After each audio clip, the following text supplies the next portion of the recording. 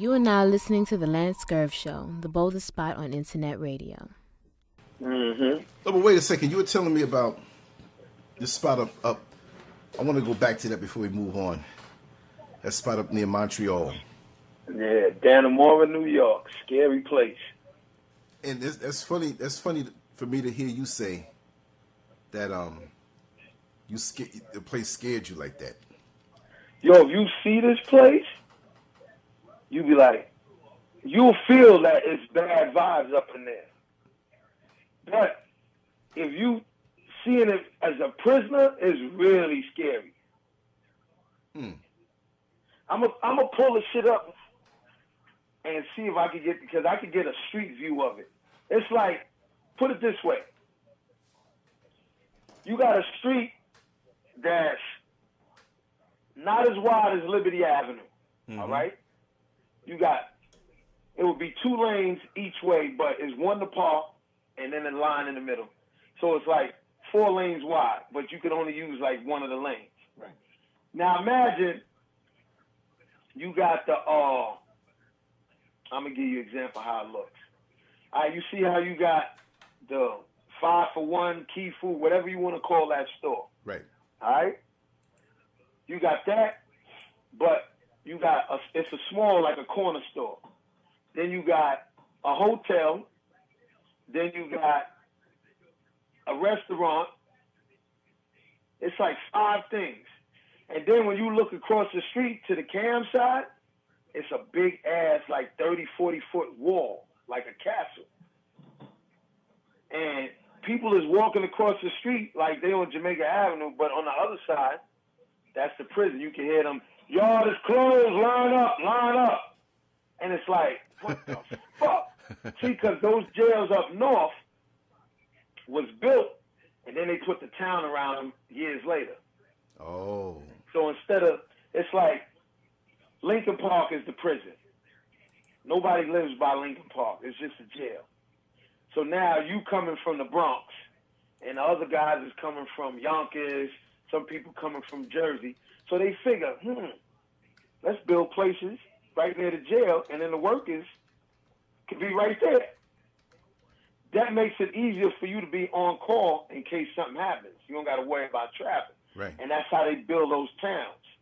So now you need the gas station, you need the hotel for the people that's coming to visit, and the little stores and so on and so forth. And that's what blows up all these small little communities in upstate New York.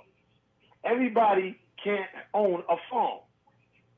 So what they do, work in the jail.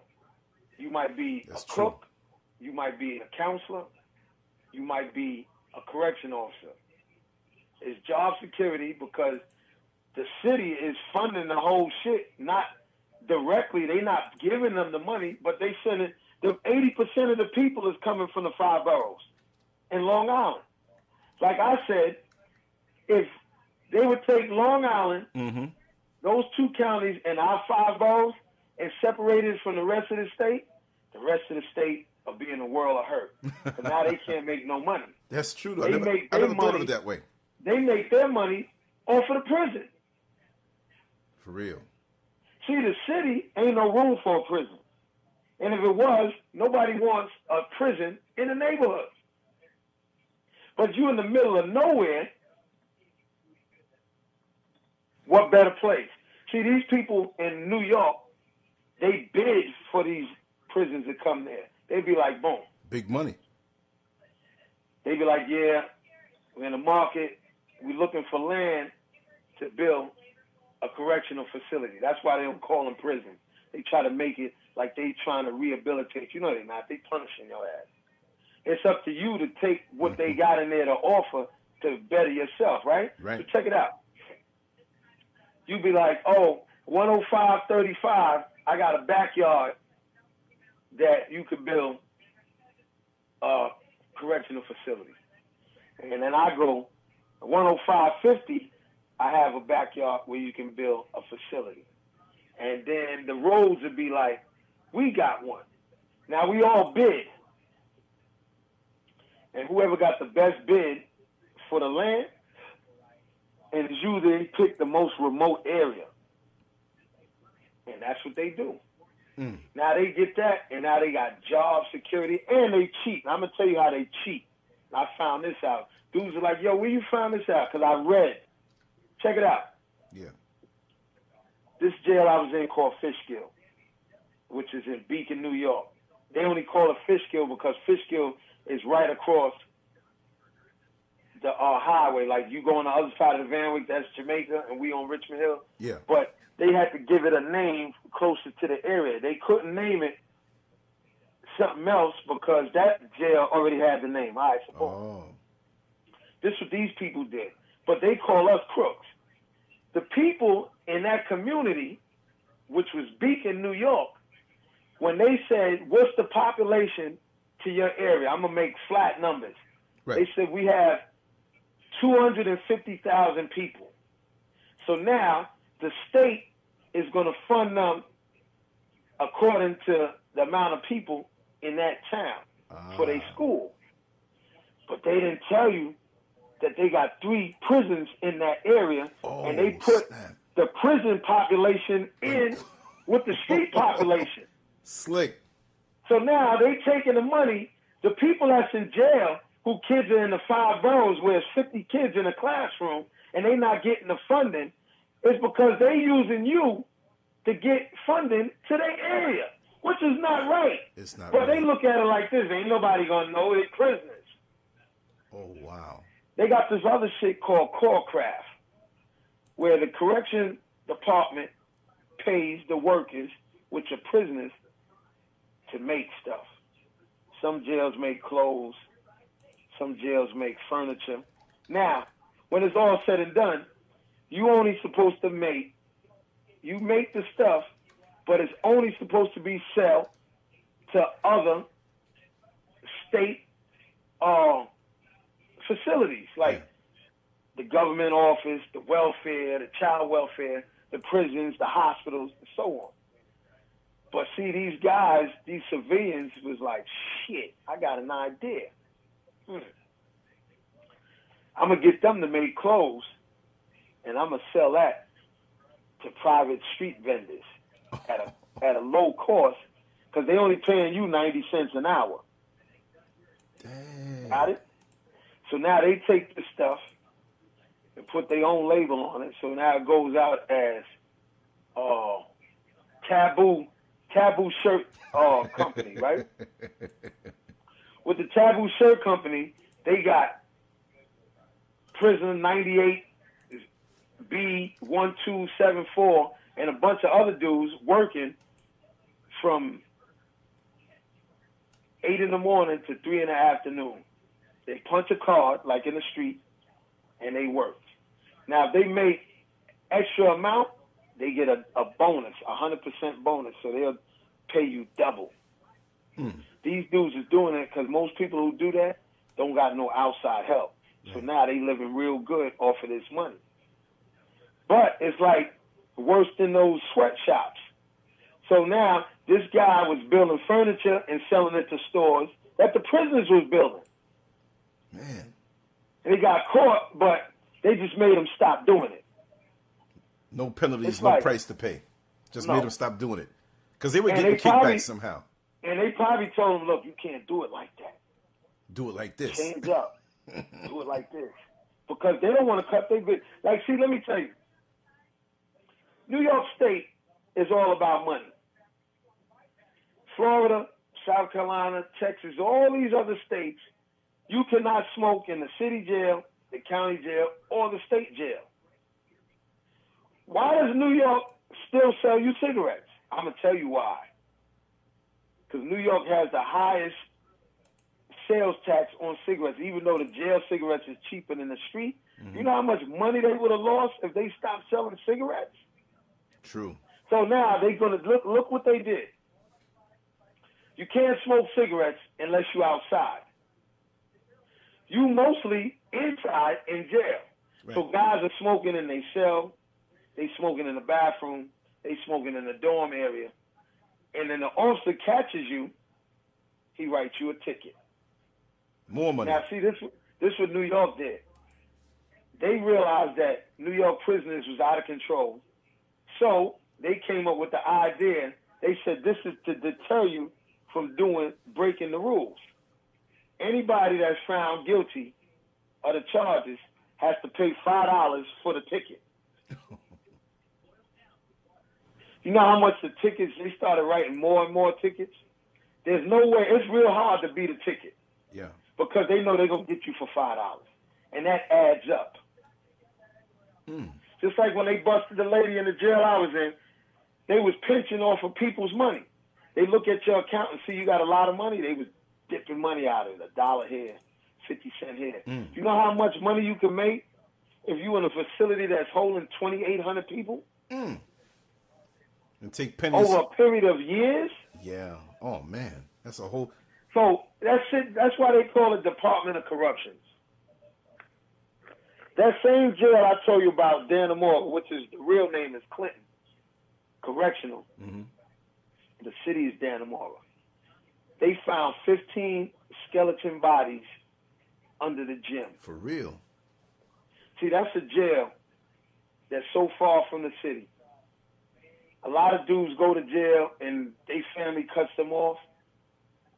It's not good for you to make too much noise because they'll kill you in there. Put it on another inmate that got life that ain't never going home. Right. And nobody's going to worry about it. Like when they killed the guy up in there, I was on the bus when Geraldo Rivera was out there with a news team.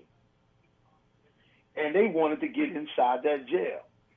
And the warden was like, you ain't coming up in here. Take that shit back down to the city. See, for them to get in there, they would have had needed the state police and the governor. See, what goes on in those jails, they try to keep that. When it's a problem, let the jail handle that. We don't want this to come to the public because the public doesn't think certain shit goes on. Like, for example, I told you I had maybe a couple months to come home. So I'm laying down on my bed in the cube area, and these 5 kids came up on me. And they was like, you think you fucking tough. We know you for years. Now you get ready to go home. Yo, these niggas jumped on me, yo, picked me to the bed, and started tickling me. Yo, I was so fucking weak, I couldn't get up. And they was tickling, and one dude was like, I told you he was ticklish. And I was like, yo, I'm going to pee. I was laughing so fucking hard. Now imagine if somebody in the streets of taxpayers seen that. They would have a fit. This what the fuck is going on in there? These dudes, look at the size of these dudes pinning this big motherfucker down, and they're tickling him. And he's laughing. Wouldn't you be kind of like, this what my money goes to? Because see, you got people that think that you should be in there eating bread and water and breaking rocks with a big hammer. Right. They don't realize with a striped that. Suit.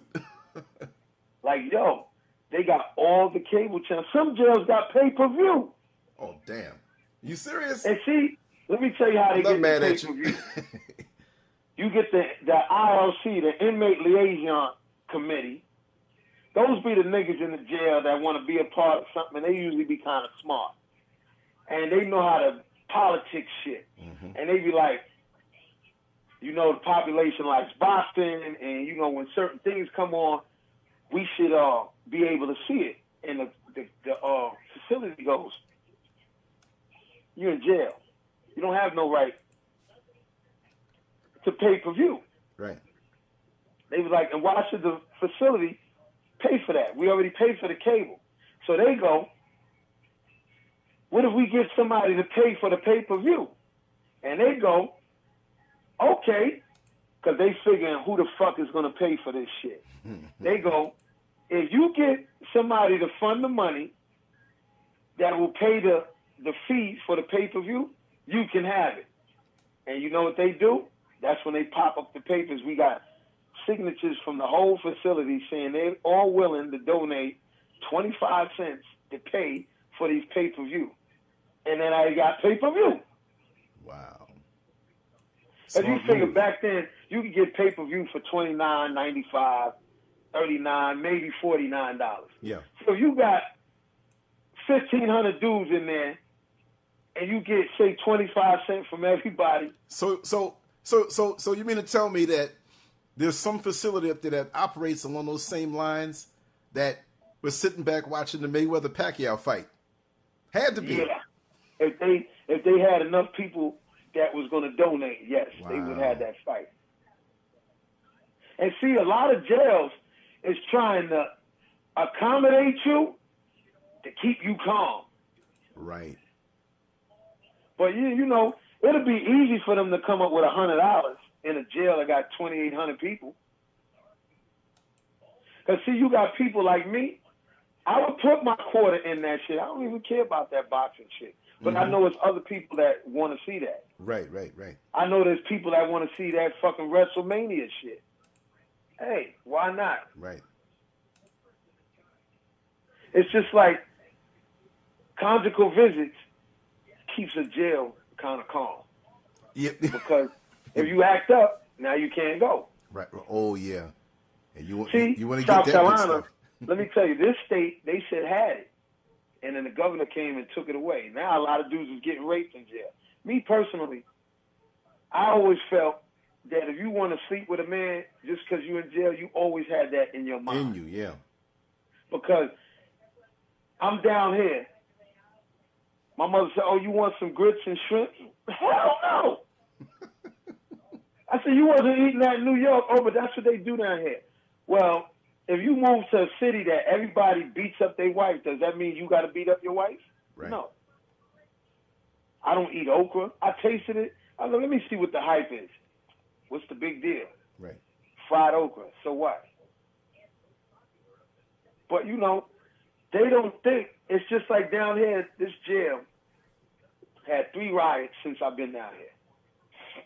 But what were they rioting about? I mean, like... It's a maximum security jail. And they put the worst of this state in that jail. Mm-mm. You cannot put all the bad guys in one jail. That's like a recipe for destruction. Disaster. Yeah. Because nobody gives a fuck. Right. Imagine you got a jail that everybody's doing 25 to life. Who cares? Right. Nobody has anything to lose. So you can't do that. See, New York, they smart. They doing it as a business. They'll have... Now, see, Attica, that's a rough spot outside of Buffalo. In Attica, they say 80% of the prisoners in there got life on the back. See, when they say life, that don't mean 25. You might only have 5 to life, 7 to life, but it's life on the back. But what does that mean, though? What does that mean when they say it that way? What, life? Like when they All say right, I'm gonna tell you. 5 or 7. What does that mean? Like, all right, if you got 7 to life, I'm gonna tell you what that sentence usually is stemming from. That's somebody that got caught with a half a key to a key of cocaine. That's the offer they give you, because if you go to trial, you can get 15 or 25. Mm-hmm. Now, if you got a homicide or a manslaughter, it's usually 15 to life and up. Now, what that means is when you got 14 years and 10 months, 2 months before that 15 years, you go in front of a parole board, and they'll decide if they're going to let you go or not. And if not, they'll tell you come back in 2 more years. And they can do that for the rest of your life. Just have you back and forth. Yeah, but see, after a while, they're going to let you out. Usually, if you got 25 to life, depending on what the case was, they'll let you out. Put it this way. 25 to life, usually after 33 years, they're going to let you go. Mm-hmm. Now, there's some real crazy shit like David Berkowitz, Son of Sam. Nah, they ain't letting you out. They just going to make you come and say, well, you know, good luck. Like they're going to let you go and then you get the paperwork. See, that's why New York don't tell you the results in front no more, because they said one time they told a dude that they was giving him 2 more years. He jumped because you're not handcuffed. Other states bring you in there cuffed up. New York, they don't want you to look like a criminal in front of these people. Right.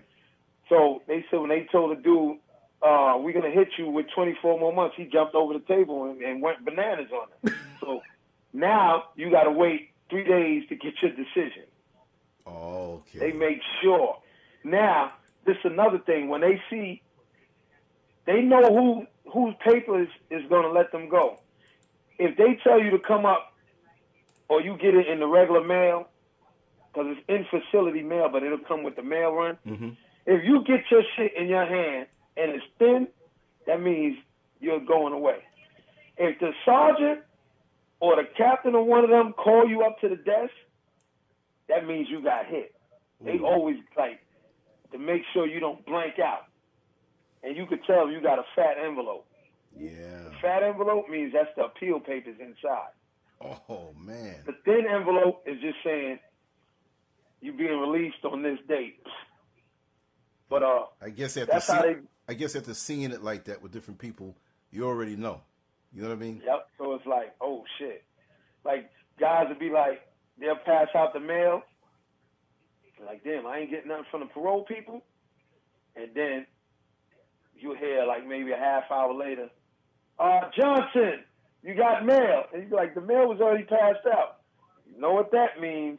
You're not going home in 2 months. See, somebody like Bottles, he got sentenced to 5 to 15 years. Mm-hmm. He was in there. I'm going to tell you, this would seem more like me than to be him. Bottles was fighting on Rikers Island with the squad. Wow. I think they broke his nose. The Bottle broke an officer's jaw, broke another one's, I think, nose and cheekbone. Fighting with these dudes that look like they in jail. Right. And it's like, Bottles? And he did that shit upstate, too. Because this kid that I met, he seen a picture. He said, oh, you know Have? I said, that's my man Bottles. He said, that's what we call him. He said, you know that nigga popped off on the squad. I said, again? They said that Bottles are in this maximum. This is the only triple max that they got in New York, called Shawangunk. What a name. Indian name, huh? Yeah, they named it after the Indian tribes from that area in Ulster County, and then right behind it, you see the Shawangunk Mountains. Shawangunk. Is there something? We pronounce it Shawangunk because that's how it's spelled. SHAWANGUNK. Right. But them people upstate, they pronounce it different. They call it the Shawangunk Mountain. They call it the Shawangunk Mountain. Shawangunk. It's just like the jail I was in, which is COXSACKIE. What does that? How you pronounce that? Coxsackie. Right. They call it Cooksaki. Cooksaki. Sounds like cocksucker. Yeah, but listen, when you go in a dictionary and look up the definition right. of that, that's a disease that plagued that area. Oh, damn. I'm like, and they said that jail is haunted. You got a lot of officers that's scared to work A block on the second level. They said because a kid got killed there years ago, and it's saying that his spirit is still in there. And officers will tell you, yo, I got to get the fuck off of A block. They saw something. They said, yo, that shit, it's like they be hearing a cell closing at night. Them cells is on back lock at nighttime. Mm-hmm. You're not getting out. And they said they be hearing like a crying noise. But the prisoners say, yo, we don't be hearing none of that shit. Mm-hmm. It's not you know me, yeah. I believe certain shit. Because I feel like if you kill somebody and their spirit is not at peace, right, they going to hang around. Yeah. But remember, we had our little experience seeing something, so, you know, so we know. But and yeah. Like I tell people that story, they was like, yeah, you and your man probably was drunk or high. I'm like, we don't do that. Not us. Nah.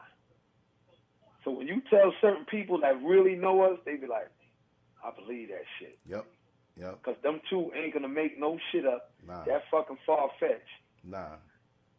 Word. But, yeah, a lot of them jails got, like, haunted stories behind that shit. Because, see, this old man told me about the shit. I was leading a pack of dudes. We was going to riot in the jail. And this old man grabbed me, and it's like he's not a muscular old man. He's just an old man. And he grabbed me, and I couldn't get away from him. He's like, listen. He said, you got a lot more sense than the rest of these boys in here. He said, but they listening to you. Y'all don't want to see a riot. He said, I've been in a couple riots in Dannemora. He said, when the fucking team comes in, you can't last. So he said, y'all need to do this a different way to get your point across. Mm-hmm. And I was like, all right. I remember Rufus Harrison. I don't know. He probably been dead by now because back then he was in his 70s and I was only like 28. Wow. He got hit at the parole board. He had 15 to life for a manslaughter, which he said that he didn't do. And he said he'd been fighting this case for years. He said his kids died, 2 of his kids died, and his wife died. He said he don't got no family. A lot of people passed away and moved on. Mm-hmm. He said, if they let me go, I'm not going home. Oh, wow. His 15 came up. He said, they gave me the decision. They releasing me. I'm not leaving. Oh, wow. I'm not leaving here until I get back to court and prove that I was innocent. He said, I'm not going to leave out here with this mark on me. He said, I don't got nothing out there. He said, I don't work out. I don't run around. I don't watch TV. He said, I don't got nobody in the street. He said, but I got to clear my name. So I don't never know whatever happened to him. Wow. But yeah, he grabbed me. He was like, you don't want to do that. And when I told them dudes, they was like, yo, what's up? We going to do it? I'm like, listen, man, change the plan. Yo, I know you ain't scared. I'm like, look, I ain't scared. But that old man, he knows something. you see, he got a 77 number. He been in jail when shit was rough. He said, we need to write that shit up. I know how to write. They was like, all right, man. We got our little point across, and nobody got fucked up. That old man was like, see, you got a lot more sense than these boys in here. They listen to you. He said, so don't get them listening to you for the wrong shit. I'm like, yeah, you right, Mr. Harrison. Wow. You right. Well, just like this other dude, I met him. He probably was in his late 40s. Real cool dude. Yeah. He was like, this your first time in here? I said, yeah. He said, let me give you some shit you need to know. He said, all that respect your elders in here? Nah. He said, if an old motherfucker say something disrespectful to you, knock him on his ass. He said, because you got a lot of old dudes that say slick shit and be thinking like, oh, I'm older, you got to respect me. He said, in here, everybody's the same. Right. I said, okay, I got you. And I told you, I met a dude in jail that knew Mr. King. I always remember that. Robert Dieppe. He was like, you know John King? I was like, yeah. He said he was in Dannemora with me. And I was like, and when I came home, I seen Mr. King. Like, he was like, oh, where you was at? And I told him, he's like, he said, when I went to jail back then, he said they probably only had about 15 jails. I said, they got a bunch now. So I was telling them where the jail was at, and I was like, yo, I met a dude that know you. He said, he know me. I said, a Spanish man, he be selling a lot of dope, named Robert Dieppe. He was like, whoa, oh, shit. I said, yeah, he doing a 3 to 6. I said, he got a nice big house on Lake Saranac, all the way up in the mountains. I was like, wow, it's a small world. For real. It's funny how you can go up there and run into people you know and even hear news on the street. You'd be like, oh, shit. Like, they had this dude. Anybody who been locked up knows about this dude from Brooklyn named Dead Arm Row. They said he's a dude that I got some kind of nerve damage, so he could use his arm and everything, but he don't got no feeling to it. Mm-hmm. He be knocking niggas out. All right? Mm-hmm. He's a butt bandit. Oh, no. He's not a big dude. I think they said he's probably about 5'7", 5'8". They about 200-something pounds. Mm-hmm. Little short dude. But see, he tried to rape some kid in Brooklyn on the roof of the projects. What? And the word got to his family that was locked up. So it's like, if this dude come through, kill him. If anybody, we catch him in the street, kill him. Anyway, as the years went by, these dudes got out. And they was looking for him. And they caught him. Uh-oh. And they was chasing him. And he was running. Now, let me tell you how crazy life is. They chasing him with guns and shit. They're going to kill this dude. You know how this dude got killed? How? Running away from them, ran out in traffic, got hit by a truck or a bus. Oh, man. Killed his ass. See? Mm-hmm. So he got what his fucking hand deserved. I remember I was in the jail. This kid from Far Rockaway named Cody. Cody's about your complexion. He about 6'3", diesel dude. Mm-hmm. When you in them cells, you can't see who's in the other cell. So they had some older dudes that was in there. So after everybody went out, they thought the tier was empty. They don't know who stayed back. And one was telling the other dude, yo, man, he said, they got nothing but a bunch of young boys in here. He said, I can't wait to catch one of them.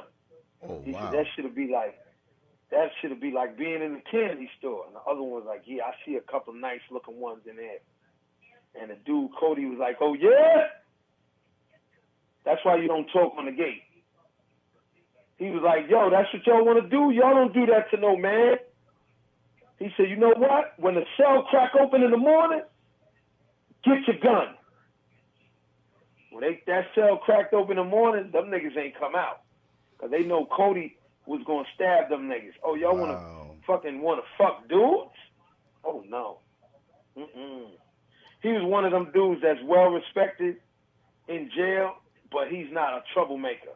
Oh. It's just the words that he speaks, it's like, yeah, you got to listen to him, man. Yeah, he makes sense.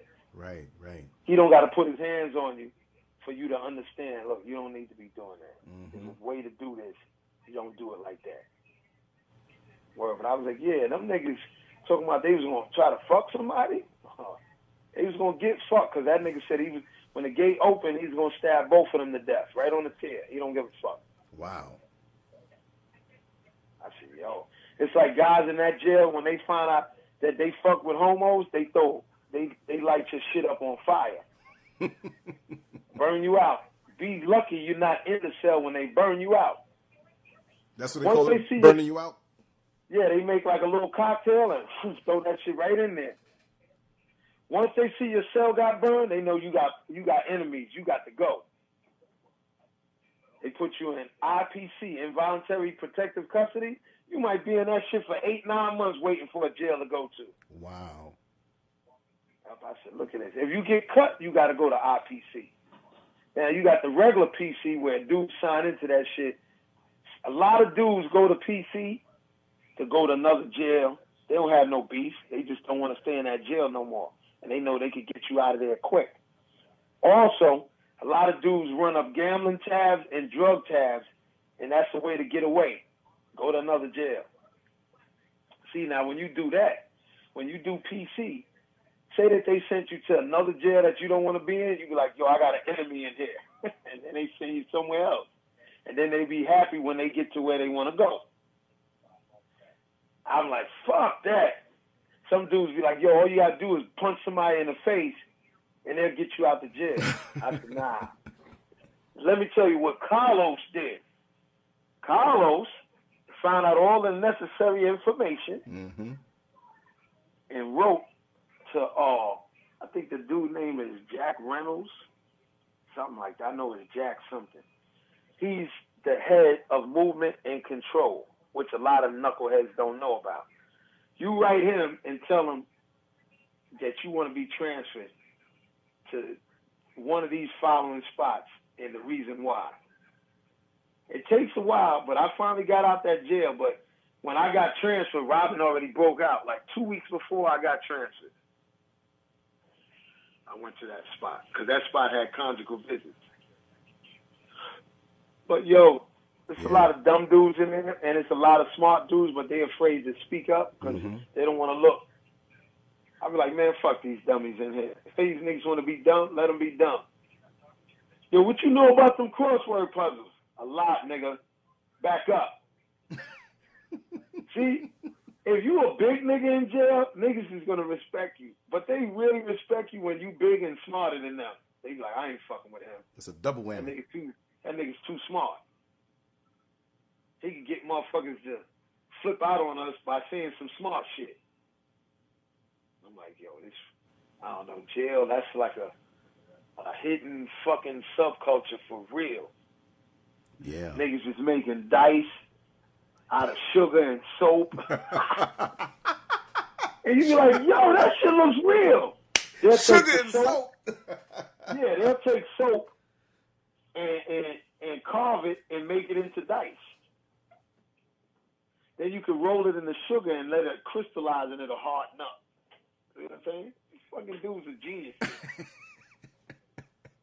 Well, that's like the gay dudes. They say to take the Kool-Aid and make makeup and dip it in the Vaseline and like different types of Kool-Aid. See, let me tell you something. A lot of jails catch you doing that shit, your ass is in trouble. Mm-hmm. They don't be condoning that shit. Then you got a lot of officers, when them dudes that do be looking like girls, they be fucking them too. They had a Spanish dude that was in the jail before I got there. I never seen him, but anybody, if you go up to the jail right now and say, yo, you know Jennifer Lopez, niggas would be like, oh, man. They said this Spanish dude looks like Jennifer Lopez and got a shape. Got titties and ass. Jennifer Lopez was fucking around with an officer. Officer was bringing him stuff that he couldn't get, food, all kind of shit, packages. And then the officer stopped putting money in the account. So when he was fucking this dude, Jennifer Lopez kept the condom with the sperm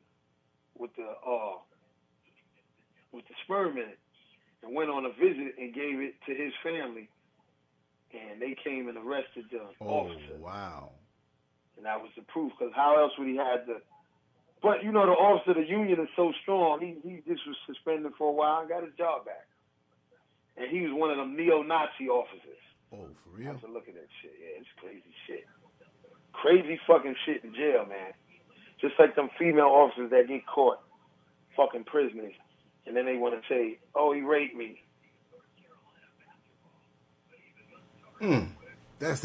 Wait now. A neo-Nazi officer screwing a Puerto Rican. So in his philosophy, he hates minorities, but he's screwing one. You know how many white guys that hate black people will still fuck a black chick? Yeah. Basically, what they really hate is the black man. Yeah. Just like I never understood the 5%. Oh, we the God body. The 85s and we the 5%, and the white man is the devil god. You know what I'm saying? Due to the mathematics and the ingenuity, due to the copulation of the locomotives. You're like, nigga, what the fuck did you just say? But when it's all said and done, you see them on the visit with the white girl. And I'll be like, yo, what's up with that? Oh, well, you could be with him, but you can't make a baby with him. Huh? That's almost saying like, well, I let the dude suck my dick, but I ain't fuck him in the ass, so that means I'm not a homo. Are you serious? But see, motherfuckers do shit when that shit benefits them. Right. See, they get these white girls to come up there, and these white girls be rebelling against their racist fathers, and they come to these jails, and they know this nigga can't cheat on them because he in jail. And then when they come home, they'll be with you for a while. You buy them a bunch of shit, get them on their feet, and then they go back to the same chick that left them in the first place. For real. Just like fat girls and white chicks is like a hot commodity in the penitentiary for visits. Because they'll come. They got their own car, their own job, their own place. They'll accept your calls, and they don't got a problem putting money on your account. Them black chicks be like, the black chicks that's about something, they ain't coming up there to see your ass. The ones that's a hood rat, that's like some ghetto status. Yeah, I'm going to see my man up north. When it's all said, oh, yo, this is my friend. Hold on. I need you to talk to her. Hold on. Yeah.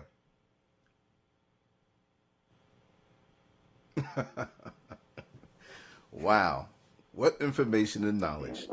Hey, yo, this is my friend Tia. Tell her what your name is. Lance. Who? Lance. Boy, it's windy over there. What is it, a hurricane? Damn, it's windy outside. For real. I said, this is Lance on the phone. Oh, this. It's like she holding the umbrella and it's opening up the wrong way. I know, right? Yo, I told her, I said, I be having her laughing. And me and you would have her on the floor. She'd probably pee all over herself. For real. So what's up, sweetheart? Not a thing. What's going on with you? Well, you must be holding something down over there because it sounds like there's a hurricane going on, a tornado hanging out with you. I'm walking. That's the problem. Sound like you slow You down. just getting off of work? Sound like you slow dancing with a tornado. No. I'm walking to the store for my... Oh, okay, yeah. This the girl that used to live on the other side of the Van Wyck, and her people said, don't go on that Richmond Hill side. That shit is backwards. For real. We was on the quiet side. Yo, Richmond Hillside was, you push your nose up in the air, but, you go over to cross the bridge, Negroes. You got to be on point. Exactly. Them niggas be like, you ain't from over here. Give me your sneakers. I'm like, I ain't afraid to go over there. You niggas ain't going to take my sneakers. My father will whip my ass. You know how much them sneakers is costing? $27.99 and $33.99. That's a lot of money back then. For real. Shit, nigga, you going to have to kill me for this shit. And that Puerto Rican nigga will whip my ass. Nigga, you know how much I had to spend for these sneakers for you when I was a kid? I had no shoes. Like, damn, man. Always telling us what you ain't have. My mother said, how do you know that's true? Ain't none of us been in Puerto Rico. No, for real, he ain't lying. Telling us some shit. For real. I said, yo, my pops is a trip. But if he was... that shit sound like you on a fucking speedboat. Oh, she's skydiving. I'm walking. Yo, he said you skydiving. I heard. That's what it sounds like. That's what it sounds like. Oh, shit. That's some dirty stuff. Y'all play anyway. I don't know shit. Listen, Lance, take you back to my house, right? I was doing work and he stopped. He said, I'm going to videotape you while you walking.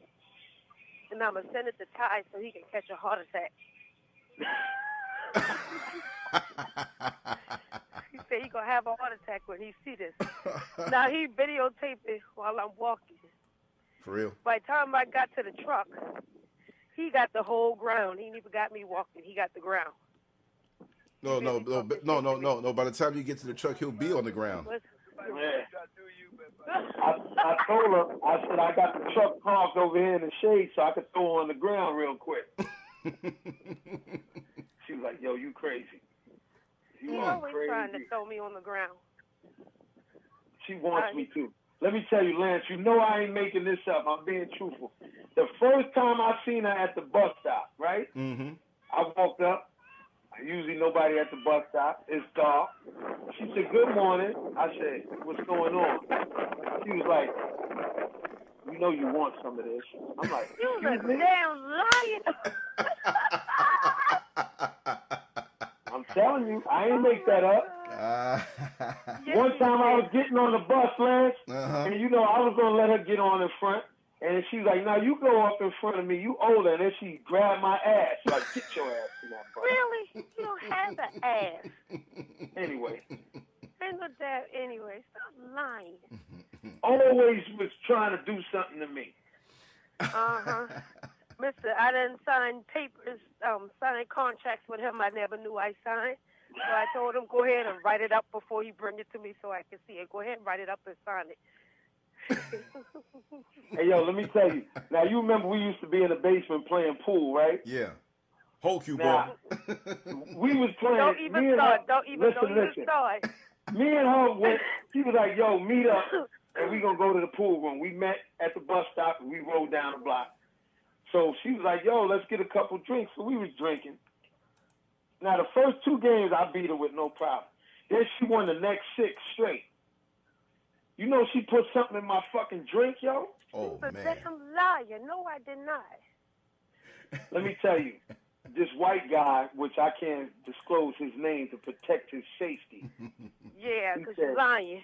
He said, you see that girl you was shooting pool with? He said, how good you know? I said, I know her real good. Why? He said, I seen her slip something in your drink.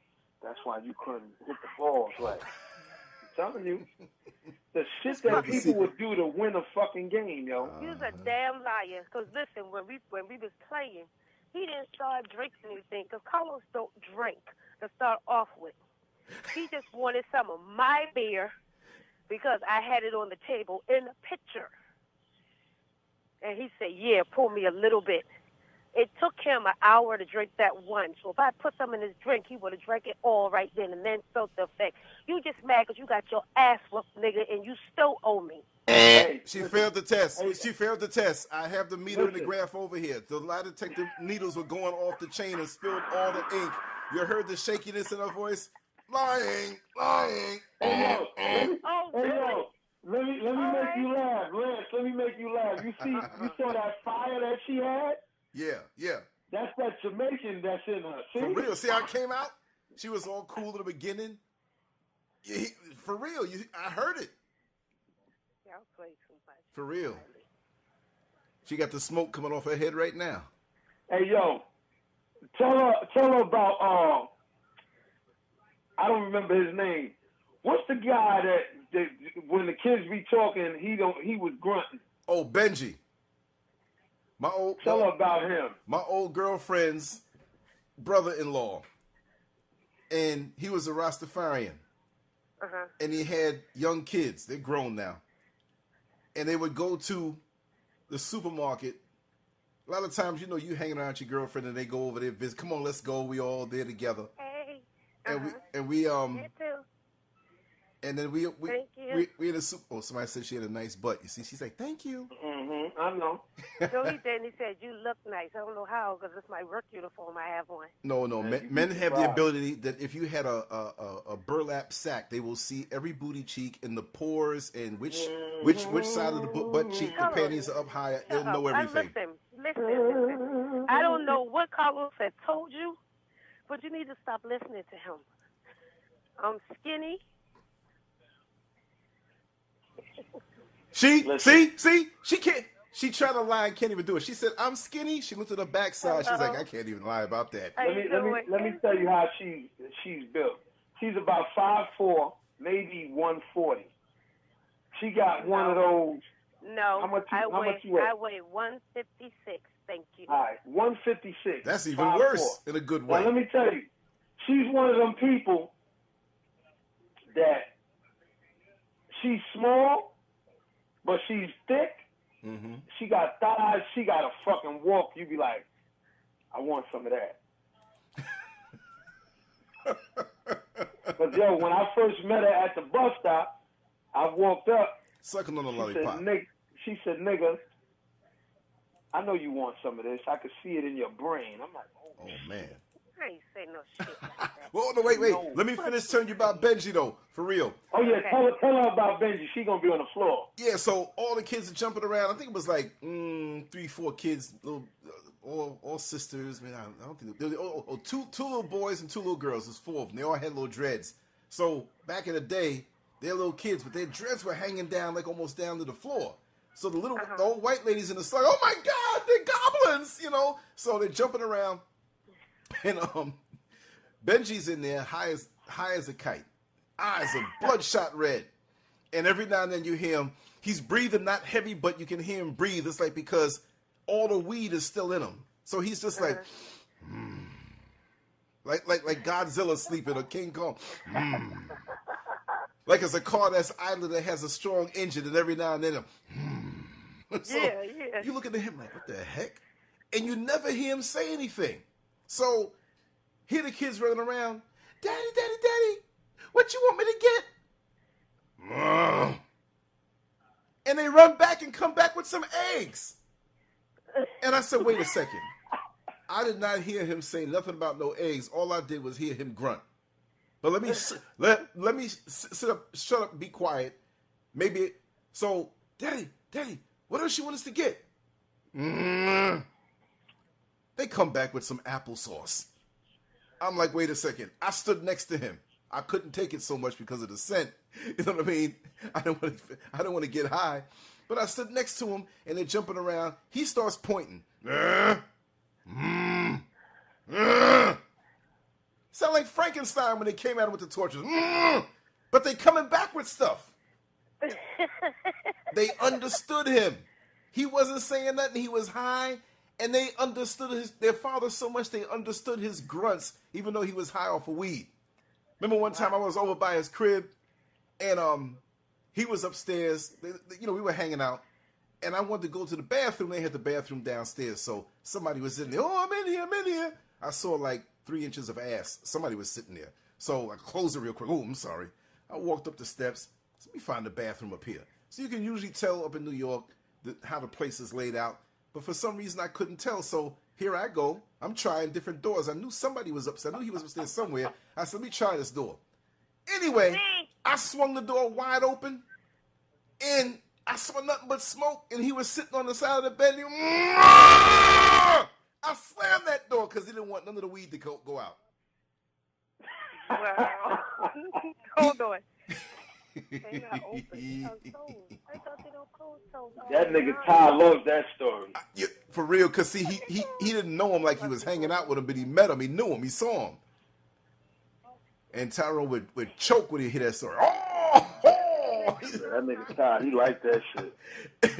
Wait a second. He might have been there, or he was there when I told him the story, and he started listening to him, and he heard him grunt a few times. I think he was in the house one time when the dude came around there. Or something. Yeah. So, Tyrone would get quiet and observe you. And if you said something... You ain't lying. Right. And if you said something that was true, he did. I remember when Benji went in the other room, Tyrone, he starts laughing. And he's like, oh, you were right. Because he was talking then. He wasn't as high, but he was like, blessings. That shit, yo, I'm glad I ain't see that shit because I'd have fell out. Yo, no, he grunted, man. He didn't even say a word. What's going on? Crazy shit. Wow. I wish you'd have met us in New York. You'd be on the fucking floor. Georgia Diner style. Always be in some shit. We'll just be somewhere and just start talking about shit. Look at them people over there. It'll be some funny stuff too, for real.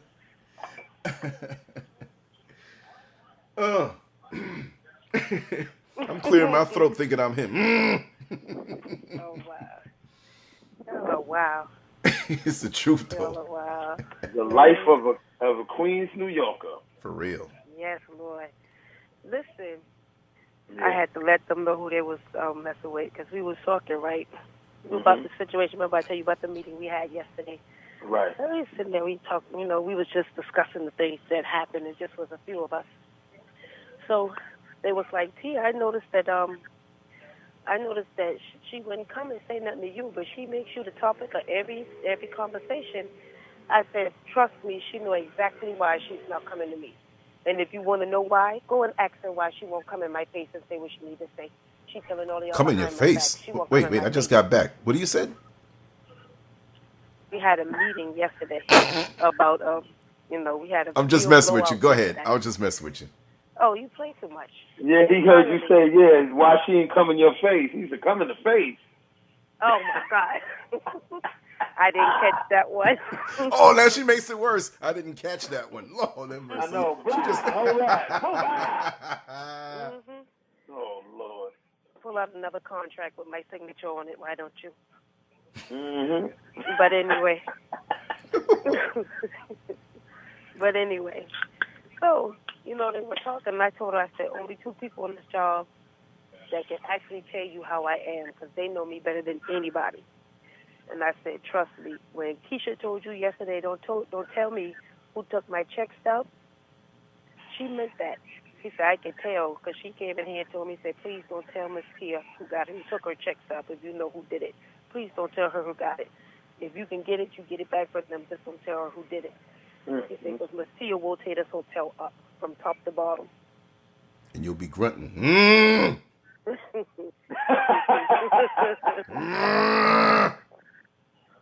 was fun. This girl, she A crazy woman with a nice backside is tearing the place up. Oh, my God. Y'all are nuts. we have them.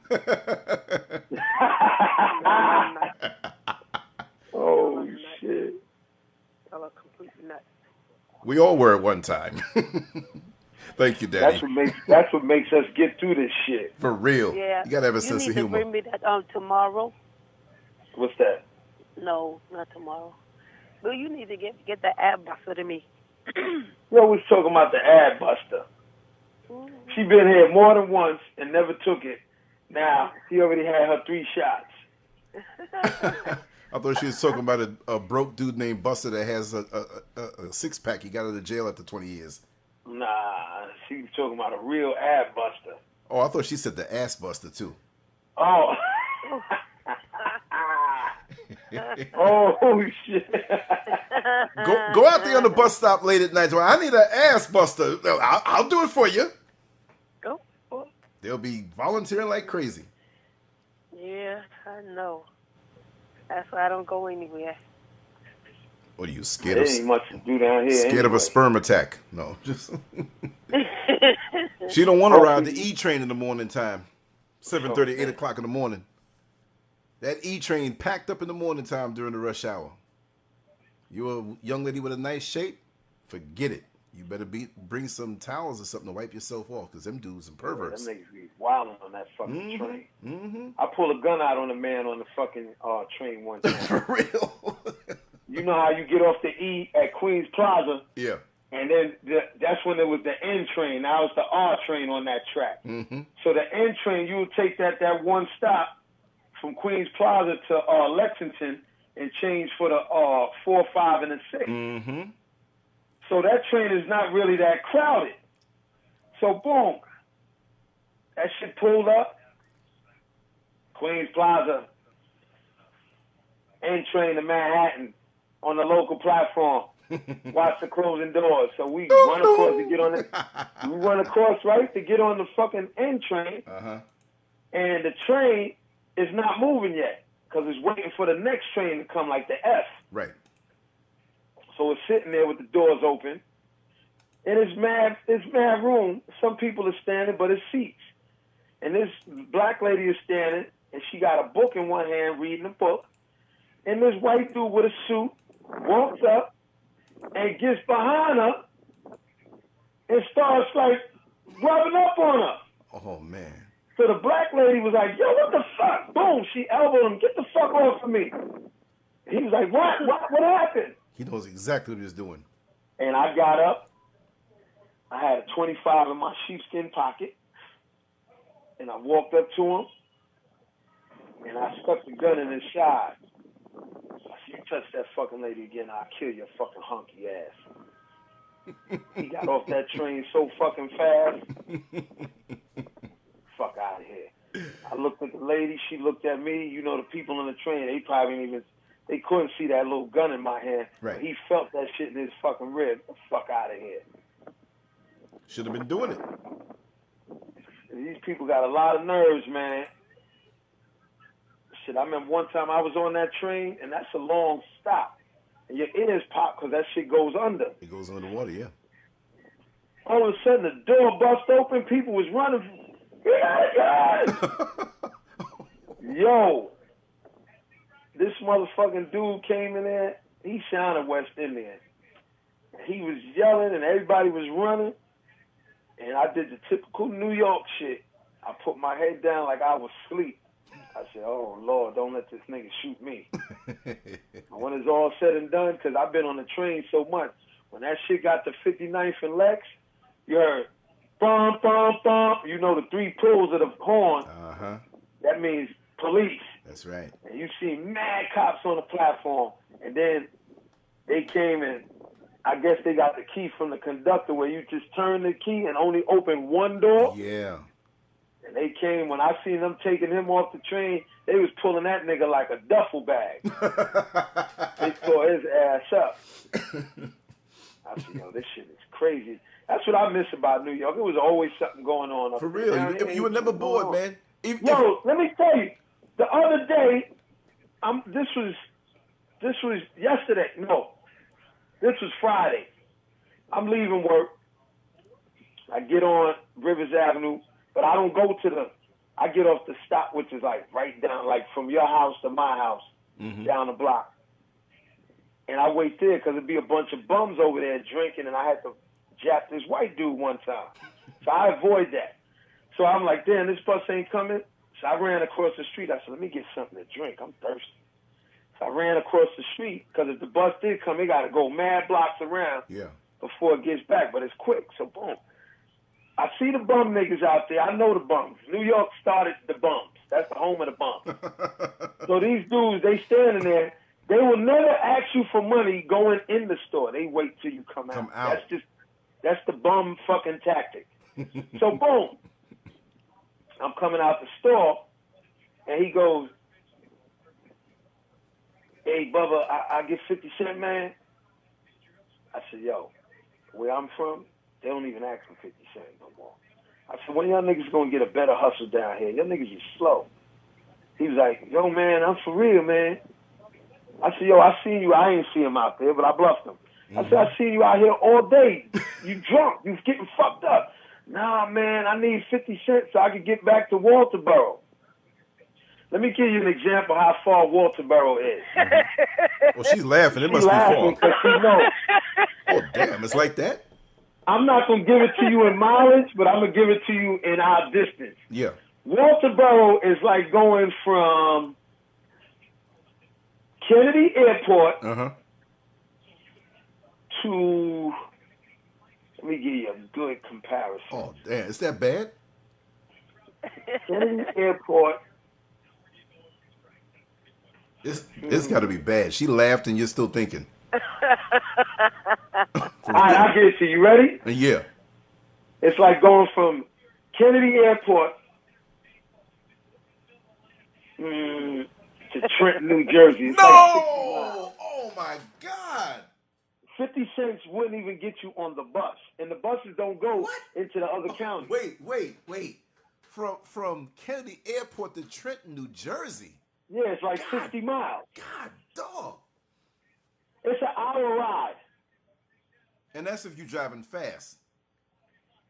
No, because it's not a highway. It's like the regular street highway. Oh, okay. But I'm saying down there is compared to New York, it's like a little countryish and more open. So you're not having that many obstacles in the way. Yeah. Right. So imagine. So he's telling me, yo, I said, yo, man, get the fuck out of here. Yo, why this nigga? I told him I wasn't giving him nothing. He's following me. I'm like, yo, man, didn't you hear what the fuck I just said? Back the fuck up. Yo, man, you ain't gonna help me? What? Nigga, you drunk. Now I'm talking to Shamir on the phone. She was like, chill, Los, chill. I said, yo, I'm tired. He's gonna get it. These motherfuckers begging. Let me tell you. You ain't lying. I told him, yo, don't come across the street. I will slap the living shit out of you. Let me tell you. The other morning, I was so burnt and fed up that I was driving and tears was in my eyes. Mm-hmm. It's like... I know the feeling. I'm like, yo, man, I'm lucky. See, I like her because I know she's a tough chick. Mm-hmm. I don't like being around weak motherfuckers. Nah, me neither, man. And when the struggle is hard, like tough people know other tough people. That's right. And that's the only ones you can really open up to too, because you can't be a tough dude and open up to some weak person. They're so weak you'll be feeling down, but you'll still smack them up because they have nothing to offer you. Because I'm like, my sister. Oh, let me throw this in there real quick. Mm-hmm. My sister is coming to Orlando not once but twice. 2 vacations. You ain't got job the first. Yeah, but wait a second. How is it that these folks that have no income, no real income, go on vacations, and vacations from what? What are you doing to get a vacation? Vacation. Let me tell you. You told me this years ago. We need to start thinking like crackheads when it comes to getting money. Yeah. See them bum niggas? They might not have no job, but they have enough to get a bottle of liquor, to buy some weed, to get some beer. That's their world. That's it. They don't worry about paying no bills. For real. And my sister, she's like the fucking, what's the word I'm going to use? The Grand Dragon. She's the fucking, I don't even, she's the fucking fat bitch of all fathom. Like Kingdom Fatdom. This bitch knows, and I think she was trying to get me to go with them. I'm not putting no monies to go to Orlando with them. When I come to Orlando, I'm going to be in my own little black truck. Right. And come down there. Yeah, you could come. Yeah. I want her to come down there. Yeah, we're going to have some fun. Come on down. I'm going to just make sure we stop at the store and get a pack of Depends. This way she don't pee up while she with us laughing. Because you think we funny over the phone. Oh, boy. You won by yourself. She don't know what's going to hit her. Trust me. Especially if we go out. Yo, let me tell you. Yeah. You remember the movie Scarface, right, Tia? Yeah, my favorite movie of all time. All right. I'm Tony Montana, but that's Mr. Sosa. He's the supplier. Let me tell you something. He's the one that told me, yo, you got to make sure you eat pussy right. I'm like, what? And I had to step my game up. That's the fucking high, exalted, mystic ruler of all pussy eating. Lesbians say he eats pussy better than us. Oh, Lord. Wow. That's the teacher. Let me tell you, if this was a Chinese movie, I'd be bound down. I'd be bald-headed with just the hair on the back. I'd be like, yes, father. I will. Listen, son. Oh, you got me on that one. Oh. I'll be having a little karate gear on going, yes. Listen. You have taught me well. Listen, man. Yes. Listen, he only mentioned Kung Fu because I love watching Kung Fu movies. Every time we talking on the phone on certain days, I see, he asked me what I'm watching. I say, you know what I'm watching that damn Kung Fu. No, but see, you know, he can throw down on some oral too. He'll have you talking like those movies. Words coming out one way and your mouth going fast. Yes. And it won't even be your voice, just like, because you can tell with those dudes in the kung fu movies. It's the translators that are doing the voiceovers. You'll have some Japanese dude, some old Japanese dude's voice while he's eating you. Oh, Carlos, you feel good. You're doing it good. Oh. and he'll do it so good. You'll start throwing Chinese stars getting stuck in the wall. Boom, boom, boom. He'll be hitting you, and you'll have nunchucks doing it like Bruce Lee. For real. And when you get ready to bust a nut, you're going to go, oh!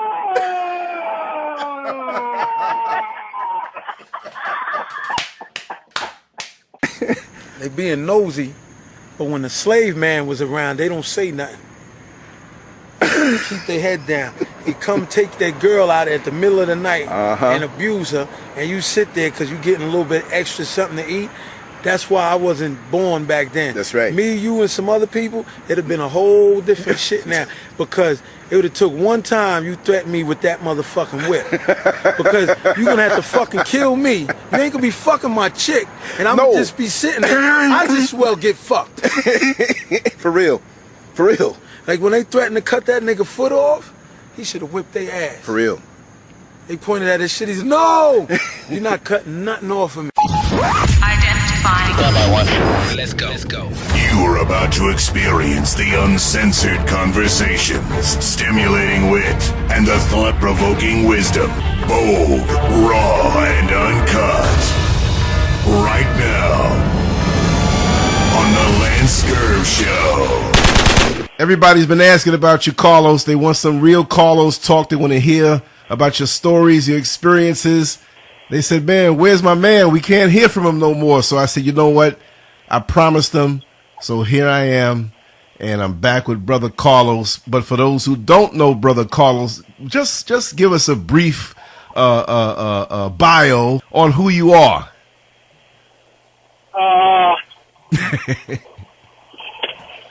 Single black man, employed as an everyday truck driver. In the truck right now. Listen, I'll give you guys a horn blow. Show you that it's for real. And living back in New York and just having a good time. That's about it. Yeah. I speak my mind. We had a conversation the other night, and we were speaking about jail and prison and stuff, of which you've had many experiences, and you were talking about, let's say it the proper way, the authenticity of some of the Negroes who were there. Translation, how would you say that? A lot of them is phony. The phony jail guys. These guys will tell you any story, but you can't prove it because you're not in there. And then the other guys that's in there with them are lie too. So it's like they got this, what stays in Vegas, what happens in Vegas stays in Vegas. Fuck that. I'm telling. Uh-oh. I'm doing a tell-all book. Uh-oh. You got these guys that, one thing they'll tell you, oh, it's not gay if you're in jail. What? What? Wait. Example. It's not gay, meaning mess with a man? Yes. As long as it's only in jail. Well, look, you can be as raw as you need to be just descriptive. That's like saying, as long as you don't smoke crack in public doesn't mean you're a crackhead, right? People kill me with that shit. Yo, there's one kid, and a mutual friend of ours knew the guy. Mm-hmm. He's home now. He did 29 years. And he was messing around with homos. He was messing around with female officers. This guy had his hand in all kind of shit. And when I mean shit, I mean shit. Literally. Very smart guy. Very smart. Came out, got a good job. But in there, he was fucking bug out. I told a guy one time, we had words, and I told him, I said, I know about you. You in here for rape. And you fuck with homos. I said, I got a rule. I'd rather fuck a ugly woman than to fuck a pretty boy. Oh, my God. And he said, well, so what you saying? I said, you fucking say another word to me, I'm going to knock your teeth out. That's what I'm saying. So what's up? What's up? Point blank. Got time for these dudes that say they one thing. Let me tell you something. Yeah. You don't go to jail and just start messing with men. You had that in your mind all along, but you were just waiting for the right time to try it. And what better place? While you in there. Oh, I was horny. I'm being funny when I'm getting ready to say with this. I got so good at beating off, I didn't even need my hands. I just stared at it like Appleman with the fish. So, the point is, in life, sometimes things take a lot longer than we expect. But if you for real with your shit, you can wait. There's a Miguel song out right now for those people who follow the hip hop. One of the lines he said, good things come to people who wait up. See, you got people that want to be Usain Bolt in a week. It doesn't work like that. You got to put that work in. I got an example. There's a guy that I grew up with, skinny kid. About 6-7 months later, this guy looks like a comic book superhero. Because he put the work in. Now, yeah, some people's genes is a little bit better than others, but at the end of the day, you're only going to get what you put in. That's right. If you want French fries and you don't have no potatoes, you're never going to get French fries.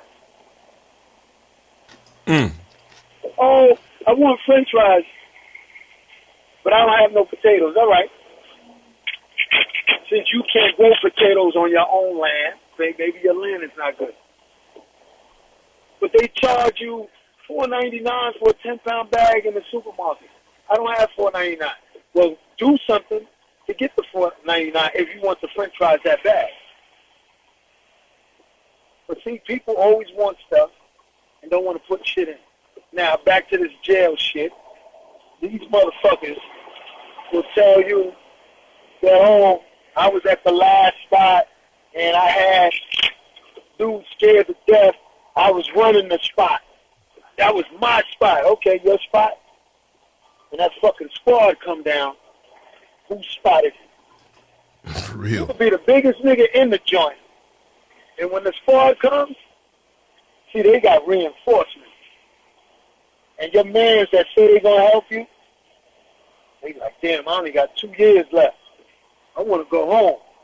You're not gonna get your head cracked open. These guys got pepper spray. They got fucking riot gear, helmets, tasers. They got it all. I never ran no spot that I was in. But I was well liked. But I ain't walk around like you see on the movies, the guy that's real big. Right. And he's got other people doing shit. Yo, do that. Go rob him. Just because you in jail, you don't got to act like you in there. Right. Like a friend of mine was like, yo, I know this dude. He's an official jail nigga. I'm an official jail nigga. And I'm going to tell you why. 4 things in jail you don't fuck with, you be all right. Gambling, drugs, homos, and gangs. As long as you ain't affiliated with none of that shit, you good. You could be the softest nigga in the fucking state. And dudes would be like, no, he's a good dude. But then you could be one of them badass dudes, and dudes would be like, yeah, I'm going to try him to get my points up. You don't get points off the quiet dude. You don't get points off the little dude. That makes sense. And a lot of people who ain't never been to jail, them little dudes are the biggest fucking troublemakers in the spot. And they always got something to prove. Big dudes is like, man, I ain't trying to get in shit. They going to shut us down, and we ain't going to be able to go hit the weight. Those dudes don't be bothering anybody. But for those who don't think, I'm cutting the truck off now. I came home and had a job the next day. Mm-hmm. After doing a 10-year sentence, which I was let go. They let me go early because I was, I guess I was being good. I've been to the box a few times, but not for no stabbings or no crazy shit. There's jobs out here for people who's been locked up and people who's not been locked up. But you got to have the initiative to go get it or qualify yourself to go get it. Transit, for example, up here in New York City, most of the people that work there been locked up. They don't discriminate. They just want a hard worker. I met a guy, and he was like, yeah, you know, this, that, and other. I was like, yeah, you know that. He said, you know, I take it easy. And this was a white dude. He said, I take it easy. So I've been at this job for some years now. I'm a supervisor. He said, I live upstate. I said, yeah, upstate? He said, yeah. He said, I used to live upstate, but then I lived upstate. So I'm like, what are you saying? He said, you know, between me and you, I was locked up. He said, yo, I'm Brooklyn, I'm Italian, I got caught up. I had to do some years. I'm like how many years? Yo, about 3-4 years. I said, wow, how is it in there? He was like, yeah, you know, seemed like you would never know if I didn't tell you. I was like, yeah. I said, so where you was at? He was naming a couple of spots. I said, oh, yeah, I heard about that spot. Yeah. I said, I was up there, too. He was like, what? I said, see? I didn't tell you, you'd never know either. Right. So you got a lot of people that could walk right around you and you don't even know unless they tell you. I hate them dudes that come home, they got that walk, they talking that dumb shit. Yo, let me say something, yo. Let me say something to you, man. Niggas, man, you know my son over there, Bombito, and like, none of these niggas can read. What are you talking about? You got a lot of them down here like that, man. They call, that's my man. They call him shots fired. What? What are you talking about? Then you wonder why these niggas don't get no fucking jobs. You go to a job interview, who goes and you take all your friends? Yo, we should all try to get on. Oh, my God. Don't make no sense. But there's jobs out there. I've been home over 11 years. No violations. I'm not on parole. And I'm still trucking. Guys be like, oh, how you get the job? I got a CDL. You know niggas is dumb. Yeah. Oh, yeah, I heard about it. My man got one of them DCL licenses. DCL. Yo, yeah, I know. Yeah, my uncle, he had an LCD. What's that, a TV? but and you know I'm not lying. No, I know that, but I'm saying, like, why is it cool to be stupid? I mean, like the ignorant part. No, but they don't even know that they stupid. That's the bad part. Like, I exaggerate shit. Like, I'll text somebody and spell everything the way it sounds.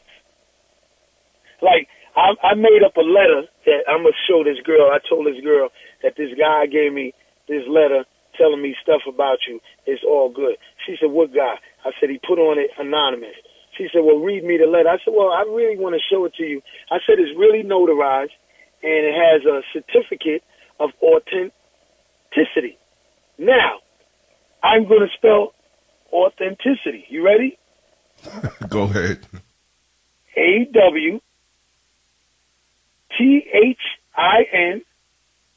or then TIS TISS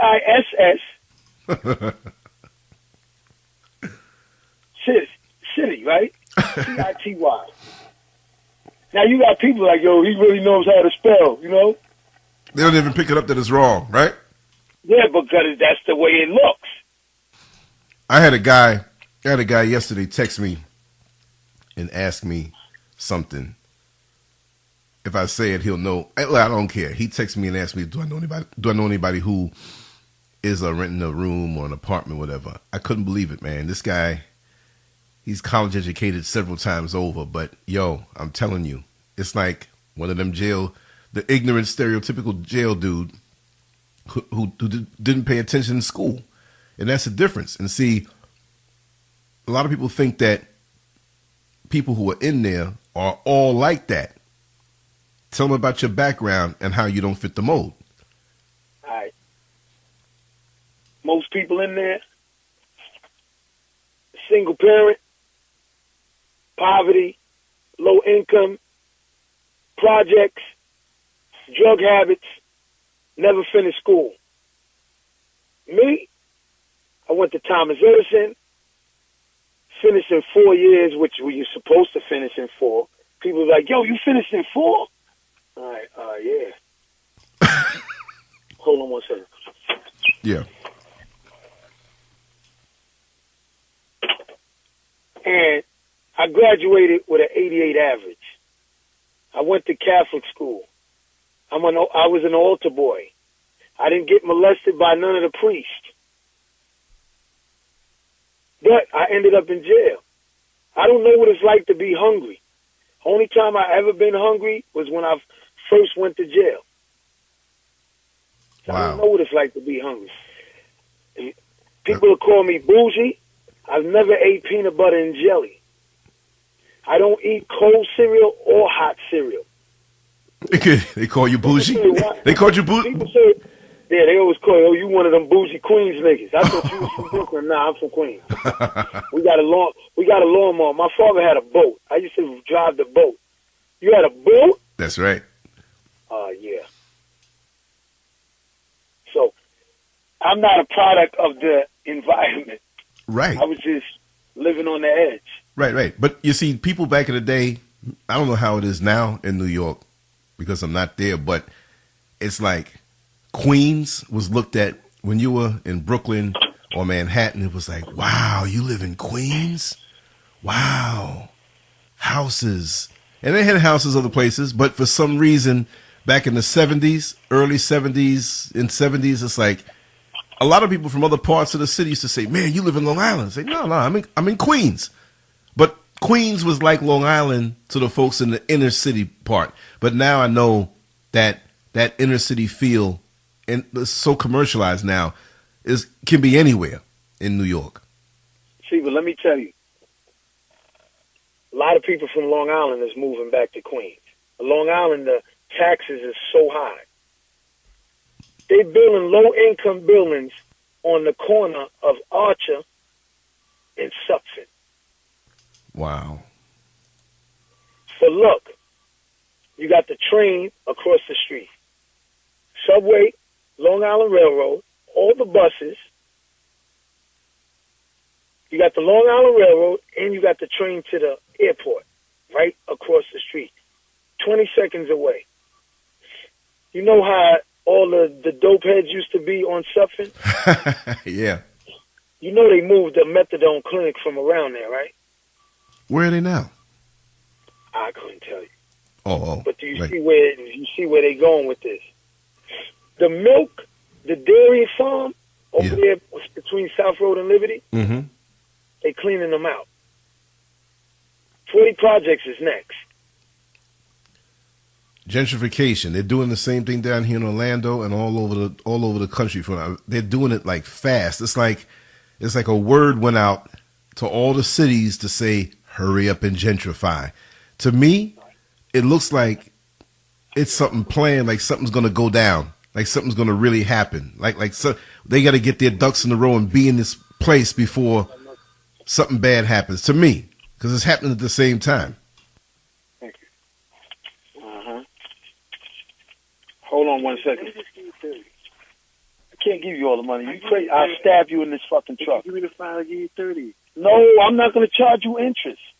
Go I give owe me you 20. Go give me something to drink. I owe you 20. I know you owe me. Now you owe me 25. Come on, let me Man, take this 5, man. I'm gonna kick you in your face. You don't give me my money. Now what do you want? Get me something to I'm drink. going to the supermarket. Get me a Thank you. Get me an orange soda, a Crush, not that Fanta shit. They got it in there? Yeah. If not, get me a Malta. That brown shit. They got it in. They might have it in there. A day in the life. Matter of fact, get me a Tropicana orange juice if you don't see an orange Crush. Don't buy that Fanta shit. Tropicana ain't $2. What do you want, a quart? Nah, get me one of the bottle in the quart. Original. I don't want no pulp in my shit. All right. Yeah, hello? Sorry, y'all.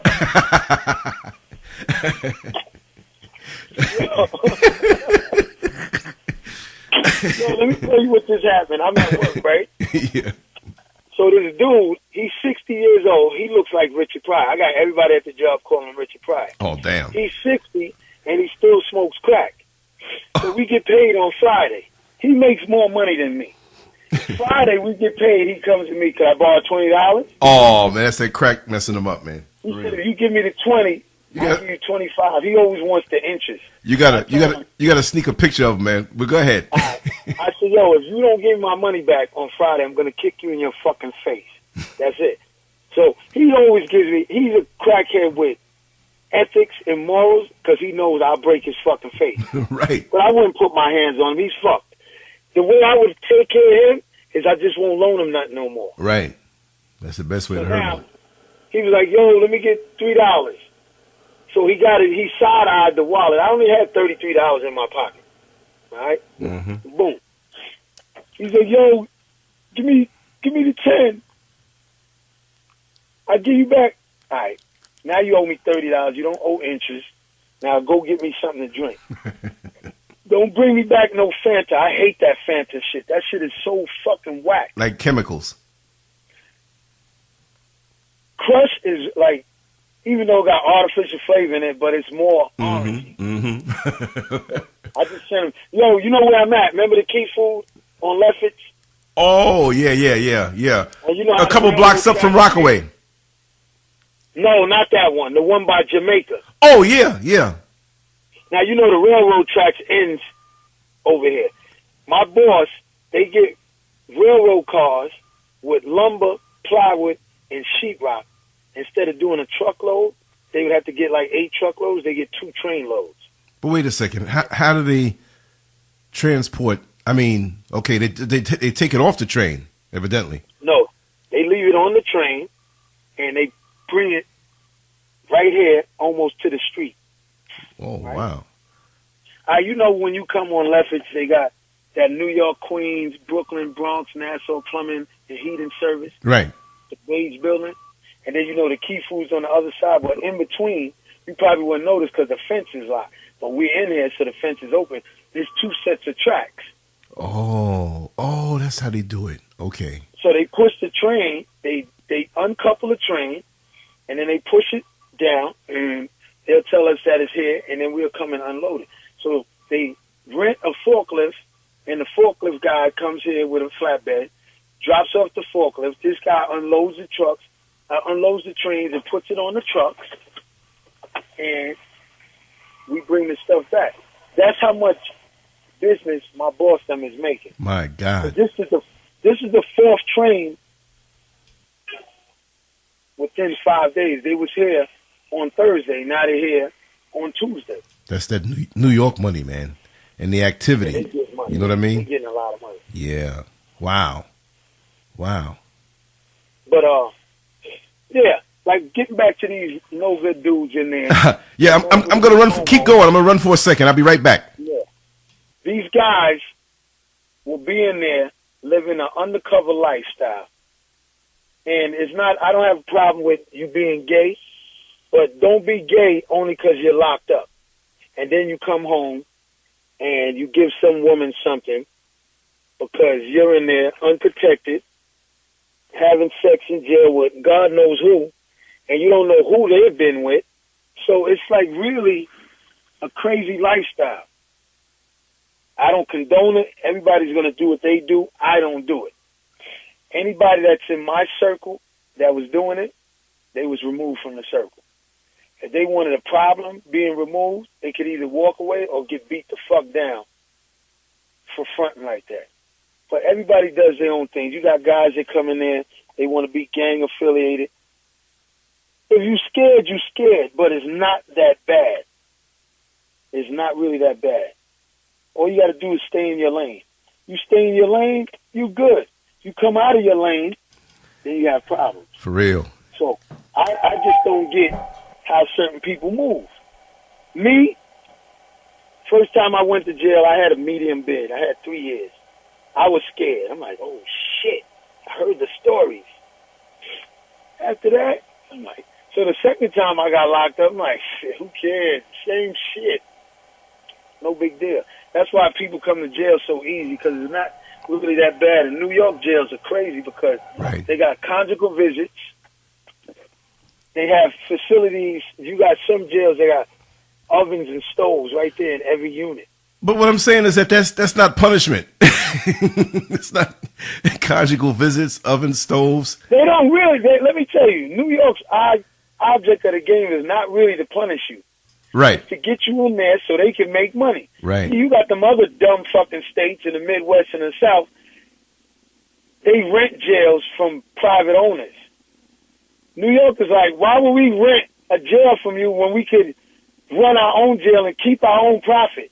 Right. It's all about a profit. Right. People don't realize it. Explain that. Explain that. Every jail, and no matter what state, they make stuff that gets sold to outside vendors. I'll give you an example. At least one jail in every state makes license plates, which the DMV gets, and then you have to pay to use it. Inmates make those. New York, Auburn makes the license plates. But if they paid a regular person to make the license plates, they might have to pay them starting off maybe $25 an hour. That's They right. pay the prisoner 90 cents an hour. See where I'm going? Big difference. They got certain jails in New York that make furniture that they're not supposed to sell it, but to state, city, and federal departments. Trust and believe. They selling it to more than just that. They making money. 90 cents an hour, you're making furniture, and they making good shit. They making good shit. They got another spot where they make glasses. They teach inmates how to cut glass and hone it down, make the frames, and then they sell it to outside vendors. It's all about a buck. So what you're saying is that the conditions have to remain the same out in the street to keep producing guys to going back in there, a revolving door. And they don't realize they're being played. It's like a badge of honor, but they don't realize they're being played in that whole system, modern day slavery, a slave ship on land. They don't realize it. Oh, see, let me tell you how it works. You in there, and you don't have nobody sending you money. So then you work that, and they figured that out. Man, these guys need money. They want to survive. They don't want to get in trouble. And you could take a trade home with you. So they work in the jail, building stuff. Now, if you're smart, you take that out to the street. Some people do, some people don't. But this is how the government works, the system works. They don't tell you about the guys that come home that got the construction job and now he's a foreman. Right. They tell you about the guy that came home and 6 months later he's back in there. Right. They don't tell you the good shit. Wow. And I want people who are listening to this, I want them to share it and make their kids listen to it, because this is some real stuff.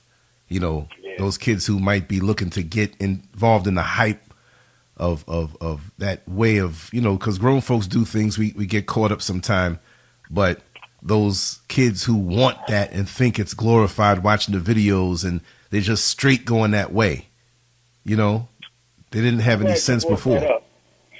There's a kid, I know you don't know him. I know him because he used to be in the St. Teresa daycare with my mother. Right. I don't know, for the people out there, have they ever heard of this foundation or organization called 100 Suits?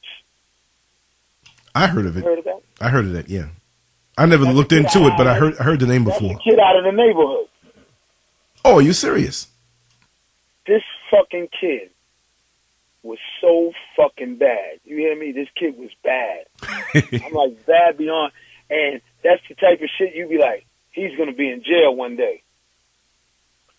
And he's never been in jail. That dude, for the football people, Colin Kaepernick, he's in New York a lot. And him and this dude, they doing stuff. Like, basically, the 100 Suits is for black men who've been released from prison that want to go out there. These guys set you up with the resume, give you, like, pointers on how to speak, and they put you in a suit, and they look out for you. Because, you know, some people, they qualified, but they don't know how to speak. Right. Some people, they got everything going for them, but they go there and they don't fit the part. And that's what this guy does. And I seen him in the New York 5 one night. And last time I seen that kid probably was about 10 years old. And I looked, because, you know who he resembles? Who? You. Oh, for real? He looks like you. And he was real bad, so I'm glad somebody didn't roll up on me and shoot me up for some reason. You know what I mean? Mistaken identity. Nah, but not that kind of bad. I'm talking about as a child. Oh, okay. Hold on. Yeah. Wow. Yeah, so he was bad, like kid bad. Right. Not grown up bad. But yeah, it's not like he really changed his life around, because he wasn't into that crime shit. But he was just a fucked up little boy. Right. Who you would have swore would have been in. Yeah. Yeah. Like, remember Sean off the block? Yeah. I don't even know where he's at, but he ain't in no trouble. He's good. Right. That's something. You know, you told me a long time ago that at nighttime in prison, you can hear a lot of these Billy badasses. I got a cold, so my voice is skipping up. But you got a lot of these Billy badasses who, at nighttime, you can hear them crying, whimpering. Hell yeah. Tell us what that's like, because you see, there are people out there who, again, they glorify certain things and they don't want to tell those parts, but they want to tell the other parts like a movie, and they're in there, and people are so fascinated with it, which it is a fascinating thing because it's human nature condensed, you know, in one tight spot. So whatever you are is going to come out. So this is why people on the outside are so fascinated with these lockdown documentaries, and they make the series on these channels. Let me tell you. Yeah. It's going to get a little bit louder because I got to get out. Yeah, no problem. No problem. This is some good stuff, though. I met a kid, right? He's from Brooklyn, and me and him vibed. And one day we were talking, and he said some shit, and I said, yo, you act like your birthday is November the 24th. And he said, you motherfucker, you looked in my shit? I'm like, what? What the fuck are you talking about? He said, how you know my birthday? I said, I don't know your fucking birthday. He said, you just said 11/24. I said, that's my birthday. And he's like, what? And we showed each other our IDs. When he was born, 11/24, 1974. Right. Now let me tell you how funny it is. This kid. Are you there? Yeah, I'm here. I was just clearing my throat. I muted the phone for a second. Right. Yeah, this kid, he's from Brooklyn. He's younger than me. We got the same birthday. You got him by 11 years. He's the oldest of 5 kids, right? Uh-huh. He's the junior to the father. Oh, man. I'm the junior. Right. Right? Same birthday. Guess what his sister's name is? No, don't say Jackie. Jackie. Oh! That's some funny shit. Wow. Me and him are still friends to this day. Yo, you hear how windy it is out here? Yeah. He told me, he said, when I first met you, I thought I was going to have to stab you. What? Why did he say that? I'm going to tell you why. Because he said when I first came into the unit, he said you walked in there like, whatever. Where's the pin at? So he said that you walked in there like, I said, yo, that's just me, man. I'm not walking in there trying to bully nobody. Right. But I'm not going to let nobody walk over me either. Right. So he goes, oh, shit. He said, because, yo, you was too big for being a problem. I'm like, I said, anybody who knows me, I don't be on it like that. Not at all. I do not be on it. That's, me and him was cool. Right. I lost contact with him about a year ago. No, matter of fact, right after my brother passed, I lost contact. But right. I know where he lives at. Right. I'm going to go one day, maybe this weekend. I'm going to go to his building and go look for him because he was mad cool. But the reason why I brought him up is because he killed somebody. Wow. He only got 8 years for that. Because Brooklyn and Queens is different. You do a crime in Queens, they give you as much time as they possibly can. Long Island does the same, and so does Manhattan. Right. Those are the money areas. They try to keep the crime down. But yeah, this kid, he killed somebody. So, you know, me and him, we vibe all the time. And he's telling me, he said, these niggas in here ain't real.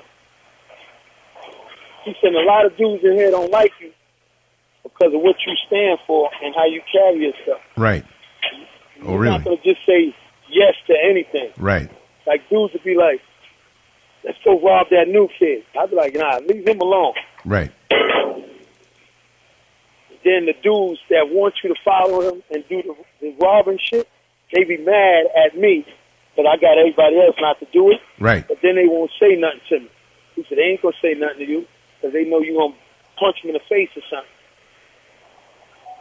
It's crazy, right? Yeah, yeah. But what he was explaining to me, he said, yo, he said, these niggas being here fronting, talking about, oh, they did this and they did this and they did that. He said, I killed somebody. He said, and that shit bothers me every night. Isn't that something? He said, and the motherfucker tried to kill me, and I came back and killed him. Right. He said, so dudes that's in here talking about they killed somebody, most of the time, they ain't kill nobody. Because that shit haunts you. And I'm like, right. And you know the average nigga in there, they ain't gonna admit that shit. Yeah, yeah. They come out like, you know, they'll lie about it first of all, never kill nobody. And those who did, it's like some will still try, but it makes you empty on the inside. You know what I mean? Because I see a lot of guys who actually have done something and they're just quiet, like it bothers them. A lot of them I've seen, you know, working in the jail and stuff. You know, a lot of them that are like, oh man, you know, they have to defend themselves or act a certain way in there. They think sometime, but a lot of the guys have been there for a while and they're you really don't. Right. You really don't have to. Yeah. Because the same people you see in there is the same people in the street. But motherfuckers feel like they got to go in there and wild out. If nobody was to wild out in there, the system would be so afraid, like, yo, why these guys ain't acting up? Then they're going to get scared. Right. Something is coming. Right. But you don't got to wild out in there. See, most of the wilding out is caused because people fighting over drugs, over gambling. Oh, this guy got more than I got. But other than that, shit is real simple. Really simple. But see, that's the funny part. Just like you said in the beginning, if you're not involved in certain things, you're not going to get caught up in it, because I don't think anybody just runs down anybody just because they can do it. Like you said, you know, if you don't involve yourself with the homo stuff, the gang stuff, the drugs, and I think there was another one, but you know, drugs, homos, gambling, and gangs. Gangs, right? Gangs, gambling. Yeah. So for all of these mothers out there and parents out there who have somebody incarcerated, I was going to say in jail, but it's really prison, right? If they don't, you know, if they listen to this, pretty much, you know, you're already there. So tell them the best thing. Like, hey, stay out of this stuff. I mean, it's there. If you don't got your GED, go get it. See, New York, they got hit. They used to order. They had you had a diploma and you had a grade level, you can go to college. And New York got slick. It was like, nah, this ain't too good. These guys are coming out here more qualified than the people who put them in there. Right. Like, you know, you got guys that was coming home with all kind of degrees. So they stopped. Now if you want to go to school while you're in prison, you got to pay for it. You got to get student loans and all that other shit. See? Wow. Crazy, right? Yeah. See that? They don't want you to come out with any advantage. It's just like, I remember one incident where the parole officer was mad. Yeah.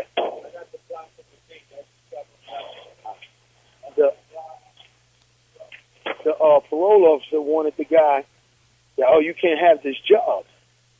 He said, why not? He said, oh, you a welder, you making more money than me. What?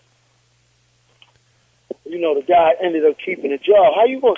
You want the person to have a job, but you want him to have a low-paying job? Right, so you right. can have job security? Let's fuck out of here. And that's what they do. When I came home, there was a black parole supervisor. And he was like, oh, no, you can't have that job. What do you mean I can't have that job? And I was like, yo, me and the parole man got into it. The parole officer was like, let me talk. Let me talk. I said, yo, you can't tell me what to do. And he was like, yo, you can't drive trucks. He said, you look at his records, that's all he does. He has the license. He has nothing to do with like a drunken driving or vehicular homicide. That's how he's going to make his money. Right. He said, these other guys come home and it'll be years, they don't got a job. This dude been home a couple of days, he got a job. So he pulled him to the side and they spoke, oh, all right, you can have the job and you only allowed to go to Connecticut, Pennsylvania, Jersey, and New York. I'm like, all right, no problem. Right. You got a 10 o'clock curfew, but if you working, you could be out past the 10. I didn't pay that curfew, no mind. Fucking 2 weeks. And that was it. But yo, ain't no grown fucking man gonna tell me I can't go outside and I'm working and you got other niggas that ain't got no jobs, you ain't paying them no fucking mind. Right. Leave me alone. And then they wanted me to pay, because you know you gotta pay in New York now to be on parole. You gotta pay to be on parole. A lot of other states been doing it, but New York just started doing that years ago. This is what they want. They want you to, if you make $100, if you don't work, you can't give them no money. I think if you make $100 a week, they want $15. Anything over $200, they want you to give them $30 a month. That's not fair, because you got guys that for their whole time on parole don't work, so now you don't got to pay? Fuck out of here. So my PO was like, look, you a working person, I'm going to put you as a waiver. And a waiver, you can get it, but they don't tell you that you can get it. Oh, That really? way, I didn't have to pay no money. Yeah. To be on that parole shit. Which that wouldn't have been fair, man. Mm-mm. It would not be fair. You want me to fucking pay? And you got other niggas on the block that ain't paying? Mm-mm. Man, that's complicated how they have it. And slick, too. But it's all to make money. So I know you haven't been locked up like in a place like Florida, right? Or in the South like that. But you had brought up a point which I want to kind of tie in, and it don't seem related, but you were telling how the schools down here in the South, they focus on producing athletes, in the schools in the North. You know, like, from what you heard of the prisons down here, like, what's different about it? Do they really keep it where it's super slaves? You know what I mean? Is it any better? I don't mean any prison is better, but it's like, is it any better up north, or is the South just straight ignorant, straight cracker over, knee in your back, whip on your back type thing? And does that translate to the outside? Like the way, even with the schools, how they treat the students and push the black men to be more athletes than anything else? And tie that in before we wrap up, because I'm going to wrap it up soon. I'm gonna give you an example. In Louisiana, which is a state that's not really educated, a lot of jails in the South are actually plantations. Only thing different, they put fences around them. All right? Louisiana, when you get a chance, you look up. Louisiana has a prison called Angola. That's like the worst place to be in Louisiana. Okay? It's maximum security. Angola used to be a big plantation in Louisiana. You can still hear me, right? Loud and clear. And I was looking at a documentary. Like they got this. Check it out. Check it out. I pulled it up. I just want to interject this in while you're saying it, because what you're saying is 100% truth. They say, and this is on Wikipedia, Louisiana State Penitentiary. The Louisiana State Penitentiary, LSP, also known as Angola, and nicknamed the Alcatraz of the South, and the farm is a maximum security prison farm in Louisiana operated by the Louisiana Department of Public Safety and Corrections.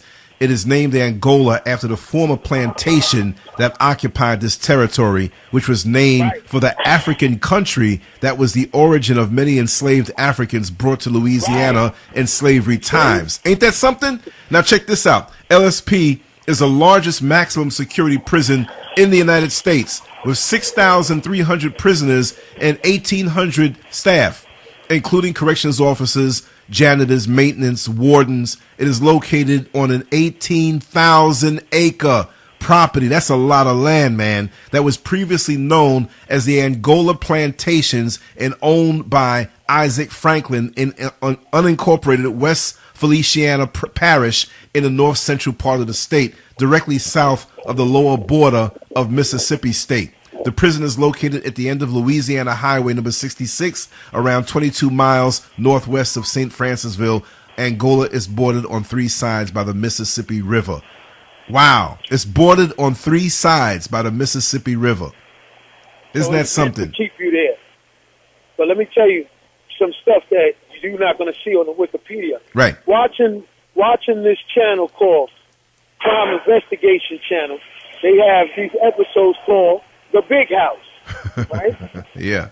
And I'm going to give you the definition of the Big House in a minute. But Angola, when they made it a jail, due to the fact that it was a plantation, there's no cells. So all they would do was lock all the men up in these barrack-type houses, right? Yeah. And once you go in there, the officers never go in there. Once you go in, they lock you in there. And this one man was saying, because he's an old man, about in his 80s, been in jail about 60 years.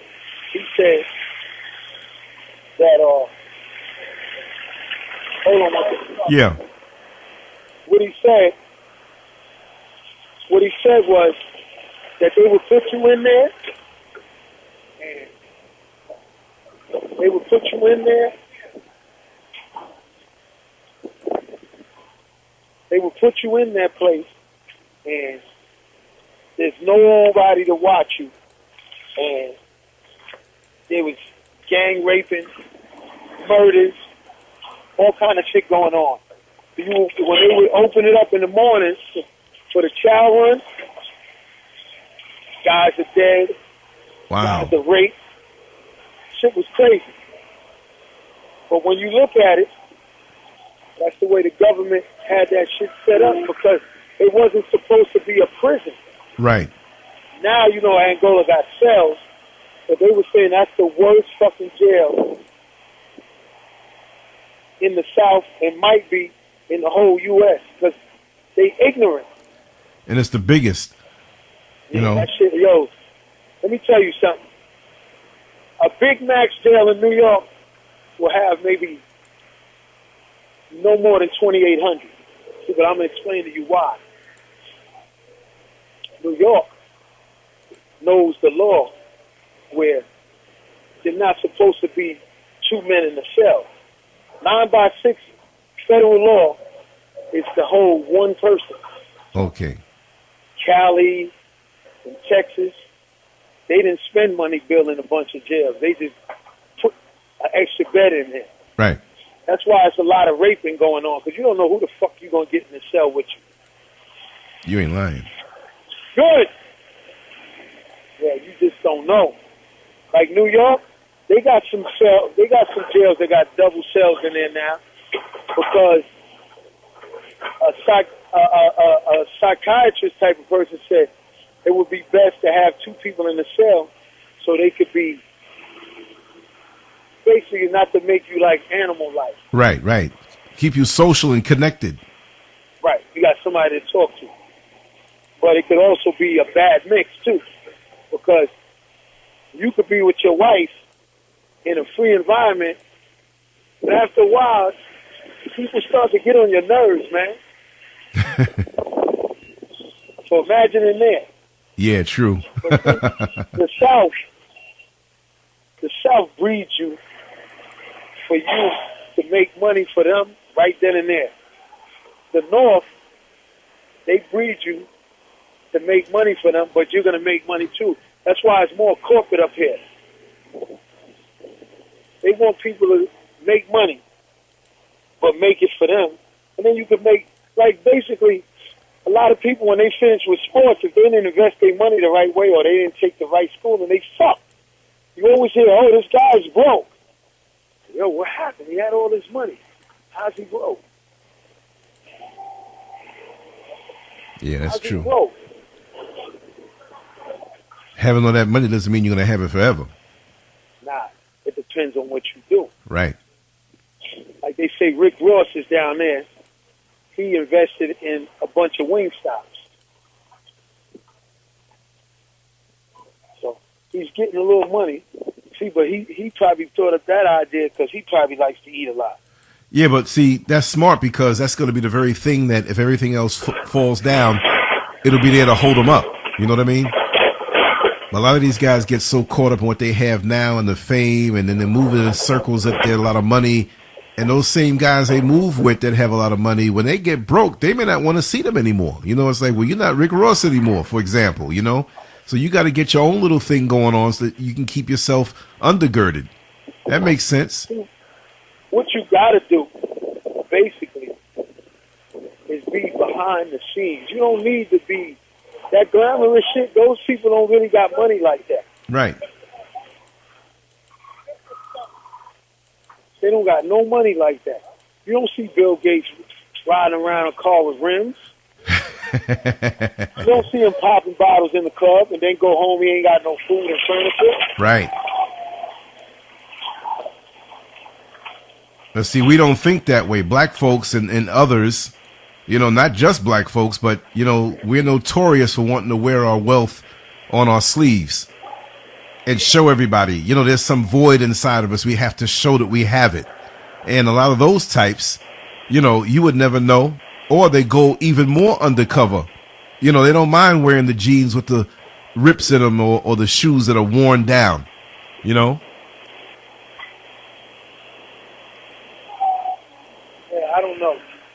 It's just like, I was on the block the other day, and 9:30 in the morning, right? Yeah. And these niggas is drinking fucking straight.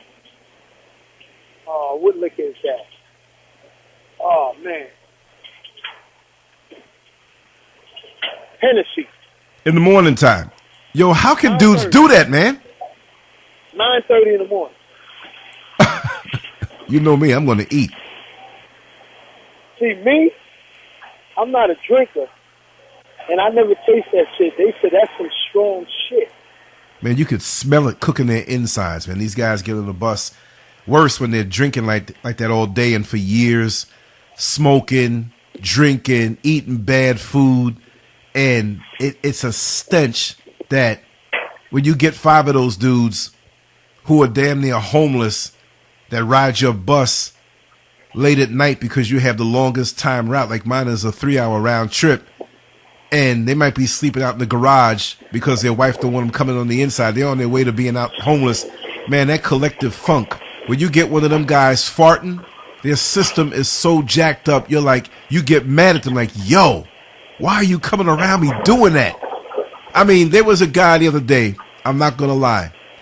This was when it was like in the 20s down here in Florida. You know, it got cold down here just like it got up there. And I pulled up to the stop. As soon as I pulled up to the stop, he was outside. The doors, I opened the doors. I smelled them from outside and the wind was blowing. Could you imagine? Yeah, that's nasty. No, yeah. And I knew it though, but it was even worse this time. And it's happened to me a lot that the wind is blowing hard. You're standing outside. I opened the door of the bus right in front of you, And that stench comes in strong, and you're not even on the bus. I smell your backside. I smell the liquor. I smell the cigarettes. I smell the weed. I smell the underarms, man. And you can identify the parts of the body that I mean, look, let's just all up under their balls. Yo.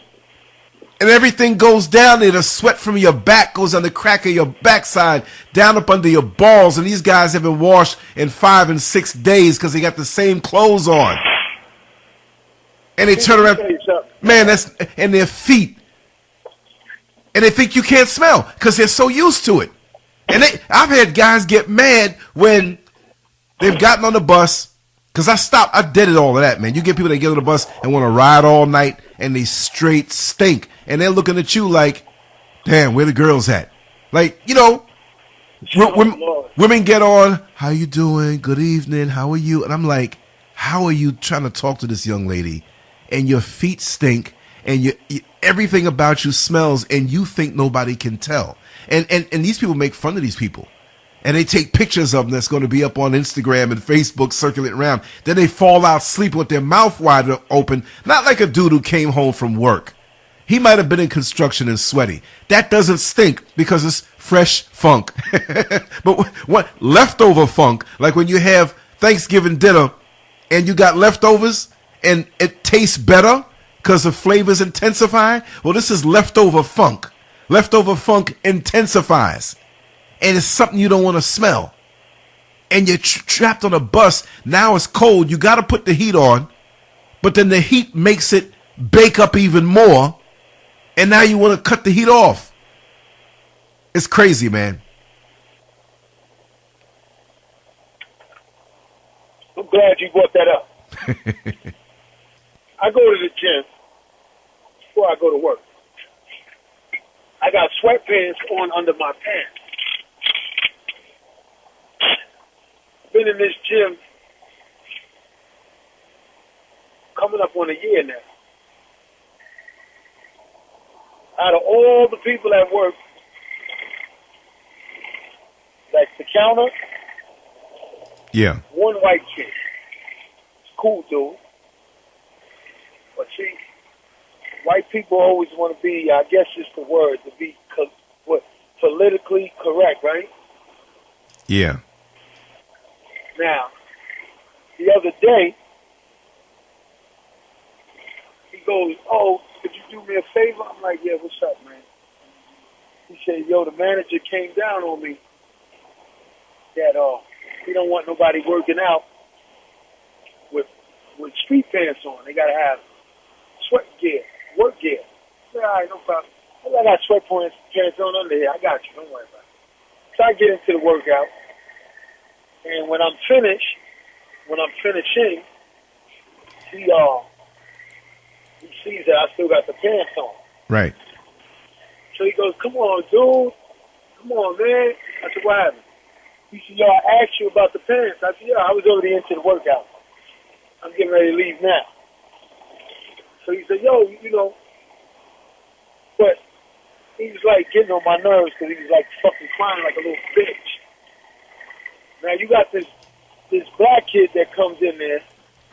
When I tell you this nigga smells like fucking, you could tell that he sweated in his clothes and he didn't wash them.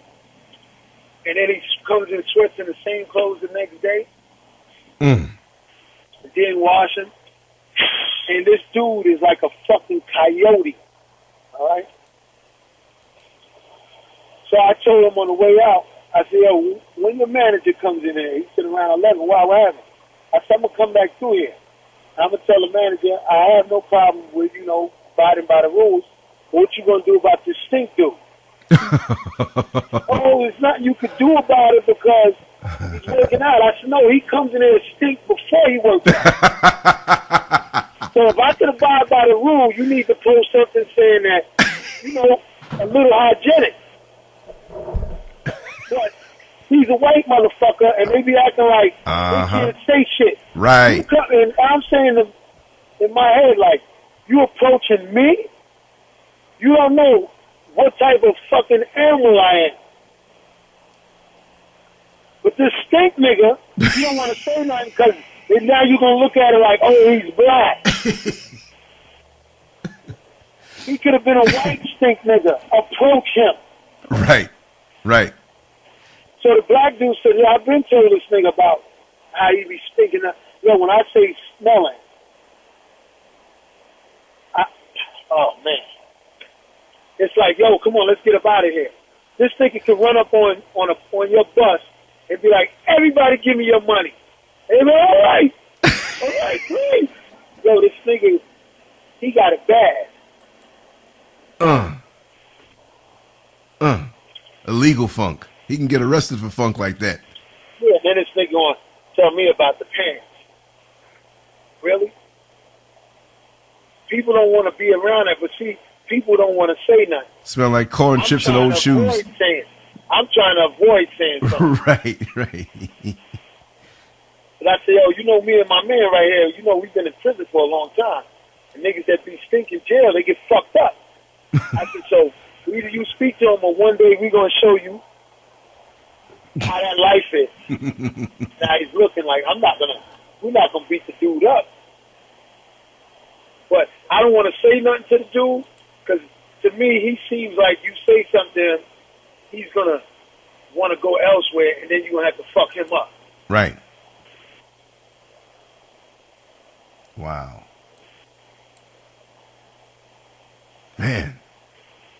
Oh, boy, I just drank that fucking juice the dude bought me. Uh-huh. Let me tell you. That was a moment of silence. I heard it. It was good.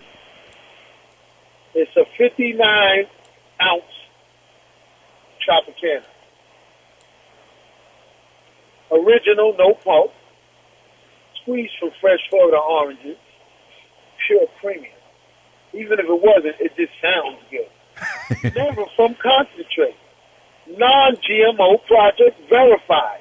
It's full of shit. There you go. Talking about the other day that a lot of these companies with these orange juices, they getting oranges from South America that's cheaper and saying that it's Florida grown. See, because me and you don't know that. I don't know if it's Florida grown. Right. I'm only going by what you told me. It tastes good. I don't give a fuck. But motherfuckers is always lying. Always lying. For real. Yeah, these guys that be locked up, they full of shit. They like the army. Be all you can be. That's right. Lying. Don't lie because your lies, you're going to run into somebody that knows the whole story. We're gonna wrap it up, but give us a good 3 minutes on a wrap up, the final message, a knockout blow, whatever you didn't cover, and we're gonna do this again. But give it to them. If you're speaking to a mother who has a son or a daughter locked up, or that young guy who thinks he's about that life, tell them what they don't know. Just wrap it up. If you want to scare them in 3 minutes, what would you say? All right. This will shake them up. You can go in there and get with the wrong crowd and end up being fucked. And I'm talking about really rape fucked. By the same guys that smile with you will take advantage of you because they feeding you because you don't have nothing. Learn to respect your mother. Some mothers might not be the best mother in the world, but they only working with what they got, and they can't help that. And if you see that your mother's that type of person that can't provide for you like that, then you help her out. Because 9 times out of 10, you don't know what she went through, especially if she's young. Don't let these niggas gas you up, yo, take this package. Because crime doesn't offer no 401k, okay? There's nobody that's going to give you money while you're in there. If you do got money in there, other dudes are going to hate on you, want to rob you. You could get cut in the face, all kind of shit. So you really got to be on your P's and Q's. As far as women is concerned, women's jail is worse. They will rape you in there. Yeah, whole other story, for real. Rape is not going to be that much in the men's jail, but it's a lot in the female's jail. Because they know even a weak man, he could come out fighting. A chick is just a chick, man. That's it. You're not going to get but so much. She's not going to be able to fight 4 chicks off. A guy can fight 5 guys off. But a chick is, you know, I don't know. But fuck that jail shit. That shit is for the birds. Niggas be in there, oh, yo, that nigga was dead while he was in jail. Nobody knows that in the street. And for those that would get money in the street, when you go to jail, niggas don't care what you had in the street. And some that do care, they're going to rob you and come at you for that, oh, you was living better than me. I'm going to get a bunch of other weak niggas now. 5 of us is stronger than you. We got you under pressure. Don't let nobody get you caught up. Like my father said, God bless his dead.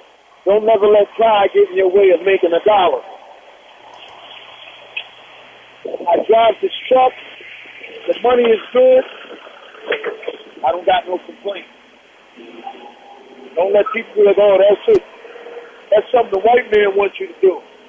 But if the white man wants you to have better things in life, you got to jump on it. Right or wrong. That's right. Damn. Everybody always want to have some dumb shit to say instead of doing what they got to do.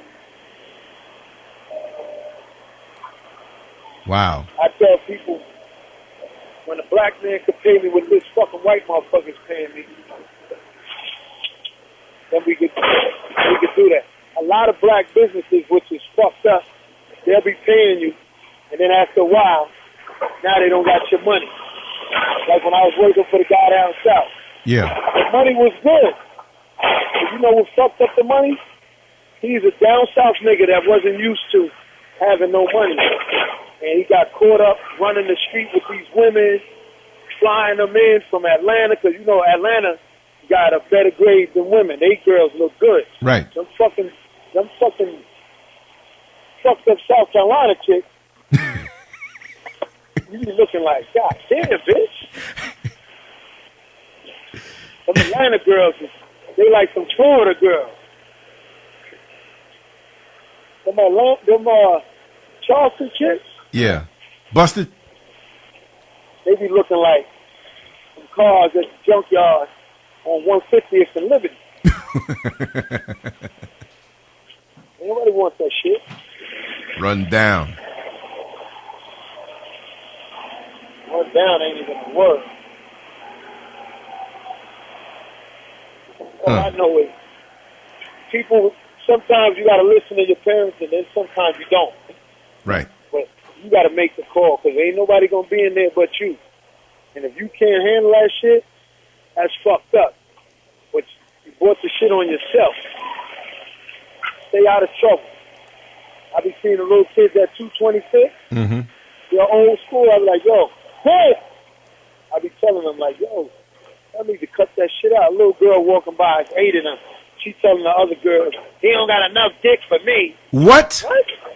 Yeah, I'm looking like. Junior high school. Yeah, junior high. Oh, man. Oh, he man. got enough dick for me. I'm looking like, little bitch, do you know what a dick is? Let me tell you what's fucked up. You got a lot of chicks out here, junior high chicks, that's fucking grown-ass men. Tell us about that. I was going to wrap it up, man. Let's roll with that. Keep going, man. These grown-ass men don't give a fuck. And these little girls don't give a fuck. And shit is different, but they just don't talk about a lot of shit, but I watch and analyze shit. You got a lot of these older chicks that's fucking little boys. You ain't lying. But it goes unnoticed. Nobody cares. That's one thing about up here, New York. People tend to mind their fucking business. If it don't bother you, let it go.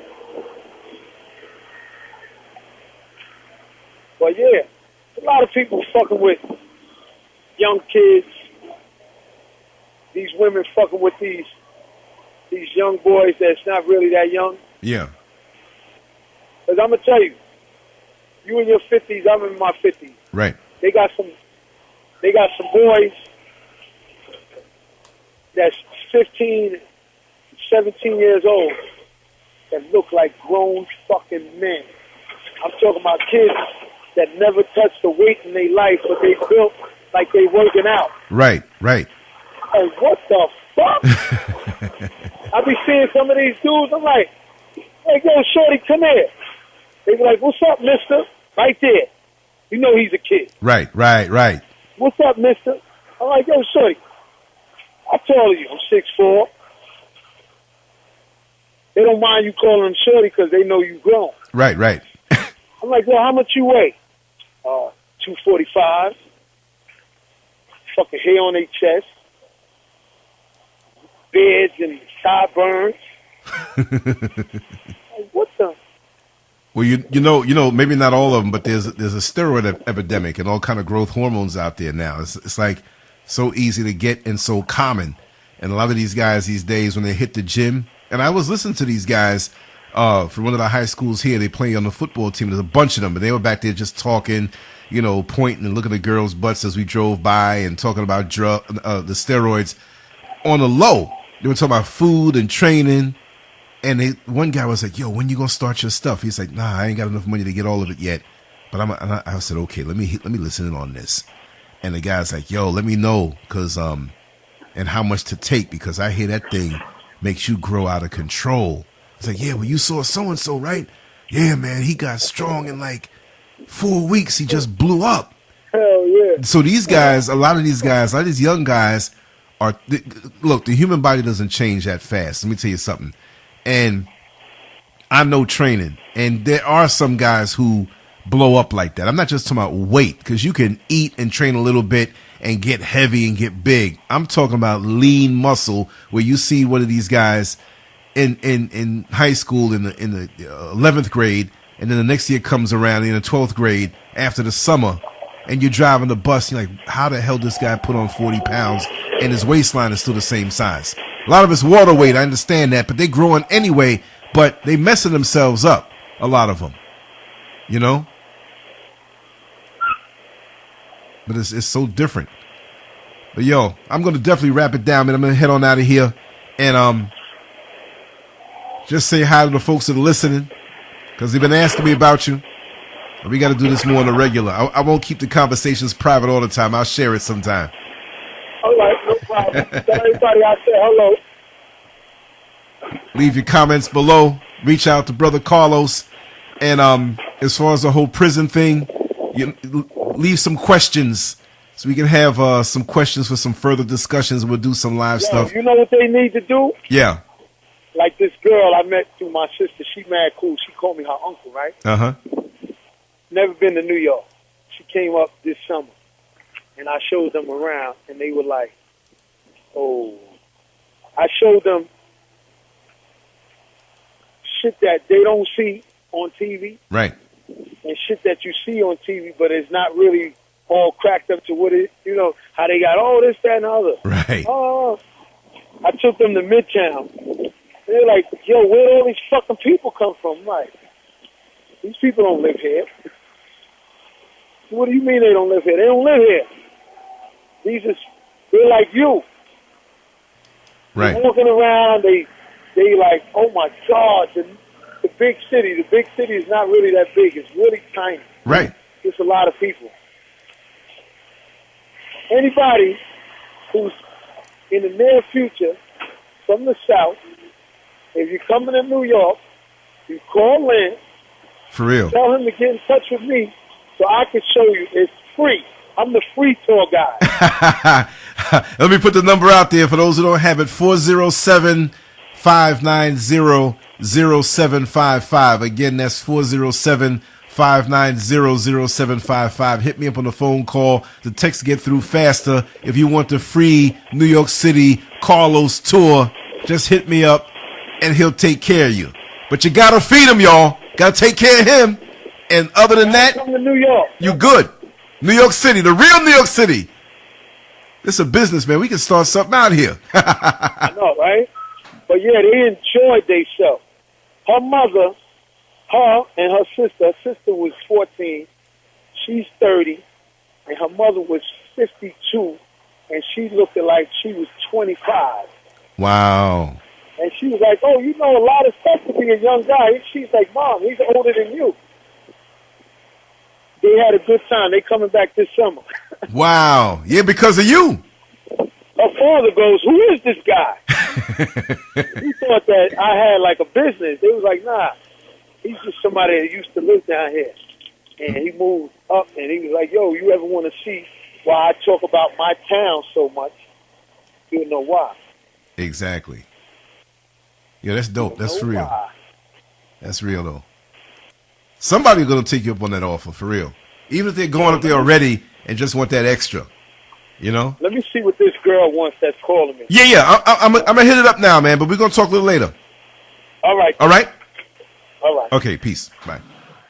Prison situation up in New York. Everybody asking me to ask you, man, so I want to get it out of the horse's mouth. What do you think about that? Tell me the real deal, what you think about how those two dudes got out of daggone, what's the name of the facility again? Clinton Correctional. I mean, you were in there, so you know how they. See now, I came through, but I never locked in that jail. Oh, okay. I never locked in there, but no way you could get out of there. That's the maximum age security spot in New York. So the funny thing, how'd you feel, and what is it like? I mean, a older, not too pretty. Let's just face it. She's an ugly white chick. Over the hill. Never had a pretty day in her life, I don't think. Low self-esteem. You know these guys zeroed in on that. They know how to, they can see it a mile away. Tell me. Let me tell you. I'm going to tell you this. Say, all right, remember when you were bodybuilding back in the day, right? Yeah. If you was in competition and you were 25 and you were in peak condition, mm-hmm. and everybody else that's competing against you is 12 years old, you're always going to win. Hands down. So you look at it like this. I'm going to make sure that I'm always going to place number one because I'm going to go against the competition that's weak. Mm-hmm. Some people are like, I'd rather place number 3 against the big dogs than to be number 1 against a bunch of puppies. Right. Now, when you're in jail, you don't have nothing else to do but to figure out stuff. And day in and day out, after months and years of seeing the same people, you get to figure them out. Like, for example, you on the bus.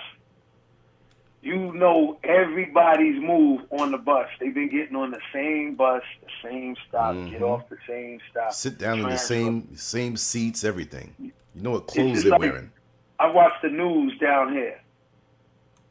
The girl that works on the news, she wears 10 outfits. Monday through Friday, then the next Monday through Friday, and then the next Monday, she'll start the outfits over again. Wow. And you peeped that. Because I'm like, oh, she got the gray dress on today. Oh, she got the black with the light gray trim. Oh, she got the blue one on today. And it's clockwork. It's almost, let me tell you the reason why I said that.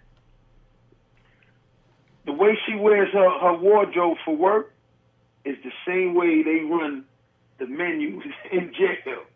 It's like every 2 weeks it repeats. So these guys, all right, let me explain. They got a thing called core craft in New York. Mm-hmm. That's short for correctional craft. There's a lot of shady stuff with that. Each max jail has a core craft, which they call industry. That place, Clinton, mm-hmm. they make clothes. They make clothes for the state. All those green uniforms, that's where they make them at. The green uniforms that the sanitation workers wear, mm-hmm. that's where they come from. Which, to me, doesn't make no sense. Upstate New York is full of green trees, right? It don't make really. I mean, why would they make the prison uniform green? That blends right in if you get out. Asking for it. Now, that woman was one of the people that works in the industry. Yeah. Where they make clothes, and these two guys were industry workers. See, when you work industry, you punch a clock just like a regular job. They make the clothes. A lot of guys that don't have nobody to help on the outside or got a lot of time, they get that job. It makes the days go by, but it also lets you mingle with civilians. It can be male or female. These guys don't care who they target. They can have a male that they could be just cool, like buddy with. Yeah. That could have got them out to jail. But as far as that lady is concerned, after her getting to know these guys, you know, day in, day out for years, months, whatever it is, they saw something in her, and they started speaking to her and trust and believe that one day she probably came in and they probably said, "Oh, miss, what's your name?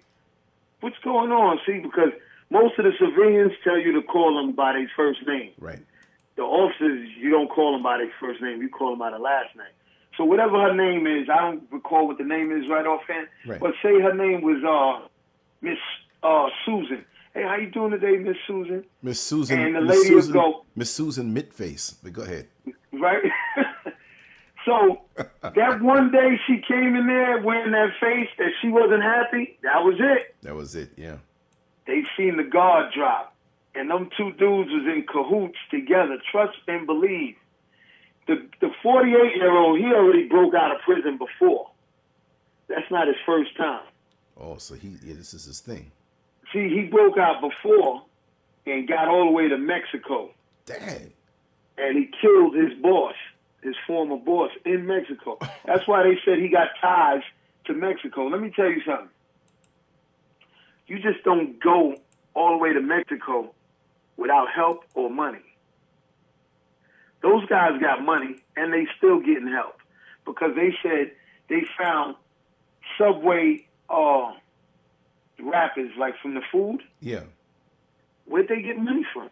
Ah. All the money that they got in their account is in their account. You can't cash that out. Only time you can cash that out is when they releasing you. They'll give you a check, and then they'll take you to the bank in the town, and you cash the check, and they'll put cash in your pocket. Other than that, how these guys surviving out there, today makes 2 weeks. The odds of really finding them is real slim now. Yeah, but it's like they're trying to act strong, like they're trying to act like, one person asked them, they could be anywhere. Well, that's right, they could be anywhere, but you don't even know the kind of tips that we're getting. They had to say that to save face. But it's a wrap. So they're embarrassed, right? And so you think they're doing anything internally to find out who else is involved? Because that woman didn't do all that by herself. Listen. And then they were planning on killing her husband. Right. Because I'm gonna tell you the only reason why I see the plot to kill her husband is the lady was fed up with him. These guys were showing her attention. Mm-hmm. And she was screwing around both of them. So it's like, let me tell you something. You an ugly chick in the street, when you go and work behind those walls, you a Don piece. You got to remember, it's harsh, but you got to remember, you got guys that fuck other men in jail.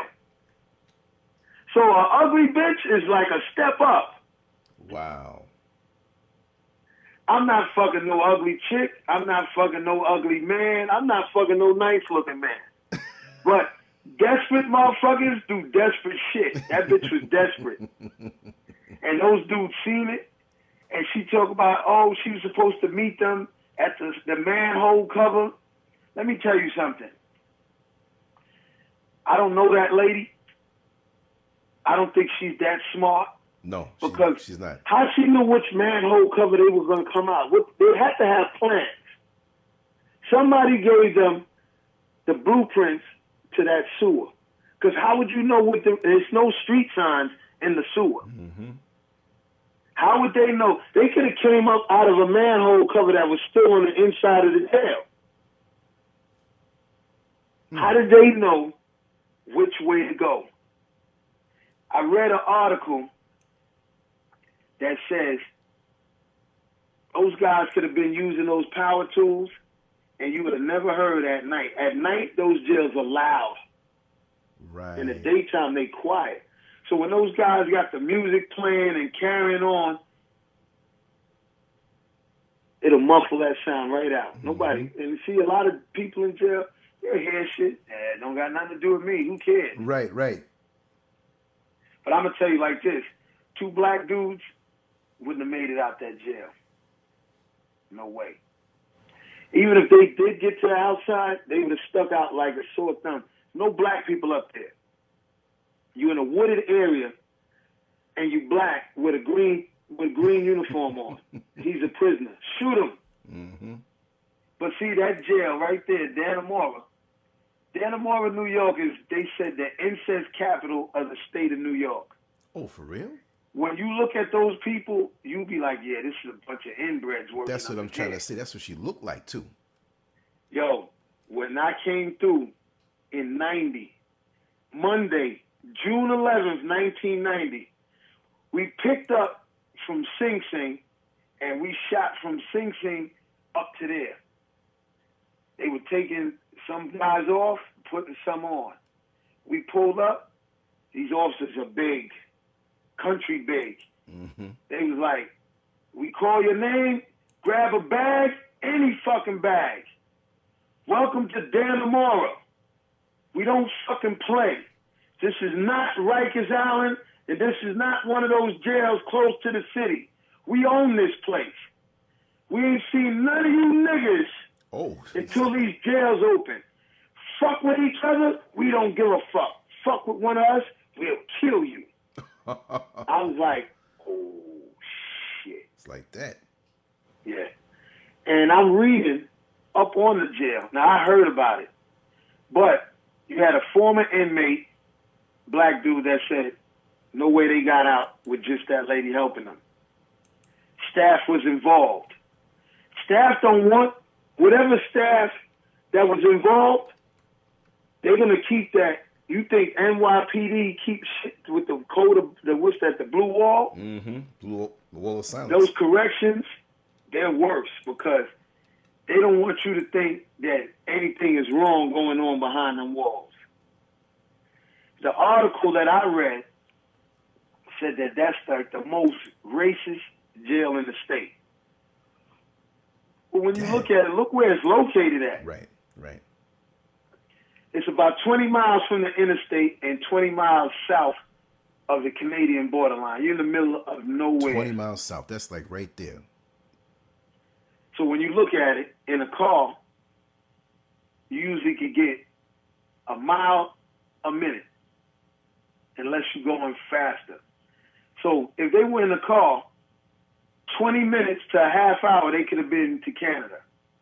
That lady said she didn't pick them up. How do we know that? Mm-hmm. Somebody did. And see, they had such a head start. They had like a 6.5 hour head start. 6.5 hours, if you drove nonstop from there, you could be in Jersey. And that's nobody knows which way they went. That's a wrap after that. They talking about, due to the fact that it was raining and it's been raining a lot, the dogs lost the scent. Well, I watch those TV shows and movies. Once you go through the water, usually the scent is gone. Those guys changed clothes and everything because they were saying that she provided them with, I guess, stuff that would clean them up to the point once they got out that it wouldn't be a scent. They didn't find none of their uniforms. They got footprints, and they got places where they said it looks like somebody was camped out. Mm-hmm. But you late. Know what this investigation is like? When you run up to the corner and the bus is leaving and all you get is that black smoke in your face. Because you got almost 900 law enforcement. Oh, man. And you can't find 2 guys. There's no way you can hide in the woods but that long. A couple people came forward and said, a couple said, they saw these two white guys, but they ain't paid them no mind. It's two white guys. Like I said, if it was two black guys, they wouldn't have made it. Two black guys, hey, what are they doing over here? They'd have called the police, they'd have got their shotgun, and would have held them there until. Mm-hmm. Now, you know the governor is Como, right? Mm-hmm. Now, the father was the governor at one time. They're Italian. They're from Hollis, Queens. They don't see things the way those people up there are like, oh, these guys, they know some of these guys ain't as bad, but these two guys that broke out, these two guys ain't nothing to mess with. Wow. One of them killed a state trooper, and the other one kidnapped the guy, killed him, and then dismembered the body. These are killers. For real. You take time to dismember a body. La la la la. This ain't one of them guys that they arguing on the corner and the guy shoots the guy and kills him. Right. These guys are really killers. And the guy that dismembered the body, he has life with no parole. He'll never see a parole board. He don't got nothing to lose. Right. And she admitted that she messed with one. Now it's that she was intimate with both. Who knows? Just like there's another article that I read that said there's a lot of blind spots in the prison. They said they got guards posted every 100 feet. In between that 100 feet to the next checkpoint, they said they got rooms and doors that civilians and staff can open a door where a lot of sex goes on. And the person who said it, you know, they didn't leave a name. They said it's easier to sleep with a woman in the jail than guys are sleeping with other guys because they got places to hide. For real. Like you walking down the hall and you dip inside a classroom, or they say one of the main places is in the kitchen area where you go into the freezer. Oh man, go in the freezer. Go in the freezer. The freezers are big. I've been in the freezer before. The air is cold, but the booty is warm. I was locked up. You go in that freezer, it'll be a dice game going on back there. Yo, you want to get in? I'm like, nah, I don't shoot dice. And he's looking like, the hell they get this dice from? They rolling dice. They got their cigarettes. They got cookies, candy, stamps. All the money's on the floor. And they rolling dice. And you want to know who else is involved in this shit? Who? The officers. Well, yeah, that's going to happen. They get their money off top. Because they're bored, too. Because they look at it like this, shit. Cigarettes. They be like, look, Officer such and such, we out here gambling. You going to be the lookout. And this is your cut off top. These officers, they be like, shit, I smoke. Why should I pay these high New York prices when I can get it free on the inside? Right. These guys are gambling. You'd be surprised, some people, how many packs of cigarettes they got. They got so many packs that they got them in other people's cells because you can't have, but what's the limit? You limited 50 packs of cigarettes. Mm-hmm. They know if you got 50 packs of cigarettes, you're gambling. Because otherwise, you wouldn't have 50 packs. You'd be smoking them. So they'll give you 50. Another guys will be having thousands of packs of cigarettes all throughout the facility. Wow. So they don't get caught with it. And that's why they say corruption. Shit. There's a price. Right. There's a price for everything. I seen officers sneaking food in. And the prisoners is cooking for them. Oh, you guys really know how to cook. I wish my wife could cook like this. And the inmate would be like, what you want to eat? Oh, I want this. And they give them a list. Bring this in. I remember one time I was in a medium called Fish Scales. This shit was funny. I'm sitting in my cube, and I seen something shady about to go down. I see this officer walks in with a brown shopping bag. A brown shopping bag? What the? He takes the bag and he looks around. He don't see me, I'm looking. And he looks around and then I seen what he was looking at. He takes the bag because it made noise and he put it on the floor outside of the booth he was in. We call it the bubble. He puts it down. I seen this, he's from Albania. I always remember, Muslim guy from Albania. It's like, yeah. He walks, who he knows walks people from around. Albania? But go ahead. I know. He walks around. Hey, how you doing, such and such? And then I heard the bag crumple. He picked up the bag and he walks away. And then he goes in the kitchen. And he motions with his head to this guy named Smitty. This black dude from New Orleans. He's one of them Cajuns. And they go in the kitchen. They close the door. So I get up and I go in the kitchen. And I timed it just right. They emptying out the bag. When I walked in there, they jumped. Hey, oh, what's up, man? I'm like, nothing much. What's going on? Yo, you want some of this? I said, want some of what? He's like, don't say nothing. I said, I ain't gonna say nothing.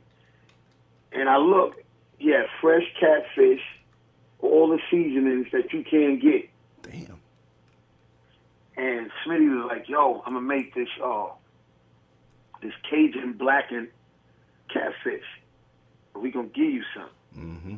I'm like, they gave it to me just to keep me quiet. I wasn't gonna say shit anyway. And yo, he made that shit so only the four of us knew that. The officer and those two dudes and me. It was good. Yeah, it was good. I was like, oh shit, this shit is some good shit. But you see what I'm saying? Yeah. So if he sneaks in the food because that's what he wanted, this chick wanted that attention, and she got so much attention in them few months or years from those two guys that her husband never gave her. Right. Now, as far And as she was getting off. Yeah, as far as putting my job on the line, hell no. So imagine the dudes that were locked up when they were doing her, because they're locked up, and she was the weight of freedom. You know, they were doing all kind of freakishness to her that she probably never had. You ain't lying. That bitch asshole probably looked like mozzarella cheese.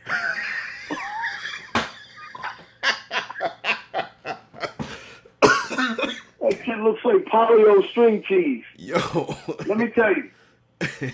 I don't know the lady, but they said she worked there for a numerous amount of years. Mm-hmm. Those ain't the first two guys she messed with. Nah, she been going through them. Because what else she gonna do? You know what I mean?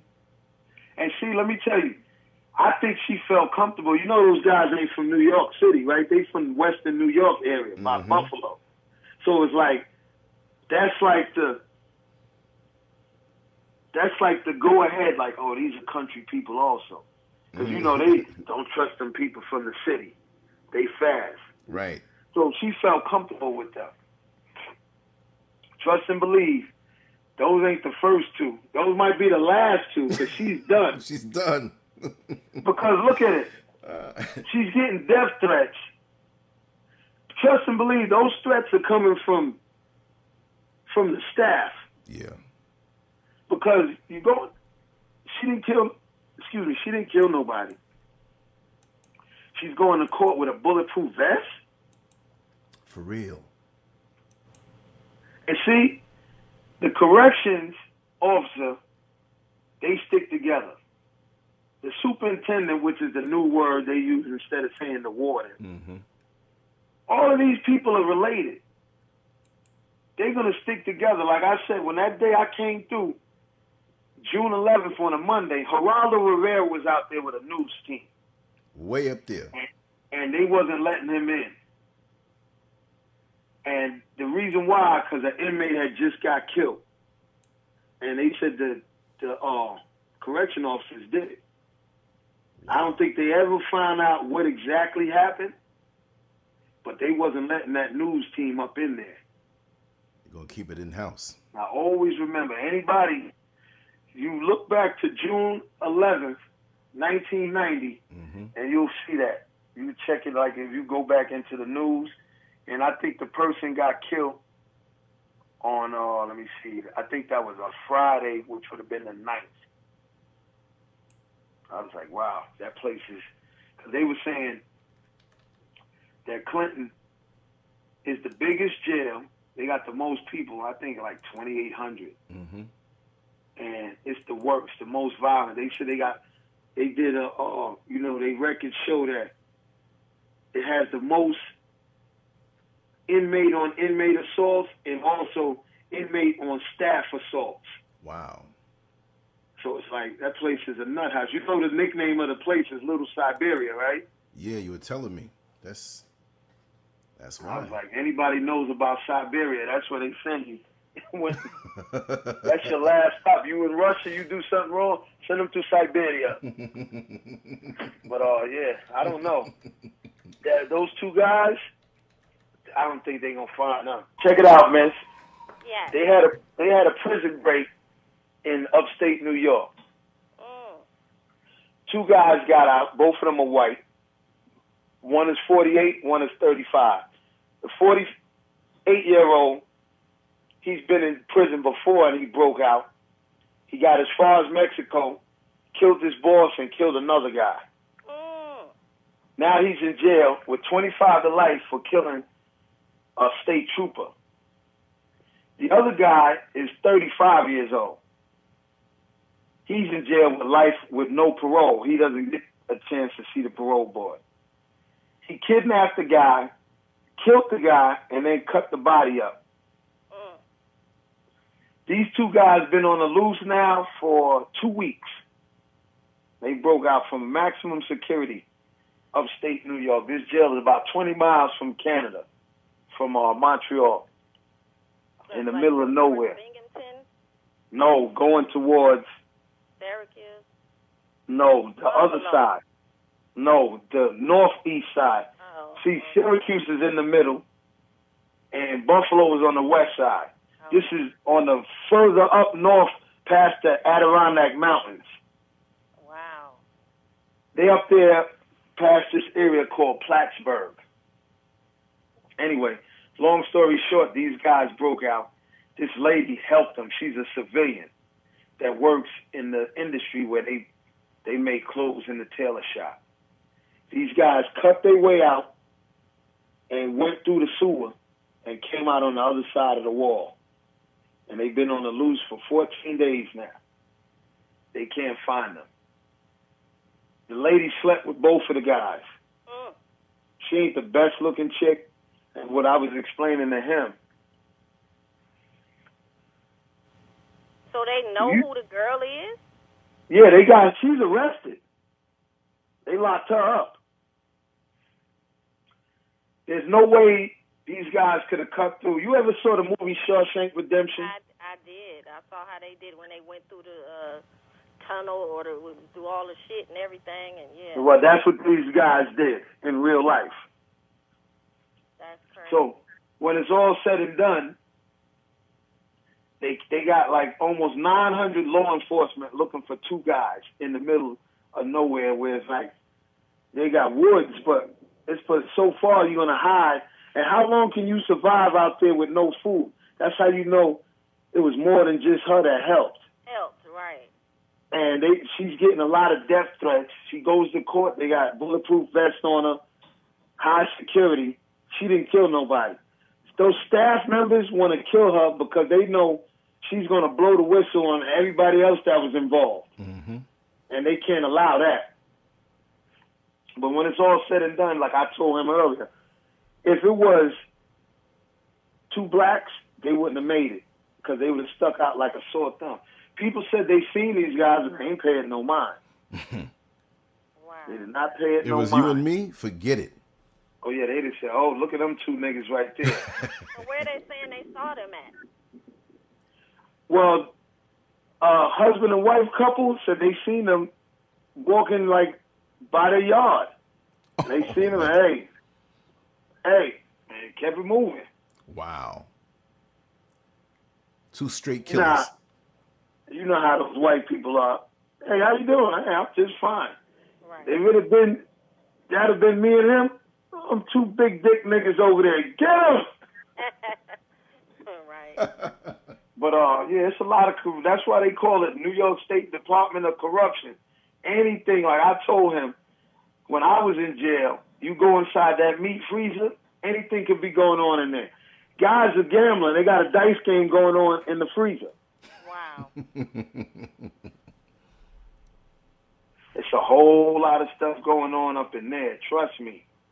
It's just like the street, but nobody knows about it unless you're in there. Yeah. And like a lot of people, you know, they say, oh, what goes on in Vegas stays in Vegas. It's a lot of shit that goes on in there that people don't talk about. I talk about that shit. It's like there's this kid. I know him from this girl that grew up with us. He went to jail June of 81, right before he graduated. This dude was in jail. I think he did 29 years. They finally let him out. But he was fucking around with the homos. All right? You can do what you want to do. But you're not, like they say, on my watch, you're not going to be messing with dudes in jail and then come home and act like nothing happens and you're messing around with chicks. That's why black women is getting a lot of AIDS. And it's not because of the gay dudes in the street. It's the gay dudes that go to jail that don't admit that they halfway gay. For real. Because or you the just don't. niggas that never even went to jail. Right. Because I'm going to tell you like this. You just don't wake up one day and be like, I'm going to sleep with that guy. Right. You have to have that In you. in the back of your head. That's right. I agree. And I blew the whistle on him. And because I don't play that shit. He used to be, let me tell you how funny he was. When I think he thought I knew what he was up to, I used to have him doing all kind of shit. I'm like, yo, I need you to get me seasonings out of the kitchen. I need eggs. I need this. I need potatoes. These are all the stuff you ain't supposed to have. He's like, you know, normally I sell this, but you know, you homeboy. I'm saying to myself, he's saying that because you don't want me to blow your spot up. But I ended up telling the girl, I said, listen, I can't tell you what to do because you used to deal with this dude when you were young. I'm letting you know, just in case, if he gets home before I get home, he fucks with homos. She's like, what? See, because when I first told her the story, I said, yo, let me ask you a question. What would you do if somebody that you grew up with went to jail and they had a lot of time and they started fucking with homos? She was like, you what? I said, whoa, not me. She thought, no. Not me. See, because when I got locked up, I got sentenced to 10 years. I don't do men. I don't fuck with ugly chicks. Right. That's like, I think I told you this before, Lance, me and this guy, we had some words because me and these 2 dreadlocks, 2 Jamaican niggas was hanging out. And we used to watch Maury every morning, 9 o'clock. And these guys were mumbling in the back, oh, the motherfuckers, they think they always want to run shit.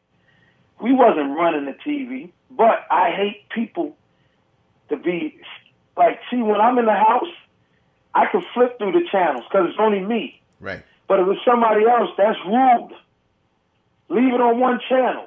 Or if you're going to flip the channel, like, excuse me, you mind if I turn the channel? Right. Go ahead. So we was regulating the TV, you right. And he was like, oh, they just look at these little girls because they had those little bad girls that was out of control. Right. And I heard him say that shit. I said, what you say? I said, are you talking under your breath? I said, first of all, that just happened to be the topic of the day. That's not why we watch it. We watch this every morning. Right. I said, but you know I know about you. He's like, what? I said, I know you in here for fucking first-degree rape, and I know you fuck with homos. So, the next time you see us watching TV and you don't like it, don't say nothing, because I'm going to knock your fucking teeth out. Wow. And he got quiet, telling me no shit about no little girls on TV. I said, because I don't fuck with ugly women, and I damn sure ain't going to fuck with a nice-looking man. Now he's quiet. See, you got to let these dudes see. You got dudes like, yo, man, don't say nothing. Fuck them niggas that want to fuck other niggas. Right. On the law. I hate a liar, period. I'm like, yo, these dudes are fucking crazy. But yeah, I told my friend, and he finally came home. I was already home, though. And he was like, yo, what's up? You know, the first day a nigga come home, he want to go to the last chick that he been with, figuring I could get my nuts off. Uh-huh. So she never fucked with him. He don't know why, but I remember one time, about 2 years ago, she got in touch with me. She was like, yo, he had asked about you. Like, yo, what's up with such and such? Right. So she said, I know how you feel about him. So she said, oh, I don't talk to him no more. He moved to another state. Because if I ever see him, I'm like, yo, man, what's up with that gay shit? Yeah. Because, yo, you know he got married and got a baby now. Oh, my. But yeah. See, now, I got a cousin that, this maybe about 2 years ago. They were down here, and everybody, everybody's happy to see everybody, blah, blah, blah, blah. So my other cousin that's from New York that's down here also in South Carolina, she was like, let's go back to the party. They had a party from Thursday to Sunday. Mm-hmm. So I'm like, all right, so boom, we go over there. My cousin comes back. She's from the Bronx. She goes, oh, you didn't see my husband yet. Let me introduce you to him. He wasn't here yesterday. She brings a dude over. I got a crazy memory. And I'm like, yo, I know this nigga. Anyway, he was a guy that was in a max jail with me that got beat up by a homo. Wow. The homo that beat him up, name is Mike. Fat Mike, but they call him Big Shirley. It's funny. So you got titties. And it's like, and I told, like, yo, that dude fucks with homos. You know, my cousin flipped. Everybody hating on him. This bitch picks up and moves from the Bronx all the way to Binghamton. I said, you know what? I don't mind my business. See, certain shit like that, I got to let you know what's going on. And then you can figure out if you want to still deal with the person. Right. Right. But it's like sometimes women, and I'm going to say New York women is kind of thirsty sometimes because they don't got as much men. Like the ratio of women to men is real big in New York. It's like a few guys, but a lot of women. Then you got a lot of guys that fuck with homos, that's straight up gay. So you really don't got too much to pick from. That's why you got a lot of chicks in New York. I don't care if that's your man. I'm going to fuck him anyway. You can just have him when I'm done. He's like, what the fuck? Like a bottle of ketchup. Yeah, well, fuck it. But, yeah, I blew the spot up on that dude. And my cousin was like, oh, niggas be hating on him. Nigga was fucking a homo and got beat up by this fat motherfucker. I'm like, I don't know. That's on Why her. do you say people be hating on them? Because I guess that's what he said. See, I'm not on Facebook, but another cousin of mine's a guy. He was like, yeah, that bitch-ass nigga was on Facebook talking about it might be true, it might not be true. Why would you say some shit like that? Right. See, let me tell you something. Those niggas that be in jail, you got niggas that do shit for reasons, and you be like, what? Like, let me tell you something. You got dudes that join gangs because they afraid. Right. You got some that join gangs because they want to be the boss to a bunch of other people. You got some that do that because that's like the cool shit to do in their eyes. Now you got guys that fuck with homos so other niggas won't fuck with them. them dudes ain't really trying to fuck with you. See, now, down south, they different. These niggas is backwards. They main shit, yeah. I'm a punk me a nigga. Yeah, I'm a fuck that punk. Why would you want to fuck a dude? Right. Just like a guy told me, this is going to get a little rough right now. A guy said, I was telling him, I said, yo, this girl want me to fuck her in the ass. He was like, that's gay. I'm like, no, it's not. He said, what's the difference between a man's ass and a woman's ass? I said, I wouldn't know because I ain't never been in a man's ass before. But I think if you see the balls hanging, you'll see the difference. Right. Because one is a woman, the other's a man. That's the difference. That's the difference. Some people are like, oh, an asshole is an asshole. Yeah, when you taking a shit, it is. Yeah. I'm like, yeah, people is crazy. Yo, I just want to give a big shout out to Mason Storm. Yeah. I think it's weird. I mean, I've dealt with mostly felons, convicted felons, and I always kept one eye open and thought it was weird when niggas get out of jail and all of a sudden they want to fuck you in your ass and they want head all the time. I mean, I get the head all the time part, but that just seemed like prison routine type shit.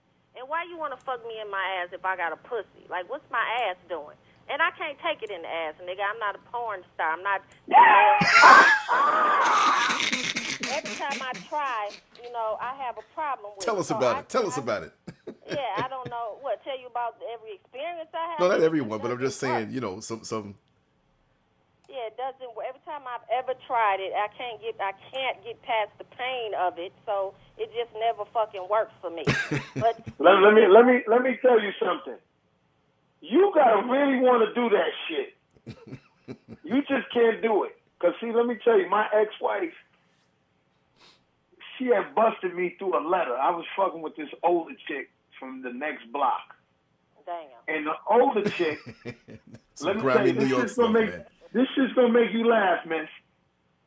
The older chick, I was 23, she was 31. But that's a young chick now. Yeah. We're 52. Right. As a young dude, I never grew a lot of. I'm not a hairy person. I got hair on my face now because I'm older. But me and the chick ended up messing around. I fucked in the car. We went to the airport because we live like 5 minutes from Kennedy Airport. We went in the cargo area. We was fucking, right? She put her feet up on the dashboard. I got my knees on the rug, and you don't see it. I keep the car clean. But those little micro pieces of dirt was sticking in my knees. That shit was hurting. But it's like you getting ready to fuck this older chick that's a bad chick. Right. I'm a kid. So she goes, let me put it in. I'm like, oh, shit. I'm like, damn, that shit is tight. She's like, that's my ass. Wow. Anyway, long story short, I get busted years later when I'm upstate. I'm locked up. The chick is locked up. And it's funny because she used to work in corrections. Then she was living in corrections. But anyway, my girlfriend, which turned out to be my wife later, she was like, why did you fuck with that older chick? And she kept on. She's like, tell me the truth. I said, she let me fuck her in the ass. She was like, well, I'm going to let you do that to me. So I'm like, huh? Anyway, the shit never worked. It just wouldn't go in. See, I asked a lot of questions, and this man on the phone, he asked a lot of questions. You got to ask questions to know shit. That's right. If you want to see, I never made lasagna before. I'm going to ask somebody, and they're going to walk me through it over the phone, and I'm going to make it, and the shit's going to come out good. Because that's how I'm the type of person, I wish I was on a plane, and the fucking pilots both had a heart attack. Because I'm going to be like, I'm going to rub my hands like baby from Cash Money, and I'm like, look, hello? Yeah. Yeah, the pilots are out. I know how to drive a truck. Just walk me through this. I'm going to land that shit. Got to live, man. Right. I'm going to land that bitch. But getting back to that, me and her never did that shit. And I said, nah, I ain't doing that shit. I'm not doing it. Not her. Now, them other chicks, I don't never approach nobody and be like, let me get some ass. That shit just don't come up. Right. Like I'm gonna make an example. I'm gonna call you Mary. I'm walking down the block. I'm like, ooh, nice looking woman. Hey, how you doing? My name is Carlos. What's your name? Oh, I'm Mary. Blah blah blah. Hey, yo, we need to hang out. All right. We start hanging out. Then shit gets a little heated. I just don't come out. I would never come out and be like, oh, you take it in the ass? No. See, but you got women that'll bring that shit up to you. See, now, I'm going to tell you this. This chick had the nerve to tell me, I don't know why she said that shit. See, people will throw a fishing line out and see if you bite. Exactly. She was telling me, oh, I was fucking with this, one of my coworkers. She's a bus driver down here. I ride her bus. She's like, oh, I was fucking with one of my coworkers, this older dude. And I'm like, older? She's like, yeah, he's in his late 50s, maybe early 60s. I said, yeah. She said, yeah, you know, we was doing this, that, and the other. And this nigga wanted me to play with his ass. I'm like, what? So she was like, she said, I was like, yo, what type of freak is this dude? Long story short, you know what this motherfucker did? What did he do? He told her, he was like, hold on, wait a second.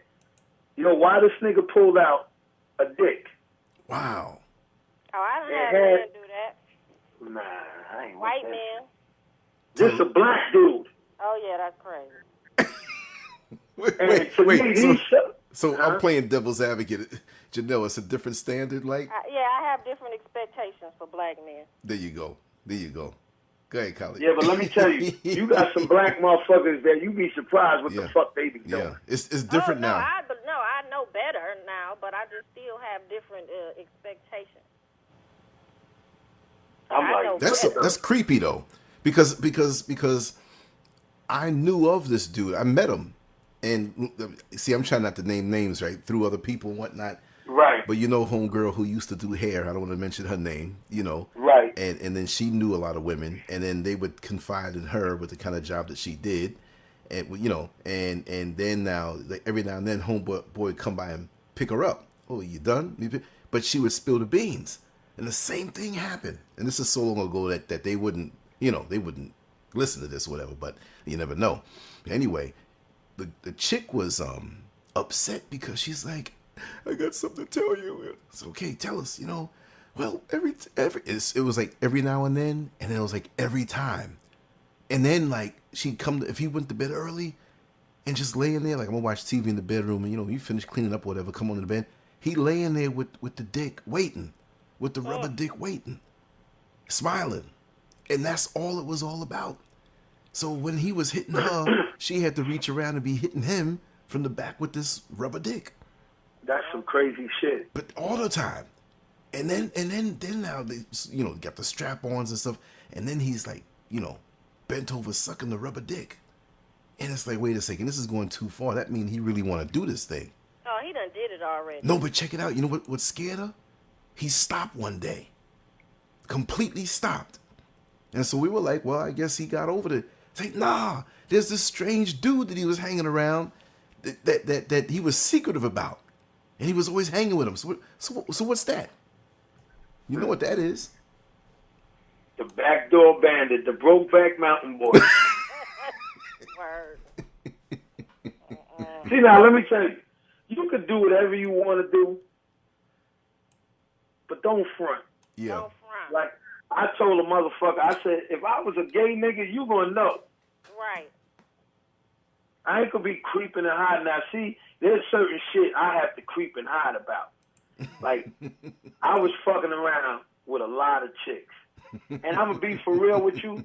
I don't be trying to fuck with these chicks. It's just like me. Shit just, oh shit, there's a $50 bill on the ground. That's the type of person I am. Where'd that come from? I didn't go looking for the 50. This shit was there. I picked it up. Who's gonna pass up the $50? I can use this. Just like I tell people, I said, man, I ain't had no ass until I was 19. They were like, yeah, sure. a couple of friends of mine are like, no wonder you like this the way you are now. I'm like, shut up. See, because I'm going to be for real. If nobody sold drugs, nobody would get high. People will stop selling drugs if nobody bought the drugs. Right. That's how it is with people. People say, oh, you was cheating around. Nobody knows what the fuck I be doing. Because he'll tell you, you'll never see me with a chick. Mm-hmm. I'm real. You'll see me with my wife, but if you see me with a girl, she might be 2 or 3 years older. Somebody kid I got with him. Come on, give me your hand. Let's go. Go into the store. You don't see me with no grown-ass woman. So people be like, damn, what is he up to? They can't figure me out. They can't figure it out. When I went to jail, there's people that believe that they got the wrong person. I was like, oh, I was fighting the case. I finally got out. Yeah, I finally finished doing the time. But yeah, you got a lot of down low people. If you want to be down low and fuck with men, be a man and be straight up. That's right. Straight up. Yeah. Phoenix is big on the down low thing right now. Shit. Man, that's New crazy. York and Atlanta is like the capitals of those two things. No, it ain't. It's down. Phoenix is. You know why I say New York? Because New York got more people. Yeah, but New York got more people that'll say they gay too, or say they like you will hear about it. I'm in a town full of frontin' ass motherfuckers, so everybody gonna lie to the end. Like this is the bum bitch bum nigga capital, but everybody swear they something opposite. Don't nobody do drugs, don't nobody do this. Well, how y'all leading in meth and heroin and all, or how y'all leading in this and that, but don't nobody do nothing. So that's why I'ma say right here. Pound for pound, right? Seen no bitch ass niggas like these, so I know they all taking it in the ass. There was a dude on the bus. I lived in Atlanta, and I just left New York. I was there 17 years, so I know this is a different type of nigga right here. You got to come down here to see it. Hold on, where you used to live at in New York? Brooklyn, and then I moved to Long Island the last 3 years I was there. I was in Bayshore and then Central Islip, but Brooklyn mostly. Oh, okay. Oh, yes. I lived in Queens a little bit. What part of Queens? That's our town right there, Queens. Rosedale. I lived in Queens Village. All right. Rosedale. I lived in Rosedale before I moved down here. I hate moves. This is the worst move I ever did in my life. I had more fun in prison than fucking South Carolina. These are the most backwardest, uneducated, slave-minded niggas I ever ran into. Arizona, Phoenix. They don't even know we free yet, my nigga. They don't know we free, goddammit. I feel like Ed McMahon or Johnny Carson. All I'm doing is back here is just cracking up. At least they go to work in South Carolina. These motherfuckers don't even work down here and be talking shit. Oh, damn. These niggas down here is some slaves for real. It's hot. I know Phoenix is hot. I'm not used to the heat. Like I told him earlier, I was going to fuck this dude up because he said I tried to run him over with the truck. I said, I didn't see you. I apologize. But the way he ran up on me, and I wanted him to fight. I told him, I said, yo, you dumb South Carolina country-ass slave nigga. I'm from New York. I will kick your fucking teeth out. I said, you know what? Suck my dick. When you tell another nigga to suck your dick, he's supposed to fight you. Yeah. Automatic. Yeah. Even if you know he's going to lose, he's supposed to man up and be like, yo, you can't do that. I mean, see, but let me tell you about these South Carolina niggas. They be talking that gangster shit, and you do something to them, they calling the cops on you quick. That's crazy. My nigga, they call cops on bitches down. I had a nigga to go get an order of protection. He's 6'2" and thick, and went and got order of protection again. And he was fucking with me. Oh man. I'm telling you, you got to come down here. You gonna apologize to all them niggas in South Carolina for even thinking they was bitches. We got to take a trip over there, for real. These is like the ugliest motherfuckers. I'm going to be for real. I'm black. And I love the black people, but I hate dumb black motherfuckers. These motherfuckers, I don't know what it is with this area, but these niggas, you ready? This shit going to make you laugh. Let me ask you a question. You got on underwear right now? Me? Yes. Yes, I'm sitting in panties and a shirt. Lord All have right. mercy. Go on. I don't mean to be bossy. Go put on 2 more pairs of panties, because what I'm going to say is going to knock your drawers off. Oh, shit. Let me tell you, you ever see the old Planet of the Apes movie? Yes, so they look like Cornelius. They look, you ain't fucking lying, and fucking Urko, that head gorilla. And they walk, let me tell you, they're built like that. They real top heavy, wide, and I'm talking about women too. They black as hell, and they walk with their heads down like, you can't, I'm like, yo, pick your head up. See, in New York, the only time I walk with my head down, I don't want to step in dog shit. Right. Other than that, I was taught to walk with your head up. That's right. There's this chick. You gotta come here. I'm telling you, just from what you saying, these bitches and these niggas got them motherfuckers beat. These is some flip-flop store, what's that beauty supply store leggings wearing? I mean, cheap weave wearing. Oh my God, everything. These bitches is bums for real. They live their entire life on welfare. There's this bitch, and I'm going to call her a bitch, because she be at this fucking bus terminal drinking. I'm not a drinker. But if you drink in the heat, that fucks you up. Big time. For real. This bitch, let me tell you, this bitch be wearing flip-flops in the street where the back of your heels be dirty. Or crusty and shit. Now listen, I'm gonna get even deeper. She's really dark. This bitch is like Alabama black. Why does bitch be wearing a do-rag with a baseball hat? Oh man. And she sees me every day. I don't speak to her. And she gonna keep on speaking. A friend of mine said, "Oh, you talking about Jessica? That bitch been in jail a couple of times." See, I'm not promoting jail, but I don't respect them niggas that go to jail for 30 days. And, Right. oh, I got 90 days to do. Wow. Right. I got over 3,400 days in jail. Shut up. Mm-hmm. This bitch be out there drinking. And you know what pisses me off? That I can get up every morning. It's a lot of times I don't want to get up. Right. And But I have to. Nobody is going to do shit for me. Like I told a friend of mine. She's like, oh, I suck dick good and my pussy is tight. You and a whole bunch of other people. Right. I said, but what do you have? You don't got no car. You don't got your own place.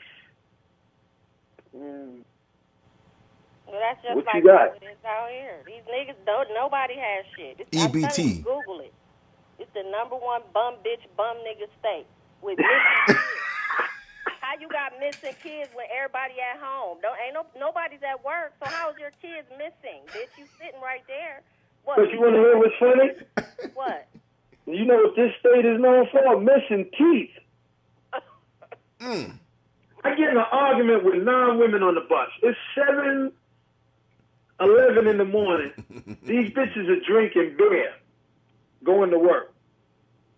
And she called me boy for the last time. I said, didn't I tell you? I'm from up north. We don't use that word. And she they like, call you nigga down here to white people to your face. Oh Nigga. man. See, that's some problems. Well, they don't call me that, but to everybody else they call nigga. yeah. I would do just like this. Like I told this cop when I got locked up in '98, he was talking mad shit. Yeah, you going to jail, you going to Attica. I said, first of all, ain't nobody scared of no fucking Attica. When it's all said and done, you got kids? He said, yeah, I got a son and a daughter. My daughter is 11 and my son is 8. I said, yeah, I'm going away for a while. But I said, I'm going to tell you what's going to happen. When I come home, years later, you're going to come home from work, and you're going to see me sitting in the living room, because I fuck with your daughter now. She's grown. She's going to like this big black nigga dick that I got. Oh, this motherfucker turned purple. You motherfucker! I said, shut the fuck up. You want to do something? Stop the car and take the handcuffs off. I weigh 285 fucking pounds. I will bust your shit. He was tight. Tight. Fuck you. You know what's the most scariest shit that a white guy is afraid of? A nigga's dick. Exactly. They know that dick. I thought it was a nigga, period. No, it's the dick. Because you can have money, and they'll be like, so what, he has money. I got money. But that dick, because they think every nigga dick is mad big. Me, I got a 75-inch dick. They call it the flat screen. That's how I walk. I'm like, yeah, you don't know. Got a big dick. That makes them scared. Oh my God, he's gonna put that in my wife, my mother, and my daughter. But I'm fucking my daughter anyway, so whatever. Up in Canada, right? Oh boy. Yeah, these motherfuckers. I was like, oh God. So there's a lot of jobs down there? That's a lot of jobs for people like you and me. These niggas ain't equipped to get these jobs. These guys be like, how'd you get the truck job? Duh, I got a fucking CDL, jackass. Right. Right. And that's how You want to know why a lot of people don't have driving jobs? They can't pass the urine. They always come up dirty. I don't get high. This is nothing for me. They be like, yo, how long you been driving? 31 years. Huh? How old are you? I'm like, 51. For real? I be looking like, see what happens when you don't drink moonshine every day? moonshine, good Lord. Yo, they be drinking that shit. And I'm going to tell you one thing about these people. They really nice, but they dumb.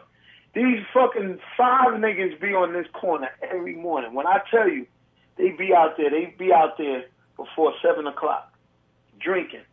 So one day, I pull up in the truck, and the guy goes, hey, what's going on, Bubba? I'm like, what's up, man? He's like, yo, could I ask you something? I said, whatever you're going to ask me, I heard 20 years ago in New York, but go ahead. He was like, he looks around, and he pulls 2 shopping bags. I don't know where he got the shopping bags from. And he had steaks in them. He said, yo, you want to buy some steaks? I said, buy some steaks. I said, yo, check this out. Even if I was going to buy the steak, where am I going to put it? I'm going to be riding around in the truck all day with steak?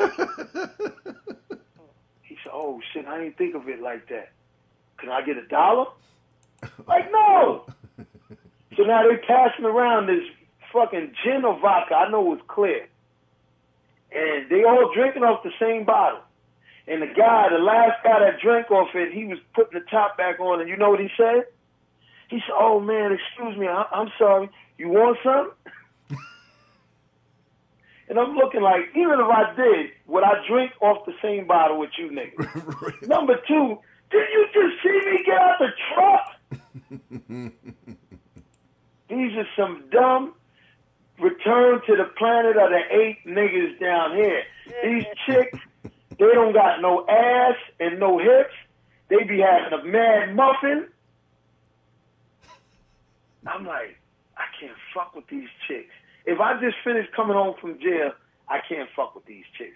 And know what people say? Oh, you being too picky. I have the right to be picky. Right. I'm 51. I don't look 51. I have no kids. And I got a good paying job. So I'm going to do and pick and choose. I said, yo, I'm from a place where, don't get it wrong, New York is going to have the most ugliest people. You know why? Because we got the most people. So if we got 500,000 ugly people out of about 10 million, that's not really a lot. But where I live at down here, they only got 120,000 people, period. See what I'm saying? Exactly. And out of that 120, about 70% is ugly. And they walk around like they look good. See now, I seen some girls with nice shapes, but then they look like Conan in the face. Then I seen some real pretty ones. but they bony as hell.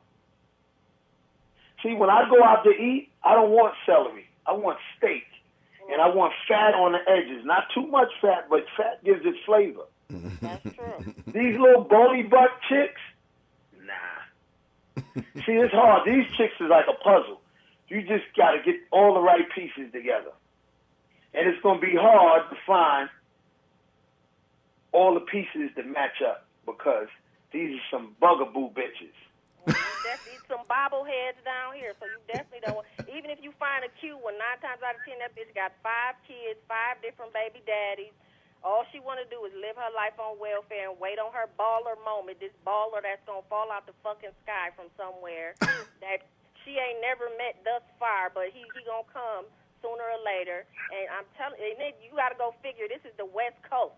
Everywhere else, Vegas, L.A., everybody in shape, looking good, taking care. How are you motherfuckers in the middle and y'all fat, sloppy, don't nobody have a job, everybody shitty?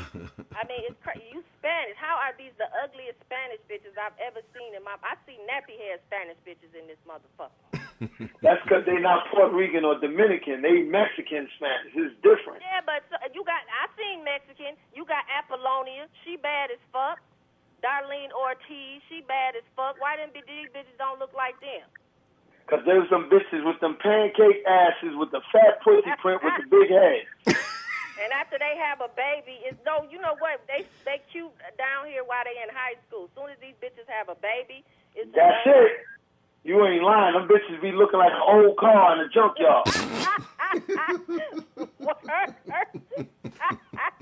With the junkyard dog pissing on it. You ain't lying, because you be seeing these little Spanish chicks, they be like, oh, she's pretty. She got a nice shape. She probably about 17, 18. 3 years later, like in the Scarface movie, 3 years later, you be like, oh, damn. Right. That bitch these bitches be looking 3 years later, they be looking like the Amtrak when that shit fell off the track in Philly. Oh, shit. That shit looked like a bunch of sardine cans that was open. I was like, well, it be 2 weeks later down here. You see that bitch 2 weeks later. You be like, what the fuck? That's quick. This bitch looked like one of Prince ex-hoes last week.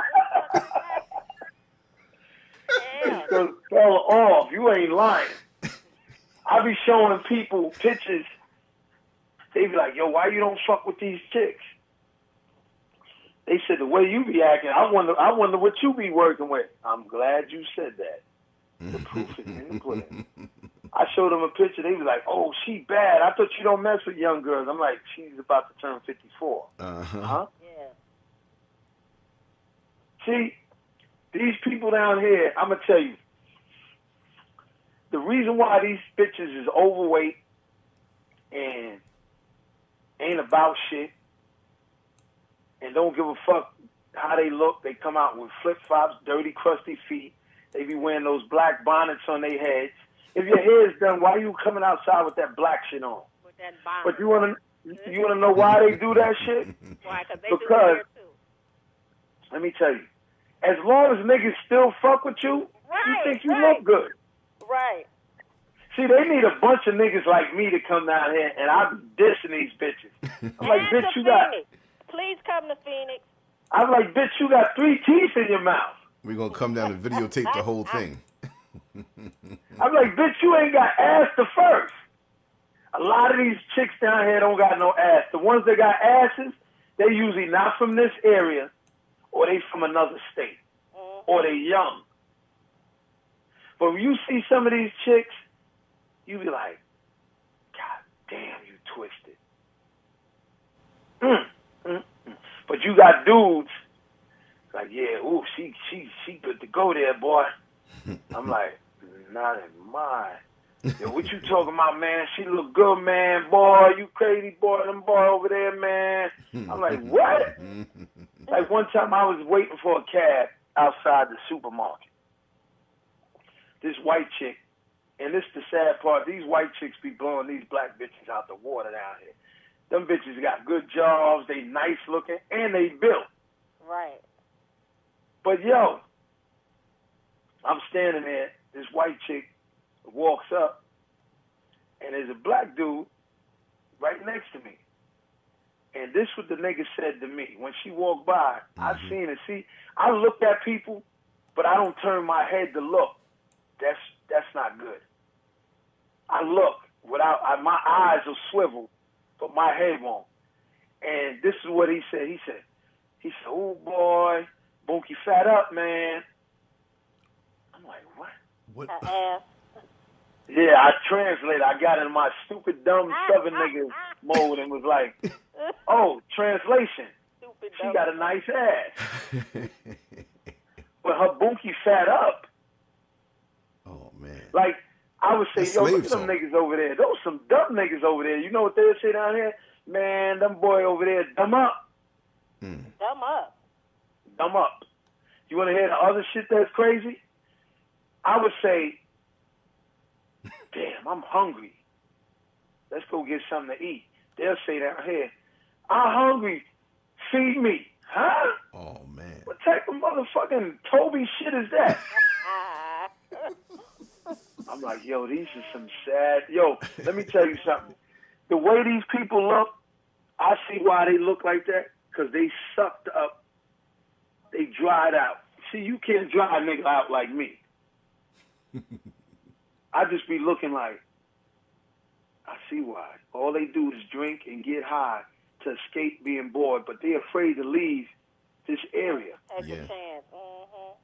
There ain't no How it is confidence. here. Anyway, say the any word- place you drop us, we gonna make it.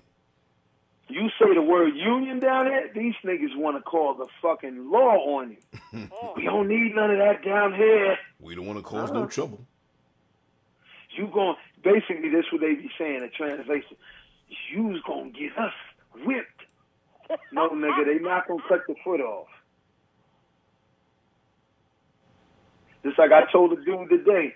When I told him I will fuck you up, he ran to the white guys, you see? And when the white guy came, I said, don't take it the wrong way. Don't take it personal. But when you fucking practice, say something, these niggas down here don't say nothing. That's I'm how from they New is York. here. I'm That's from right. New York City, and we ain't afraid of y'all white people. Right. Right. And he was looking like, I don't believe he said it, but he's being truthful. They don't like niggas like me. I'm one of them big dick niggas that walk out and be like, see, this is a big dick. And then I put it back, and they be like, that's all they need. Now they know, oh, that's that big dick nigga. We don't want him around here. He got a big dick. That's how they look at you. Oh, big dick troublemaking nigga. He gonna get us little slave dick niggas in trouble. Exactly. I be saying to myself, don't worry about it. I don't want none of your pickings. These ragamuffin bitches down here. Whoa, you gotta come here, I'm telling you. They even Soon get as the light-skinned bitches. Oh, my goodness. I don't care how ugly, raggedy, fat you is. As long as you light-skinned, these bitches think they the top of the line. Top of the line. Bitch, you broke and raggedy. All you are is a bum bitch. You ain't no bad bitch. You ain't no nothing else bitch. You a bum bitch. That's it. That's all. I'm going to pull up on the block in Phoenix and be like, okay, who wants to get fucked in the ass? New York is in the fucking building. Oh, they gonna love you. No, what's bad is half the dudes will come out. Who are you? We'll do it. Like, oh God. Right, I'm right. like, yeah. They come I'd out. be like, bend over. I got an Abner Louima for your ass. With they cute ass. The niggas is cute down here, but they won't. If a bitch don't have an EBT card, forget it. They ain't fucking with you. You don't have no food stamps, bitch. I don't care how good your job is, what money you got. No, that's comfort. That EBT card is comfort, for real. Yo, let me tell you what's so crazy about down here with these chicks. You know what they do? What? A chick, because this happened to me, and I was like, what just happened? I met this chick at the truck stop. She was the manager, and I used to always get the diesel fuel from there. So one day, she caught me looking in the window. I'm like, this girl got her ass on her, my type of ass. And she was a pretty chick, too. She didn't fit the description for these chicks down here. Except for the kids. She had 3 kids. She had 2 sons by one dude, and then she had a daughter by another dude, and you know where he was at. jail. Uh-huh. So anyway, when it was all said and done, me and her got cool, and she was feeling me because she was like, yo, where you from? I'm like, New York. And when I said it, this is what she heard.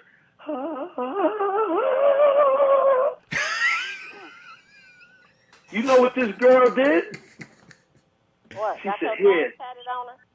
No, she said, here, take this. She gave me the keys to her house. That's She how they said, is yo. out here. Yeah, they give you the key. I was like, miss. You know that's ownership. It's like, Yeah, that's how I'm they like- do you, just like that down here. If they got a house. I'm like, miss, you don't know me like that. No, you all right. You can go over there whenever you want. I'm like, yo, I could be a fucking child molester. Oh, I know you're not. You don't know that. You just can't look. See, I've been in jail with some fucking people. And you got people that say, oh, yeah. Like in the street, you'll be like, yeah, he looks like a rapist. But when you go to jail, you can't look and see who the rapist is. right. Right. You got guys that in the streets, you be like, he looks like a rapist. And you know what this dude to be in jail for? Drunk and driving. Mm-hmm. And then the guy that you think is in there for being a fucking cop killer, he's a child molester. Right. So you can't look and be like, oh, he got the look.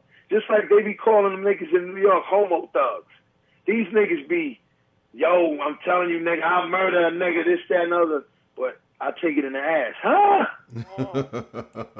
Right. He's like, this what I want you to do. We're going to do a drive-by. While you fucking me in the ass, I'm going to shoot up the block. I'm like, yo, this shit is fucking crazy. Homo thugs. Yeah, homo thugs. Like, let me tell you, They this dude, thugs. They not even thugs here. They just fucking homos on the low. Ain't nothing. I'll take these niggas. I don't even need backup. That's just how they are down here. So at least they thugs in New York. At least Mr. C was owning it. These motherfuckers just some straight up pink lip gloss wearing niggas. Krispy Kreme donut ass niggas, for real. oh, Lord. Hey, Mr. C, he said he never fucked the guy. He only got his dick sucked. Yeah, I heard. Different. That's still homo. Exactly. The definition of homo is sex with the same person. Right. Right. Same sex, yeah. Uh-huh. I don't know. I don't fucking know.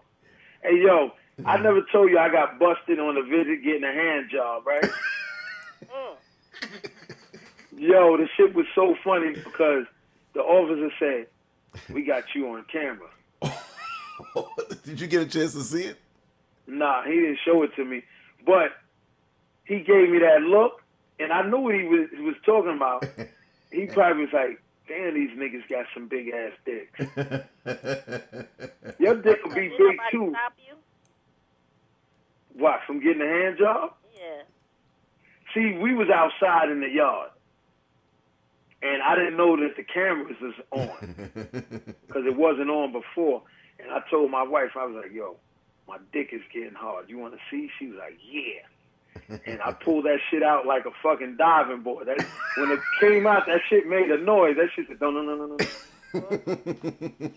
I was like, go and rub on that shit. And that shit, the shit was so, see, jail hard is different from street hard. Right. Because in jail, you can't get none. So that shit, the veins be popping up. Like, it's like the nigga neck was like, argh. It's like Popeye when he gets the spinach. And see, the next, look, I'm going to tell you what to do, miss. The next time you with a dude and he's hard, you look at the head.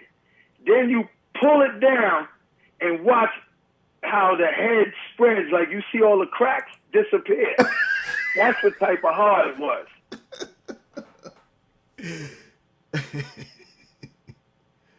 It was like, Jail you're hard. going to the box. I was like, I Damn, don't I want care. to go to jail. You get more than you get out there in Arizona. Oh, I ain't getting nothing in there. Don't nobody want. I would might as well be gay and get the hardest bitch out here. Don't nobody want to fuck these Fruit Loop ass niggas. See, let me tell you what's the difference when you go to a place that's fucked up. A good-looking person and a person that's about something looks like a fucked up person because everybody else is fucked up. Right. Right. Right. Oh my God. We in the same state, goddammit. See, like, let me tell you about being in jail. Certain people say, yo, I didn't know you was smart like that. Why do you be acting stupid? Everybody else is. I said, do you really think that it's going to make sense that I'm going to tell these dudes certain things and then they all not going to believe me? Because if you got 3 smart people and you got 22 dummies, the dummies going to overrule. They be like, he don't know what he's talking about. Because they never been there. That's right. See, like these people down here, they don't have high buildings. So when you tell them, they be like, how many floors was in the World Trade? I be like, 110. Why? 110? Now they stuck. They can't figure 110 when none of these buildings down here might go past 10 floors. They was like, why is it always lit up in New York? Don't be styling up there. I said, not to be truthful with you, let me explain to you why the buildings and the bridges stay lit. They was like, we want to hear this. I said, we got 3 major airports, Newark and 2 in New York. If you was to cut all the lights off on the buildings and the bridges, the planes would crash into them. Right. They was like, huh? I'm like, you can't understand because you don't got tall buildings. All right. But imagine you coming to LaGuardia and the Triborough, the Throg's Neck, and G-Dub and the Whitestone ain't lit up. They gonna crash. Plane crashes like, what? Every day. They were like, I never thought of it like that. They was telling me one time, the bus is crowded. I said, let me show you a picture. And you go, right.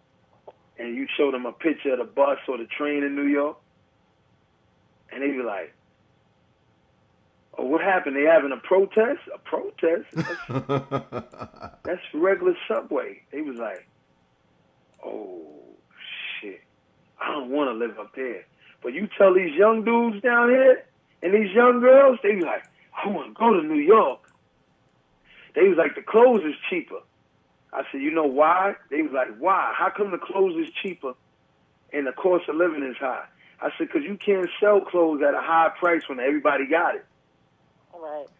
Due to the fact that it's a lot of people. See, down here, they'll want, I'm just making numbers up. Pair of jeans, $100. These people can't afford $100 jeans. Right. Them same jeans in New York will be $50. They be like, how they going to make money selling the jeans for $50? Because they're going to sell 200 pairs that day. That's and right. Down here, they're going to sell 3 pairs. Who makes more money? Right. He was like, I never thought of it like that. See, there's another thing I found out about South Carolina. Number 1 in domestic violence. These niggas will beat a bitch ass. Now, the way that some of these chicks look, I would be beating their ass too. What you hitting me for, bitch? You ugly. What's that bag for? You gonna put a bag over my head while we having sex? Hell no, I would never disrespect you like that. I'm putting the shit over my head so I don't got to look in your face. Shit, bitch, yo, this don't even got holes in the bag. Let me throw this shit on. I'm thinking about somebody else. Good Lord. And you got a mask on because they probably stink.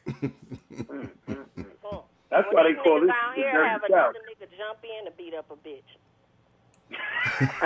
I'm going through some shit right now. It's another nigga jumping in another nigga shit to go against me. So at least only one nigga beat up a bitch down there.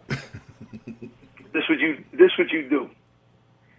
Next time somebody get in your face, you be like, oh, no, look. they're not going to get in my face. My Jamaican niggas from New York down here, they're not going to get in my Oh, Lord, see? Because I was getting ready to say, you tell them you got 2 cousins that just freshly got out. And they here. They go back and forth. These niggas live in Kingston for real, but they go back and forth to Queens, to Kingston, they here. Doing what they do. And they see, the people done bear witness to these niggas, so they know what it is. Oh, scared ass fucking out of New York, man. Anybody that don't live in the 4 boroughs, because I don't count Staten Island, the 4 boroughs, we seen it all. Right. Yeah. So people be like, yo, why you be hating it down here so much? I'm like, if you lived where I live, you understand. We could be standing on the corner and have a good old time and not spend $1. Right. For real. These niggas down here, they could have $2,000 and still won't have fun. For real. All they do is drink. It's fucked up that dude shot that church up, which ain't far from here. Yeah, because you're in charge. They said he went in the service, was praying with him, and then after they finished the prayer, he fucking shot their ass. But you know what pisses me off? Mm-hmm. These black people in the South spend too much time in church and not doing other shit. They'll be in church, and then you see the white people fixing up their house. These people spending up money they don't have being in church. The pastor ain't shit. Right. He's fucking everybody in the congregation. He riding around in a nice car. And you know, church is cool, but they be pushing that church shit on you. And it's fucked up that dude killed them people in the church. But let me tell you something. If you wanted to kill a bunch of niggas in the South, go to the church. They're there. They be in there religiously, and then they come at you, you need to go to church. I said, listen, I'm not going to church. I said, because the shit I do, I own up to it. I'm not going to be doing that shit on Friday and Saturday, then go to church on Sunday fronting. Right. You know you fucked that girl. You know that girl wasn't 18. But then you go into church talking about, oh, this, that, and the other. I'm saved. No, you're not, nigga. Mm-hmm. You worse than me because you fronting like you don't do shit. I know I be doing shit. Blasphemy. Oh, y'all people from New York curse a lot. Y'all don't never say yes, ma'am, and yes, sir. You motherfucking right. I ain't in the army. Word. You notice a lot of Southern people go into the armed forces? Yeah, I noticed that. They go because that's a way to get out of their town. They don't have enough money or enough sense. I'm not going to come back with a drug habit with a missing leg. No way. Right. That's all that happens. And then you homeless, and then now you can't stay with your wife and kids because any little noise, you fucking shell shocked. Nah, I'm good. See, you go to jail, you come home, you don't be shell shocked. You be like, jail is the same as street, but you locked up. You can basically do whatever the fuck you want to do in there, depending on who you are and who you know and how much money you got. Mm-hmm. I need this, I need this, I need that. I went to one spot, I said, yo, who the fuck I need to see up in here? They were like, what you want? I'm like, yo, I need some food. Yo, see that dude, Charlie. He's from Queens, too. I meet up with the dude. He's related to Run DMC. He's the plumber. He said, what you need? I need raw potatoes. I need cooking oil. I need flour. I need my hot pot adjusted so that I can fry in it. Take the thermostat out of it. I got you. I come back. I'm like, yo, did you get that stuff? He said, it's already in your cell. Wow. Quick. I said, ain't nothing in my cell. He said, you ain't look under the bed. I said, oh, shit. I said, wait a minute. How the fuck you get in my cell? He said, I'm the plumber. I told him that cell had a leak on the faucet, so they opened the cell. I said, and how'd you get the stuff? He said, see this little work wagon I got? I got a dummy floor in it. He opens, you see nothing but tools, then he picks that up, and it's hollowed out in the bottom. I said, oh, shit. He been doing it. Only in New York. Like these dummies down here, they be like, yeah, man, we got cell phones when we be locked up. I said, niggas had cell phones in New York back in 2000. Be for real. Y'all niggas is always going to be behind us. And know what else they hate when I tell them this? I say, yo, in the United States, you know what's the smartest area of the United States? They be like, nah, tell me. Northeast. Mm-hmm. I'm not saying it because I'm from the Northeast. I'm just saying it. Listen. Well, we're all the law. West Coast, that's for damn sure. No, but the West Coast is faster than the Southeast. Yeah. The Southeast is the dumbest. Mm-hmm. And Phoenix is number 2. See, let me tell you. See, Phoenix is Southwest. But let me tell you. Harvard, Yale, all those good schools for law, they're in the Northeast. Right. Columbia. See what I'm saying? The Southeast, these schools is made for people to become athletes. That's it. Wow. These niggas be knowing I'm going to groom my kid to go to play pro ball. That's why a lot of pro sport athletes, when they done, they be fucked up. They ain't manage their money. See, everybody ain't Magic Johnson. Mm-hmm. You got dudes, you be like, damn, this nigga was making $18 million a year for the last 12 years, and he's broke? Nah. Right. No way. Northeast is ahead. Southeast, out of the 4 corners of the U.S., is the dumbest, the slowest. Mm-hmm. And see, because it's the slave area. See, over where you at, they just got that slave mentality, but they ain't got no slaves. Yes, Okay, because this was one of the last places built, if I'm saying it right. So they are behind. They just as behind as South Carolina. They dumb as fuck down here. That's why if you go to like L.A. and Vegas, it's totally different. It's night and day. When they're both, all of them are on the West Coast, but Phoenix is just they retarded over here. I mean, literally retarded. See, Phoenix, to my understanding, Phoenix was the type of place where people go to retire but didn't want to be around black people. Yeah, the white people here don't like black people, but the black people here, they don't stand up and fight. They don't stand for nothing. These niggas in the studio all day, don't have no, they don't, everybody think they're going to be a rapper. These niggas 50 in the studio. It's crazy. Yeah, but look, check this out. Like this. You ready? I'm ready. Who came out of just the state of Arizona on the rap tip anyway? Can you name one? Nobody. You ever heard a rapper out of South Carolina? No. All right. But that's all they do is listen to South Carolina rap. And I'm like, I could rhyme better than these niggas. L.A., Houston, I put it this way. California got rappers. Texas, Louisiana, Georgia, Virginia, North Carolina, Florida. But the main spot is New York. New York. Mm-hmm. But these people down here, they hate New York rap. Why? How could you hate New York? Because you hate shit that you can't be. Right, that's true. There you go. If I was a nigga that couldn't read and write, I would hate everybody that knew how to read and write. I'm like, I hate that nigga. Instead of them trying to learn how to read and write, I just hate that nigga. Right. And they know why, but they're going to be in denial about it. See, I got a sister that's fat and out of shape. She's a bum bitch. She hates chicks that look good. Mm-hmm. I don't know what you look like, miss, but I'm going to tell you. I'm sexy. All right. If my sister seen you, yeah, she got it going on. She'll frown up her face like she's smelling garbage truck juice. Oh, I don't like her. Why? I just don't like her. And then you know why, because she looks at you and her ain't in the. She looks at you as the competition, and you look at her like we're not even like. You remember that movie, The Warriors, which was on the other day?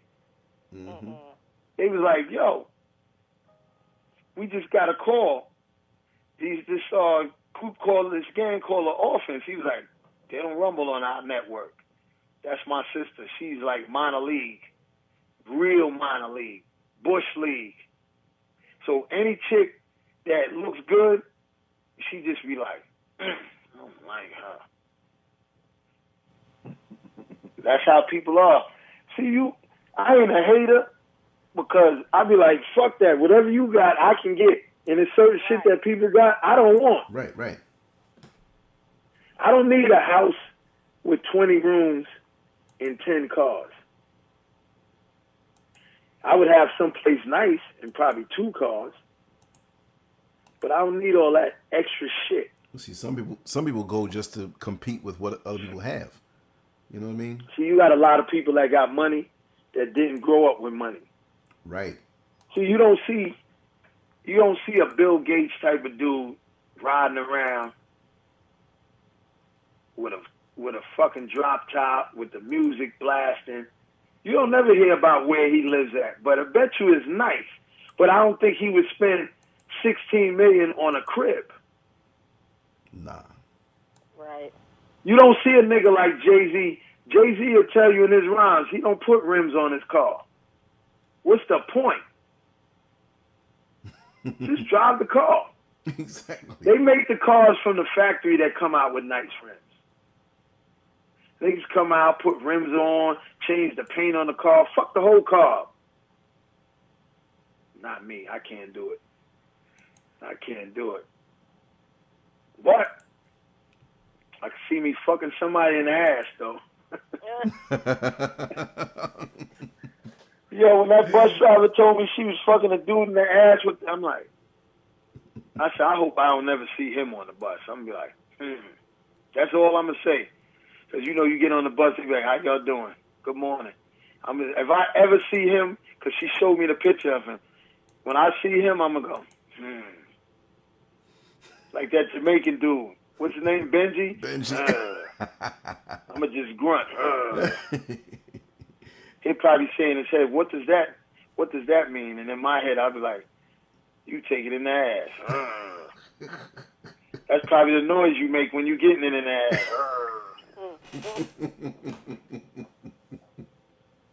I don't know. I stuck my finger in my friend's ass because she's like, I know you want to fuck me in the ass. I'm like, no, I don't. She's like, put your finger in there. I just want to see what it feels like. I have extremely big hands. When I stuck my finger in her ass, she let out one of them screams like in a scary movie. Yeah, and the top of his finger was tickling the roof of her mouth. Yeah, I got some big ass fingers. She was like, ah! One of the blood curdling screams. My finger was so far up in her ass, I thought I had a bowling ball on my hand.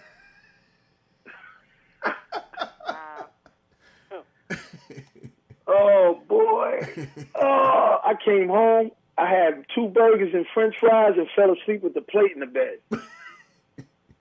I didn't wake up until like 1 something. I'm like, oh, shit. That's the best sleep. I took the plate out the room. It's raining. I said, wow, what a day. What a day. I'm going to try to fuck that old lady on the bus, though. But you're already halfway there. You straight. Yeah, I just got to be able to do that shit on the down low, like them homo niggas. But you doing it on the straight down low, so. I can't let these niggas know. Like, I get on the bus with the bus driver. I'm like, yo, what's going on? She like, what up? She like, you want me to suck your dick? I'm like, anyway, give me my transfer. Always something. You got to watch them bus drivers. You got to watch them. Here, Janelle. She said, She got the same name as that singer chick, Janelle Monáe, right? I'm Jazzy Bouvet, though. I go by, I use the nickname, my alter ego. Bouvet, that's a French name, right? My mother, birth mother, she was Haitian, Creole, and from New Orleans. Oh, okay. You dark skin, brown skin, light skin? I'm dark brown, but I guess I would consider myself dark skin. I mean, I send you a picture. All right, let me ask you. How tall are you? About 5'5". What you weigh, about $140? Hell no. I mean, well, I ain't far from that, but I'm 130. Oh, you a little thick ass, so huh? She got the shape. I'm still on my groove though. I'm trying to get to one because I'm kind of, that looks small. 130 looks small on me right now, but I'm trying to get to like 120. You trying to get smaller? Yeah. Let me tell you something. I don't mean to be rude or disrespectful. The way you built, That's why you ain't getting no action. Gain about 50 more pounds, let yourself go, niggas will be breaking your door down. Ooh, I want some of that. I'm telling you. EBT card, so I can't. I mean, I'm still. Let me tell you. If I let myself go. Let me tell you, all you got to do is go into one of them gas stations and get one of them points reward card and act like let people think it's an EBT. You'll be in there. I know. I'm telling you, because, I got a friend of mine, she's in Nebraska. She's a thick chick. She's in the high too, but she got a shape. Right. She was like, yo, you can't get no dick over here. I said, because you was a nice-looking chick. She got too much ass. She told me, she was like... Too much? She said, I'm going to give you some of this. I said, I had to tell her, yo, Surplus. I was fucking with your sister. She was like, I don't care you fucked her. I'm going to fuck you too. Like, I spoke to her today. She told me she wants to move to Delaware. I don't know why she went to Nebraska in the first place. There's only like 6 black people in Nebraska. What the heck is out there? It's flat. I've been in Nebraska on a truck. When you go through Nebraska and Iowa, them states, I swear it's like you could see all the way to the other side. Yo, when they say it's flat, it's flat. You be looking like, yo, it's like no ending to what you can see.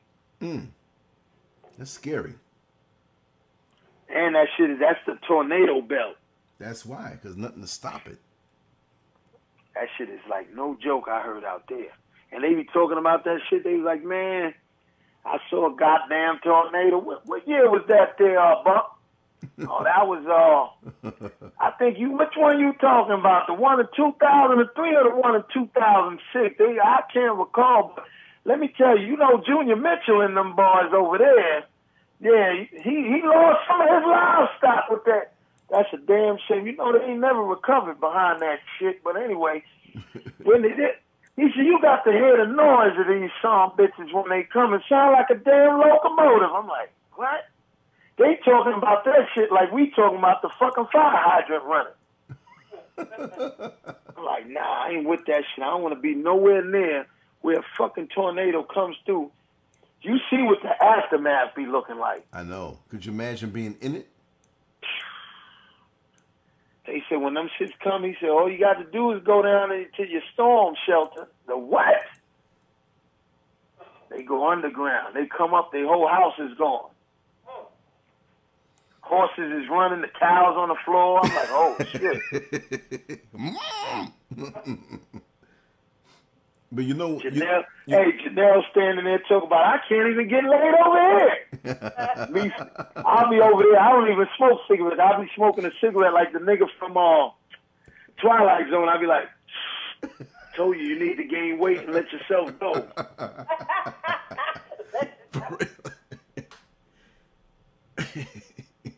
It ain't even about telling you. It's about that BT card down here, baby.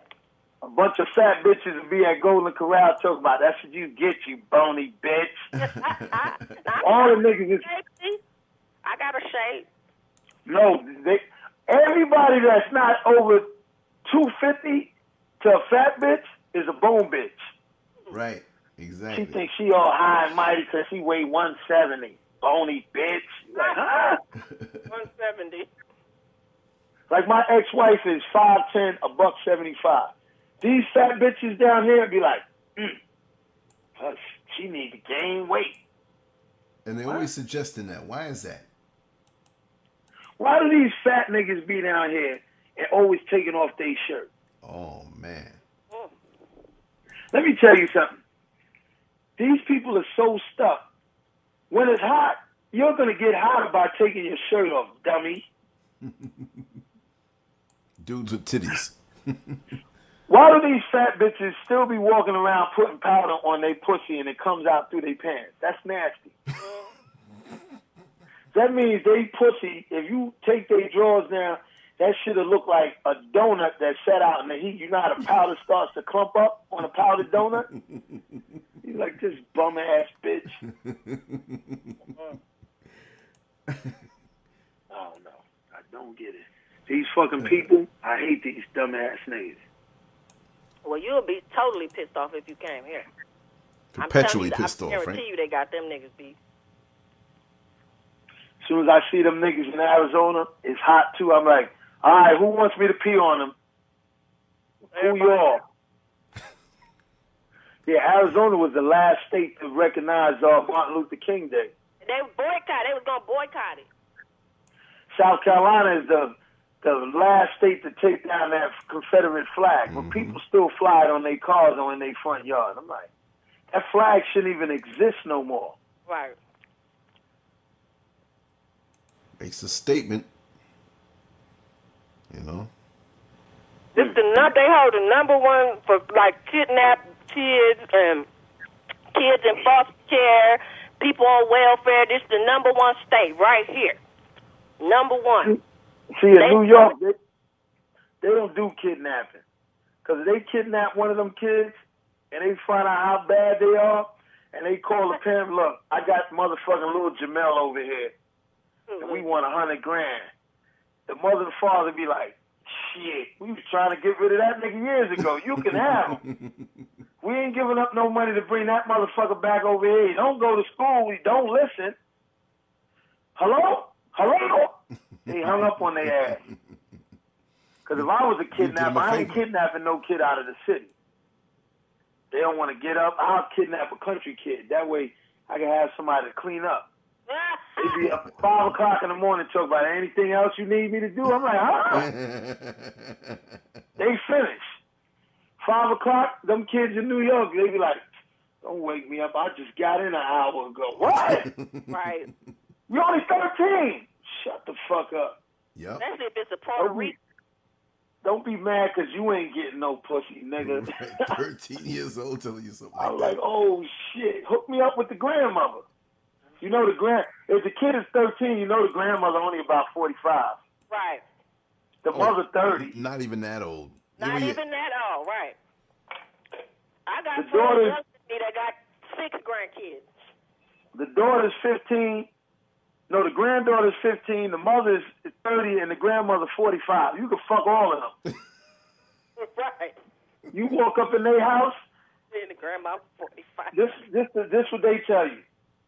What you got? I'm like, let me get the 3-piece with the biscuits. I'm getting all of y'all. 3-piece with the biscuits. Yeah, 3-piece with the biscuits. Breast meat and some thighs. Granny, you hogging up all the dick. Shut up. I've been here first, motherfucker. Bitch, I'm 45. And the mother 30 talking about, you know, you want some of this young shit. A little daughter trying to jump in on the bandwagon. I've been saying to myself, oh, boy, I'm going to hell. But, hey, that's where all the live people going to be at anyway. And the great-grandmother on the respirator in the back to come on and get some of this, boy. No, the great-grandmother will be only 60. She's still young. Right. I'm like, bring your old ass over here. I'll dust that pussy off like home plate. Let me get some of that shit. I love that great pubic hair. Yo, why chicks I be knowing that's in their 30s got gray hair on their shit? Stress. I be like, damn, you stressing like that? They say, you can't put no dye down there. I'm like, I never thought of it like that. Oh, you know they got lightening cream for the genitals now. Oh Lord. Like bleaching cream. I shave mine all off though. I don't get the point of keeping it there. Yeah, you need that hair there. That should have made you look like a toddler without it. Well, not me in my case, because you know I'm 41, so you know, just use your imagination. Listen, I was messing with this girl. I ain't making this up. And she had no hair on her shit. All I could do, I don't know where I got this shit. I reached over and got one of them little Huggies and like baby oil her bottom and put a little powder and put a little diaper on her. That's what that shit looked like, a baby. Yeah, it do look, yeah. Looks like, yo, why I be wanting to have a little baby over here to play with? You ever have a little baby and you be biting them? They be liking that shit, right? Yeah, giggling. They be you know what they be really laughing about? They be like, look at this fucking jackass. He's biting on me, and I'm going to take a shit and make him wipe my ass, and then right before he finished covering me back up, I'm gonna try to piss in his face. Why do babies do that? Look, you be like, didn't this nigga just pee? Right. And at the last minute, he do that little water fountain shit, almost hit you in the face. No, but you know what it is, and right? And then they start laughing. No, because see, they looking at you like you the clown at Coney Island, and they got the water pistol, and you got the balloon on your head. I'm like, yo, this little fuck, I know this little baby and try to just piss on me. And he be laughing because he be like, this dumb motherfucker, he didn't know I had one in the clip. Got that last little bullet, he's like, yeah, hold it. Oh, shit, my face. One in the clip. Little babies, I'm telling you, little babies is the shiestiest motherfuckers you ever run across. Yeah, them niggas don't. At 3 a.m. crying and shit for a bottle. That's some bullshit. They be doing it on purpose. They be like, look, watch this. They be like, let me tell you, they be having, I had a fucking camera hidden in the baby's room. This little motherfucker, it was quiet. Baby this little entrapment. motherfucker, he reached under the pillow, pulled out a cell phone, called this other fucking baby. He was like, yeah. He said, these motherfuckers asleep. Watch this. He said, they're going to come running with this bottle. I'm not even thirsty. They come out. He said, watch this dumb shit. That's what babies be doing. I'm telling you, them little motherfuckers, they act like they can't talk. They can fucking talk. They just don't talk around you. Mm-hmm. Because you be seeing them together and they be like, basically, that be that Charlie Brown womp womp womp shit around. Them little fucking babies be like, yeah, watch this. This motherfucker is going to buy me clothes. I'm going to have friends over. Everybody, oh, look at the baby. Look at. He said, I'm going to take a shit whenever I want. I'm going to go. And they going to clean my motherfucking ass. Watch this. Watch. That's what babies do. Shiesty. Yeah, I mean, you ain't lying. That's why I don't have no more. Well, I don't got none at all. I think when Haitian Luke Brisson kicked me in the nuts, that was it.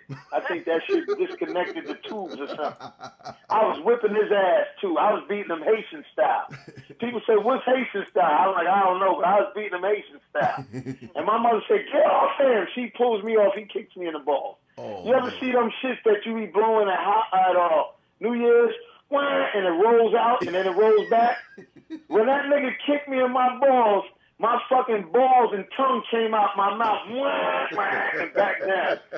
I just looked at my mother like, in my head like, motherfucker. Got my nuts kicked up. I told my mother, I said, why did you grab me? You was beating him up. You should have grabbed the fucking victim. That nigga kicked the shit out of me. And you know them fucking Caribbeans, because I'm half Caribbean Spanish. Them fucking Caribbeans, they know how to kick, because they be playing that soccer shit. That nigga kicked me, I swear, this ain't no lie.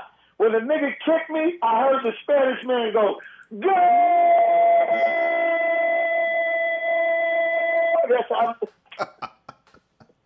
And that's before that dude was even known. That's how he got discovered. Nigga kicked me right in my nuts and scored a goal. I said, look at this shit. For real. Bro, that nigga kicked fire out of me. He kicked me so hard. When that nigga kicked me, I yelled out, shut my shit. I don't know what the fuck it meant. I know what it means now. People say, oh, that's like agreeing. No, that's the noise you make when you get your nuts kicked. Shut my shit. That's a painful thing, too. But I'm telling you, gain some weight, get a fucked up look in your face like you just seen mad, fucked up, screw your face up like them little niggas on what's that shit? The Wizard of Oz, the Lollipop Kids, screw your face up like that. Watch how many niggas be coming, yo, what's up, man? Or like they say, what's up, shawty? Shawty. I know. You don't spell shorty Shawty, nigga. Shawty. I know. They're gonna just say it like that. Fucking dumbass niggas. I don't know, but I'm telling you, miss, gain a couple pounds, a nice little 50 pounds, you'll be all right. Get a big belly, she'll really be straight. Mm-hmm. With the shit hanging off the side with no ass and no hips. Titties in the back. You be built like one of them dollar van drivers, meat neck. Yeah, baby. Baby face. Like, baby face. I would not want to see a baby with a face like that. You be like, oh, let me see the baby. Oh, shit. Well, you know when I went to New York, I got him on video, right? He's on one of my YouTube videos. Oh, yeah? Yeah. Yo, that nigga did not like me. But he's cool with me now. When I came home from jail, that nigga was like, where you been, man? I was like, I was locked up. I said, oh, man. Well, he wanted to be on your good side, too. That nigga was jealous of you. That's why he ain't like me. That's some jealousy. That's crazy. Man. It's the truth, though. Yeah. That nigga was like, that's a Sir Lance. That's some boy. Don't like him. They fuck everything walking. Me get some, but me not get enough. I'm like, go get one of them fat bitches from Arizona. And want the EBT card. You know he always be trying to say slick shit to Shorty on the Van Wyck. Mm-hmm. He's like, oh, me see you. But she don't like him, right? Up. She don't no, talk she to him. said he cool, but he be trying to talk to her. She said, I ain't fucking with that nigga. Yeah, I said, that nigga look like he got a pack of knockwursts on the back of his neck. For real. Not Frank's, knockwursts. Big difference.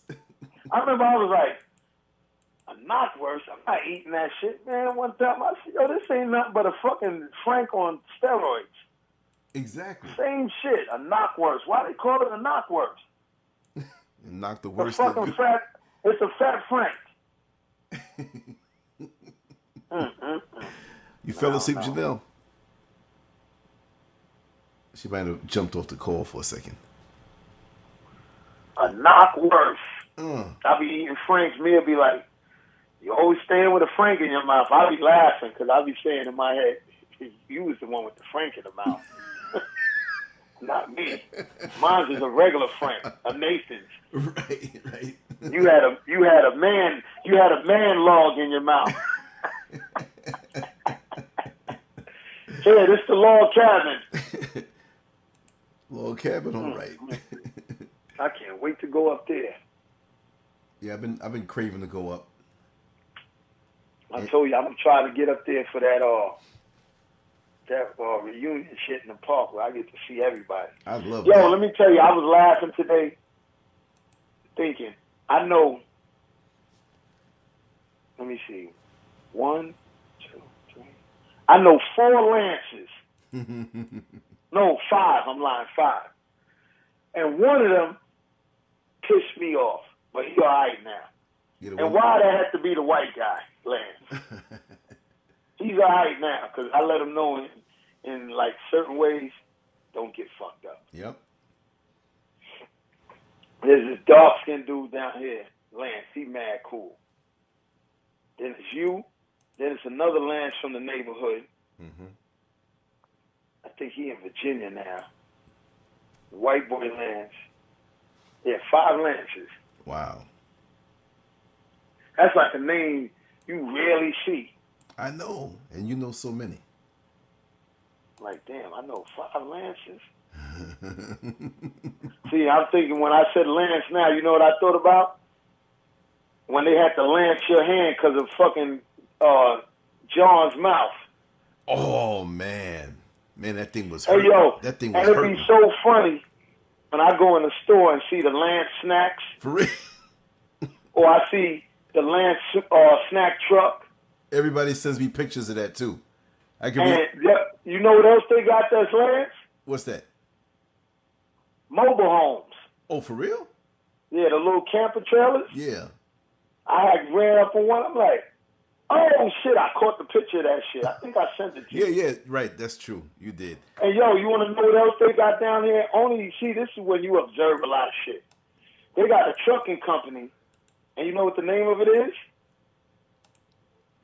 Wellborn Trucking. Wow, yeah. I sent her a picture of that. She was like, I guess the company owes me money. Yeah, I sent her a text the other day.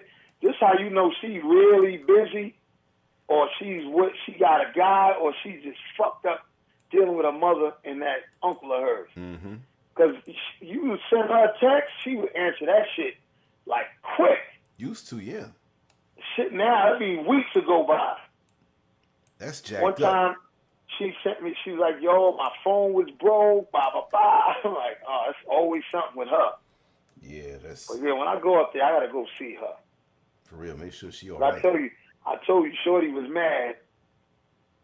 Oh, yeah. I see what you did. You opened up an account. Oh, wow. I said to myself, the account ain't never been closed. You want to keep your account closed because you in a relationship. Because the way I look at it, you can still be married. What's the difference? All right, listen to this. Yeah. I'm going to make a bunch of funny examples. What's the difference between smoking crack in the street and smoking crack behind closed doors? You're still a crackhead, right? Exactly. What's the difference between taking a dick in the ass and people know about it or taking a dick in the ass behind closed doors? You're still a fag. Right. What's the difference between fucking a nigga, but now that your partner's home, you're not fucking no more? Same shit, right? Right. So, the way I look at it, if it's something that I like and I enjoy, even if it might be not the right thing to do, I'm going to do it. Right. She knows she wants to fuck. She knows she want to get that pussy ate. Mm-hmm. And when I see her, I'm going to ask her. I'm like, you want me to eat your pussy? And she'll snap at first, and then that shit'll be like,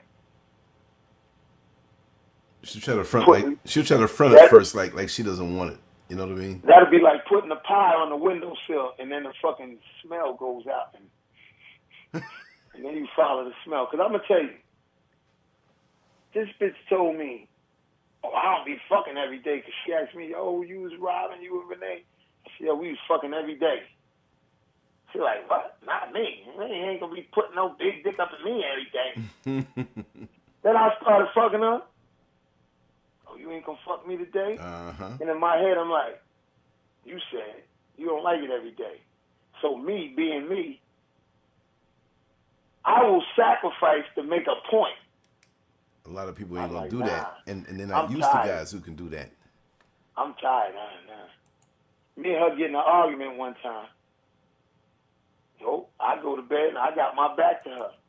She's tapping me like a little kid on Christmas morning. I'm like, yeah, well, what's up? You ain't gonna fuck me? I'm like, no. You ain't gonna at least eat my pussy? No. I'm going to sleep. That bitch was tight. I was looking at the wall on my side like, God damn it, I want some of that shit, but you can't do it. You gotta hold your fort. That's right. Make that point. I would love to suck that bitch pussy. That shit, oof. That pussy right there, that's the shit I told Ty. I said, damn, I wish you could get some so you know how I felt. That's some prime shit. She's an old bitch with brand new pussy. A replacement, upgrade. And let me tell you, garage kept. Word, pristine condition, never driven in the rain. I'm like, this bitch fucked a lot, but you just a little bitch. 3,000 original Now, miles. see, let me tell you what's the funny part. Renee is a chick that had 3 kids. And she got a pussy. Like, that shit ain't never had no kid go through. It ain't like she had a cesarean. I'm like, it's just some people just got good pussy genes, I think. That's what it counts. I mean, it's part of the body, you know. They got that rubber band pussy. That shit snaps back. Then you got chicks that ain't never had kids. You like I remember I was fucking this little young bitch named Lisa. This bitch pussy was so fucking big. God, dog. I'm like, this little bitch. Mm-mm. She had a child. That shit was brand new. It's like they took that shit to the fucking body shop. So what the fuck? Got it that in racing shit was brand condition. new. I guess they gave her the rejuvenating cream. Anything you need, give me 2 cc's of rejuvenated cream stat. They rubbed that shit on. That shit just said. Came back new again. Like that shit was like, what's that? Oh, not saran wrap. What's that shit when you heat seal shit? Oh yeah. It keeps the air out. Keeps it forever. Yeah, I forgot. Eating a piece of meat from like 8 years ago and it's like fresh. That shit was preserved.